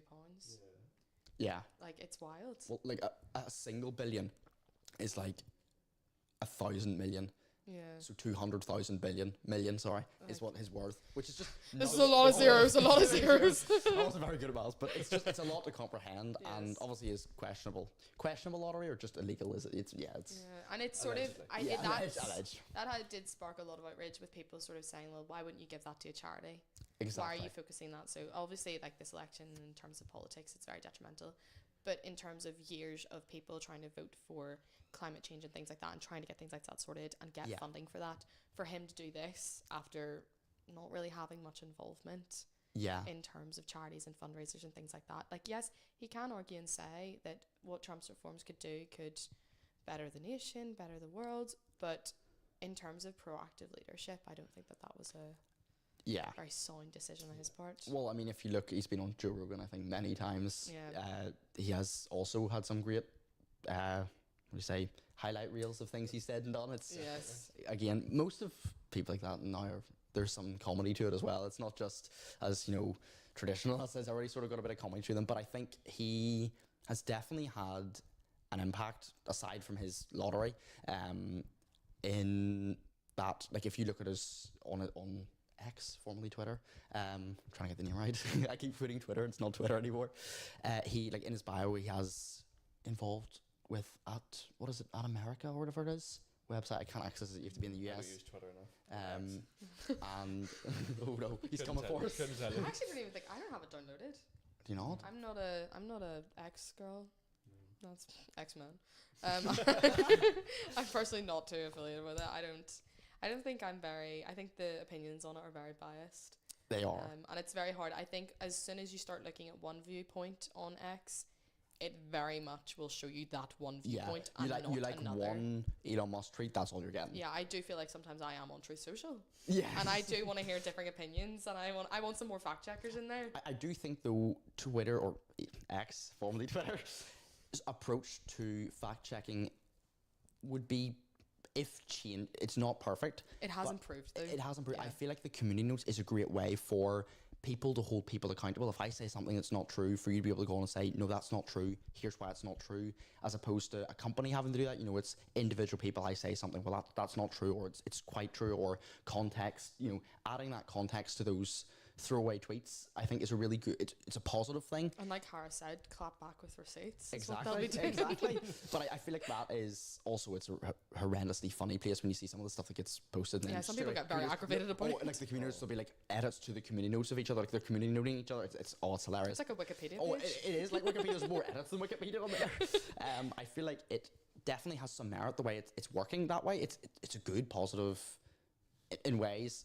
The free speech as well. I think free speech is a difficult one, because where do you draw the line at free speech and being hate speech? Yeah. It's a very murky thing to do. We had issues here, obviously, with the summer with the different sort of hate speech and violence inside of there. And I think it is very hard for anybody, you know, where do you draw the line? What is free speech and what is now not free speech and being hateful, insightful, or not insightful, inciting violence? Where is the line? That's, I think, part of the problem. And you have the likes of traditional social media like Instagram and Facebook, where it'd be a lot more, you know, if you say something that's not true, you know, it'll be removed. Whereas X, being basically a free market, except it has community notes, can be, as you say, you know, you like one thing, you start getting stuff where you can literally say anything you want on X without, you know, you can post whatever, whether it's true or not. And yes, it will get community noted, but I do feel like there should still be some accountability. And also, I think the fact that the very person who owns X has already made it very, very clear it is very biased in terms of what they're putting out. at least he's being honest. It's honest. But It is honest, but not kind. so, you boys, I'll bring up swing states because I know you've been itching to get on to. Do you want to get out your wee notes and I'll your get my wee? page. Get the notes out your the swing guide? states. Do you want to give Jack even a wee brief overview again of the swing states, what's going on, and what the different news reports and things that have been said about it, before we get into it and sort of the vitality of them? Yep. So basically, the Sun Belt is the more southern regions. They include Nevada, Arizona on the west coast, and on the east coast there's Georgia and North Carolina. Then up north we have the Rust Belt, which includes Wisconsin, Michigan, and Pennsylvania. You remember that quite well. You remember Yep. that from earlier. Between them all, they hold 93 electoral votes. Now, the electoral votes, if each state goes the way that the polls in history have suggested, Trump is 51 electoral college votes short, and Harris is 44. So these swing states are crucial for each of them to win. In 2016, Trump won 6 of the 7. He didn't win Nevada, but in 2020, Biden won 6 of the 7, and it was North Carolina that he lost to Trump. So it's very up in the air this year with Yeah. those two leaders. Definitely. It's a lot of Uncertainty. uncertainty up in the air Yes. regarding Yeah. what way it's going to go, because you actually couldn't predict it. No. The polls- Except the hippo. The hippo. Except the hippo. The hippo's got it right He's here. got it Like, down, I he's think got we it need to down. bring back every point back to that We need, to hippo. get, we need to get him on the show here. We need to get him. Yeah, we need to get him Yeah. interviewed on. Like, Yeah. So we can make a phone call. Trump may have forgot our tickets over to see him for his watch We'll get party, this and hippo. Kamala might have forgot hers at her old Exactly. university. But see that hippo, that is the most pivotal part of this whole election. Oh, yeah. Precisely. Obviously. Precisely. But an interesting thing, there was a poll, I mentioned this earlier, there was a Yes. poll in Iowa that came out a few days ago, the Des Moines Register. Over the last, since Obama, I've seen that it's been correct on every presidential and Senate Yes, I saw race. There was one where it was 3 points out, but generally between 1 or 2 points. There was one that was wrong. It was the governor race. They predicted that a Democrat was going to win and the Republican won it. But currently, Iowa this Des Moines Register has Harris winning Iowa 47 to 44, which is within that 3 point Yeah. Sort of percentile, yeah. leeway, sort of, yeah. So that's an interesting one. Like, it suggests that maybe there's more swing states Than we thought than initially. we thought. Yeah, Mhm. Especially, I think, with the last having Trump and then having yeah, Biden and then Trump now going for re-election, I think obviously we said about the traditional red and blue states, but I feel like there will be a lot more after what, pandemic and stuff and how things were handled both by Trump and Biden. I think there will be definitely as you said, a lot more swing states of people, just because we traditionally voted for here, well, hold on, who do we actually want? Really thinking about the candidate this time, as some people, would just back the party. I think that would be, as you said, we could have more than what were initially, the typical few. Because neither of the candidates put any real money, like campaigns or rallies, into Iowa. Yeah. They just sort of assumed that it would go to Republicans. Yeah. Which could be interesting. I forgot about it. Yeah. Which means it could be actually interesting if the Democrats take that back then. Definitely. Yeah, and what do we think of the pressure on these swing states? Because the pressure already in general, so far, it's been wild, but I think especially for this election, given the last two and the complete change from Republican to Liberal, what do we think the pressure is going to feel for the people, even the people living there? Yeah. Maybe you're getting £100 from Elon Musk. And maybe $1 million. Maybe $1 million. If you're lucky. Still goes ahead. If it still goes ahead and the FBI doesn't shut that wee one down. After they're finished with the bomb threat, they're off to Elon's house. So after they've arrested those two people and the Georgia governor has his threats out, then we'll see what happens. We'll see what happens. I think there is, she says, there's a lot of pressure. It's both, it'd be interesting to see how Iowa, would you say? Yeah, Iowa plays out with that. But also I think that the pressure on all the swing states, like I said earlier, I saw a poll earlier today that all bar, the main 6 ones were all, either candidate who was winning was less than 0.5% places. It's so tight, and I think it will definitely come down to every vote, which is why I also hope this in every election there's always a high turnout, and I think this definitely will be, I would predict there will be an exceptionally high turnout. I can't remember off the top of my head what last time's turnout was, but I would say I think it was hopefully better than what we had at 57, I think, but it was hopefully a very high turnout, and that's the main thing about elections. It's not even so much who wins, it's have your voice heard. No matter who gets in, if you want that person, get your vote in, because that's what runs democracy. That's how democracy works. Would you say that since Harris joined so late in the race compared to Trump, she joined in, I think, August was whenever she was formally nominated. Would you say that if she had started earlier, do you think she would have had a stronger hold over the polls? Do you think she'd been disadvantaged this year? Is this sort of just the way it would be, even if she started back in January or so, she was the lead nominee? Without knowing what I know, just at face value, I would say she would be at a disadvantage because, coming into this, Trump's been campaigning for over a year and being effectively 3 months before the election told. Yes, and he announced his campaign in 2022 already, so we knew it was coming. But being the strong, independent leader figure that she is, I actually think it might work to her advantage. She's sort of come in as a late underdog. Hold on, I've just come in 3 months ago and hit this on the head. All the money and backing has all gone into these last 3 months and really, I think, made a really big difference. I would have not, like I said, I would have normally said that it would be probably a disadvantage, but I actually think it may work to her advantage. That sort of underdog, sort of like diva almost. Yeah, and even with Biden's support as well towards her, it's not sort of it was Biden feels like he's been undercut. The fact that he stepped down and he sort of said it wasn't a sort of pushing out of the way. It was very much a party decision and his decision too. I think it will be interesting as well. Typically elections over the last few years has been, people like Trump in that sense, but this sort of underdog, strong, powerful, female leader sort of figure has been, I think it's really powerful, that sense of, just because I came in 3 months ago doesn't mean I'm not going to give this a fair shot. I'm going to give it my best, and I think it will be really, really telling how it plays out. I'm really excited to see how that plays out and works. So sort of we're finishing up our slot here, but you specialise, David, specifically in stocks and crypto. So we will cover that in detail, but could you give us a quick overview as a little taster for the next part of our broadcast? Just so yes, I can indeed. For the next 10 minutes or so. Yes, I can. Without going too deep to spoil the fun for later. Yes. Very riveting content we're going to be getting onto. Well, it actually is, because it will affect... I sort of got into watching the stock market, not really trading, but watching it because I think it's really interesting and you can sort of predict things with it. As of yesterday, Trump's stock, I was looking at, he's now got Truth Social now as stock, and it was down a lot. It has skyrocketed. Today, it's, I think, doubled its stock value nearly, just today alone, which is interesting. But no matter who gets in, all of your big Fortune 500 tech companies, all of that will both will benefit from either candidate, because it's new leadership for America, new policies, new tax rules, and it will be, obviously we'll dive into it a bit more deeply later on, but it will be, I think, really telling for the stock market. Looking back at previous elections, they have, after an election, there was warnings issued today by the FTC, I believe, saying just be careful with trading right now, because the market is going to get very volatile, not violent, volatile. Fingers crossed it won't get yes. violent, guys. Fingers crossed here.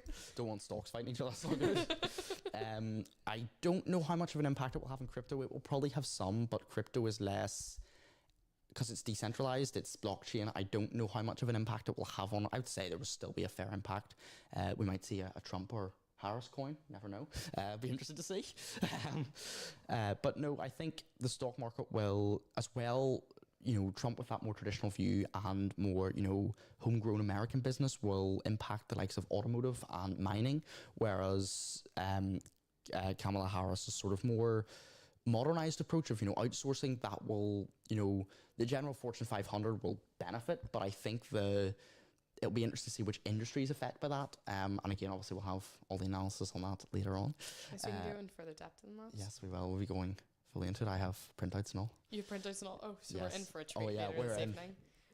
Bring your coffee. Bring your coffee Yeah, and you'll bring do. your maps that we discussed earlier with Yes. Ben to colour Make in sure the you have them different printed states. out. Have them printed out, get your crayons ready, your blue, Exactly. your blue and your reds, and we can see how these go, and we'll be watching the swing states very closely. Oh, we will. Like you said. Yes. I think just one more last point that we should really talk about again is just this media. Like I Yes. think even with this TikTok, Twitter, different things, X, formerly Twitter. Yes, extra Twitter. So social, can't forget that one. Just have to put it out there. Yeah. Put it out there. Don't want Elon getting annoyed at us. But in sort of the political endorsements specifically, with the amount of money that celebrities Yeah. are putting into this, which it is a good thing because they're showing their support. They're wanting to show how much of a big deal this is. But what would your thoughts be on whether you thought that money should go to charity or go to fundraising and campaigns rather than a political candidate? Yeah, I think, obviously they are showing support, as you said, it's great they're showing their support, but I do want to, I'm trying to sort of word this without saying like no or yes, but I would say that the sheer amount of money that has been donated is like in that last one, like even I can't remember the numbers, but even $1 million, that is nuts. Like $1 million is more than most people see in their lifetime, and to get 10 in a night like that is to see it drop so quickly Yeah. after hearing about these problems and having these issues for years, centuries, decades, for them to so quickly just put it out there and give it immediately to a presidential Yeah. candidate, like it does show their support, and It it's does. very American. yeah. But a in good terms of, capitalist. but in terms of sort of a wider issue as a whole, it may not be the best decision always. Do you think Kamala maybe should have said, no, I'll lessen my rallies and maybe give this to charity? Do you think that would have made her look better? I don't know. I feel like either way, if you do less but Trump does more, then it's sort of a catch-22, because if you do less, they might do more, or if they do Yeah. less, then you might do more. But I think the sheer amount of money, like obviously it was great we're talking about the shows that they put. It was literal like live shows. Yeah, it is like concert. You had Oh, many it is. TikTokers. There was this one Yes. I'd follow, and she's like a New York City mum, and she's like a I day in the saw it life. too, yes. And she was like, me when I go to the the Kamala Harris Yes. rallies, and it was like a day in my life, and it was like a 3-part day. Oh yeah, it And was. she was like, I have my little press pass. And I was like, not actually seen any of those. I'm sure there is some for Trump, but I've not seen them as much. I think Kamala has really, this is like, it's like Coachella, guys. Oh, it's it like is. a full-on festival. Yeah. I'm surprised there's no YouTube vlogs. Yes. Day one of the rallies. Day one of the following Kamala across the rallies. stateside tour. Statewide tour. I think maybe we should get on that a bit more. Yes. Hannah Montana sort of this. Yes. I do feel like maybe the money could have been put to better use, as opposed to backing candidates to help these issues, as opposed to just addressing the issues with the money. Yes, because it is something that in the media for a very long time people have sort of always pushed to say, well, if celebrities have X amount of money that they're willing to give away and give to charities, and especially to climate change is a massive thing right now. It is a massive. I mean, Greta Thunberg, she's basically the front runner for it Yeah. up to this point. And Just Stop Oil have obviously been massive in the news with their demonstrations and things like that. And I think I saw this in an article recently where people are just saying there's a lot of backlash that should be going to these celebrities in their opinion. Yeah. Because of how quickly that overnight they were able to give all this money, when Yeah. realistically they've been asked for X amount of years to be doing it, and there's been no response, there's been limited, or there's been maybe some donations but not to the same scale. Yeah. And that's what this article very heavily talked about. Yeah. And I just There is thought there is a lot of criticism, backlash, feedback even would probably be. yes. But I do feel, sort of playing devil's advocate, it is their money. and it's their choice to make It's it their with- choice what they do yeah. with it, whether or not you agree with that choice and whether or not that choice is morally correct, or, you know, like we said, you know, should it just be going to fix the problem? But at the end of the day, it is a lot of money, but it is their money, and what they choose to do with it, we can obviously have our opinions on it, but it is still their choice. And I feel like it's sort of either way, because obviously if you put the money behind the candidate and get them in, and obviously it's going to be close to call, but either candidate, if the other one doesn't get in, it feels like, you know, a lot of money that even if still donate to them, but maybe could some of the money been used for, or when the donation's accepted, you know, both candidates come out and we're supporting these charities. Some of the donations that we get for our campaigns, like it is like I read, I can't remember the figures, but it's like hundreds of millions back into both of them. Like it's Yeah. crazy. It's ridiculous amounts. And when you see the shows they're putting on, it's like you said, Coachella. It's literally like yes, and it's like- there's not been a lot of backlash potentially, even with hindering support. But even in terms of what's been said, yeah. I don't think it's hindered either one of the presidential candidates. No, I in don't. I think the their- backlash has been more at the donators as opposed to the receiver. You know, the two candidates. I feel like, you know, it's a donation. It's not, you know, like I said, they choose to do it with their money. I think the backlash has definitely been more focused towards the people donating. You know, well, why did you just drop 10 million overnight on this when Yes. you've been on your social media complaining about climate change? Why don't you put it towards a climate change Yes, charity? Or and we can also chat more about that later, but Oh, I think yeah. Jack has a few headlines for us just before we head So up. thank you very much, David, for speaking to us here Not a now. problem. We're going to head into some headlines now.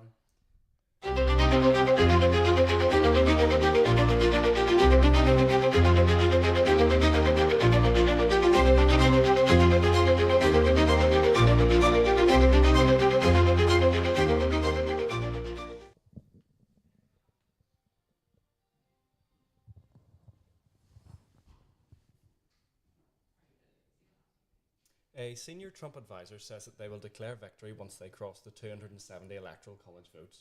Both Trump and Kamala have now voted, Trump in Florida and Kamala by mail. National Guard troops have been activated in preparation of results in Washington, and Kamala's running mate says, "We're feeling good about the race." Giuliani shows up at a polling station in a car, and he was told to surrender. Astronauts post-election day photo from space after voting early. Wearing socks that read, "Proud to be an American." Very Neil Armstrong of them. Indeed, Yes. indeed. And Democrats also could flip to governor's mansions. But we will get more onto that later. We'll also be joined by David a little later this evening. But this is us for tonight. We will be with you back very soon.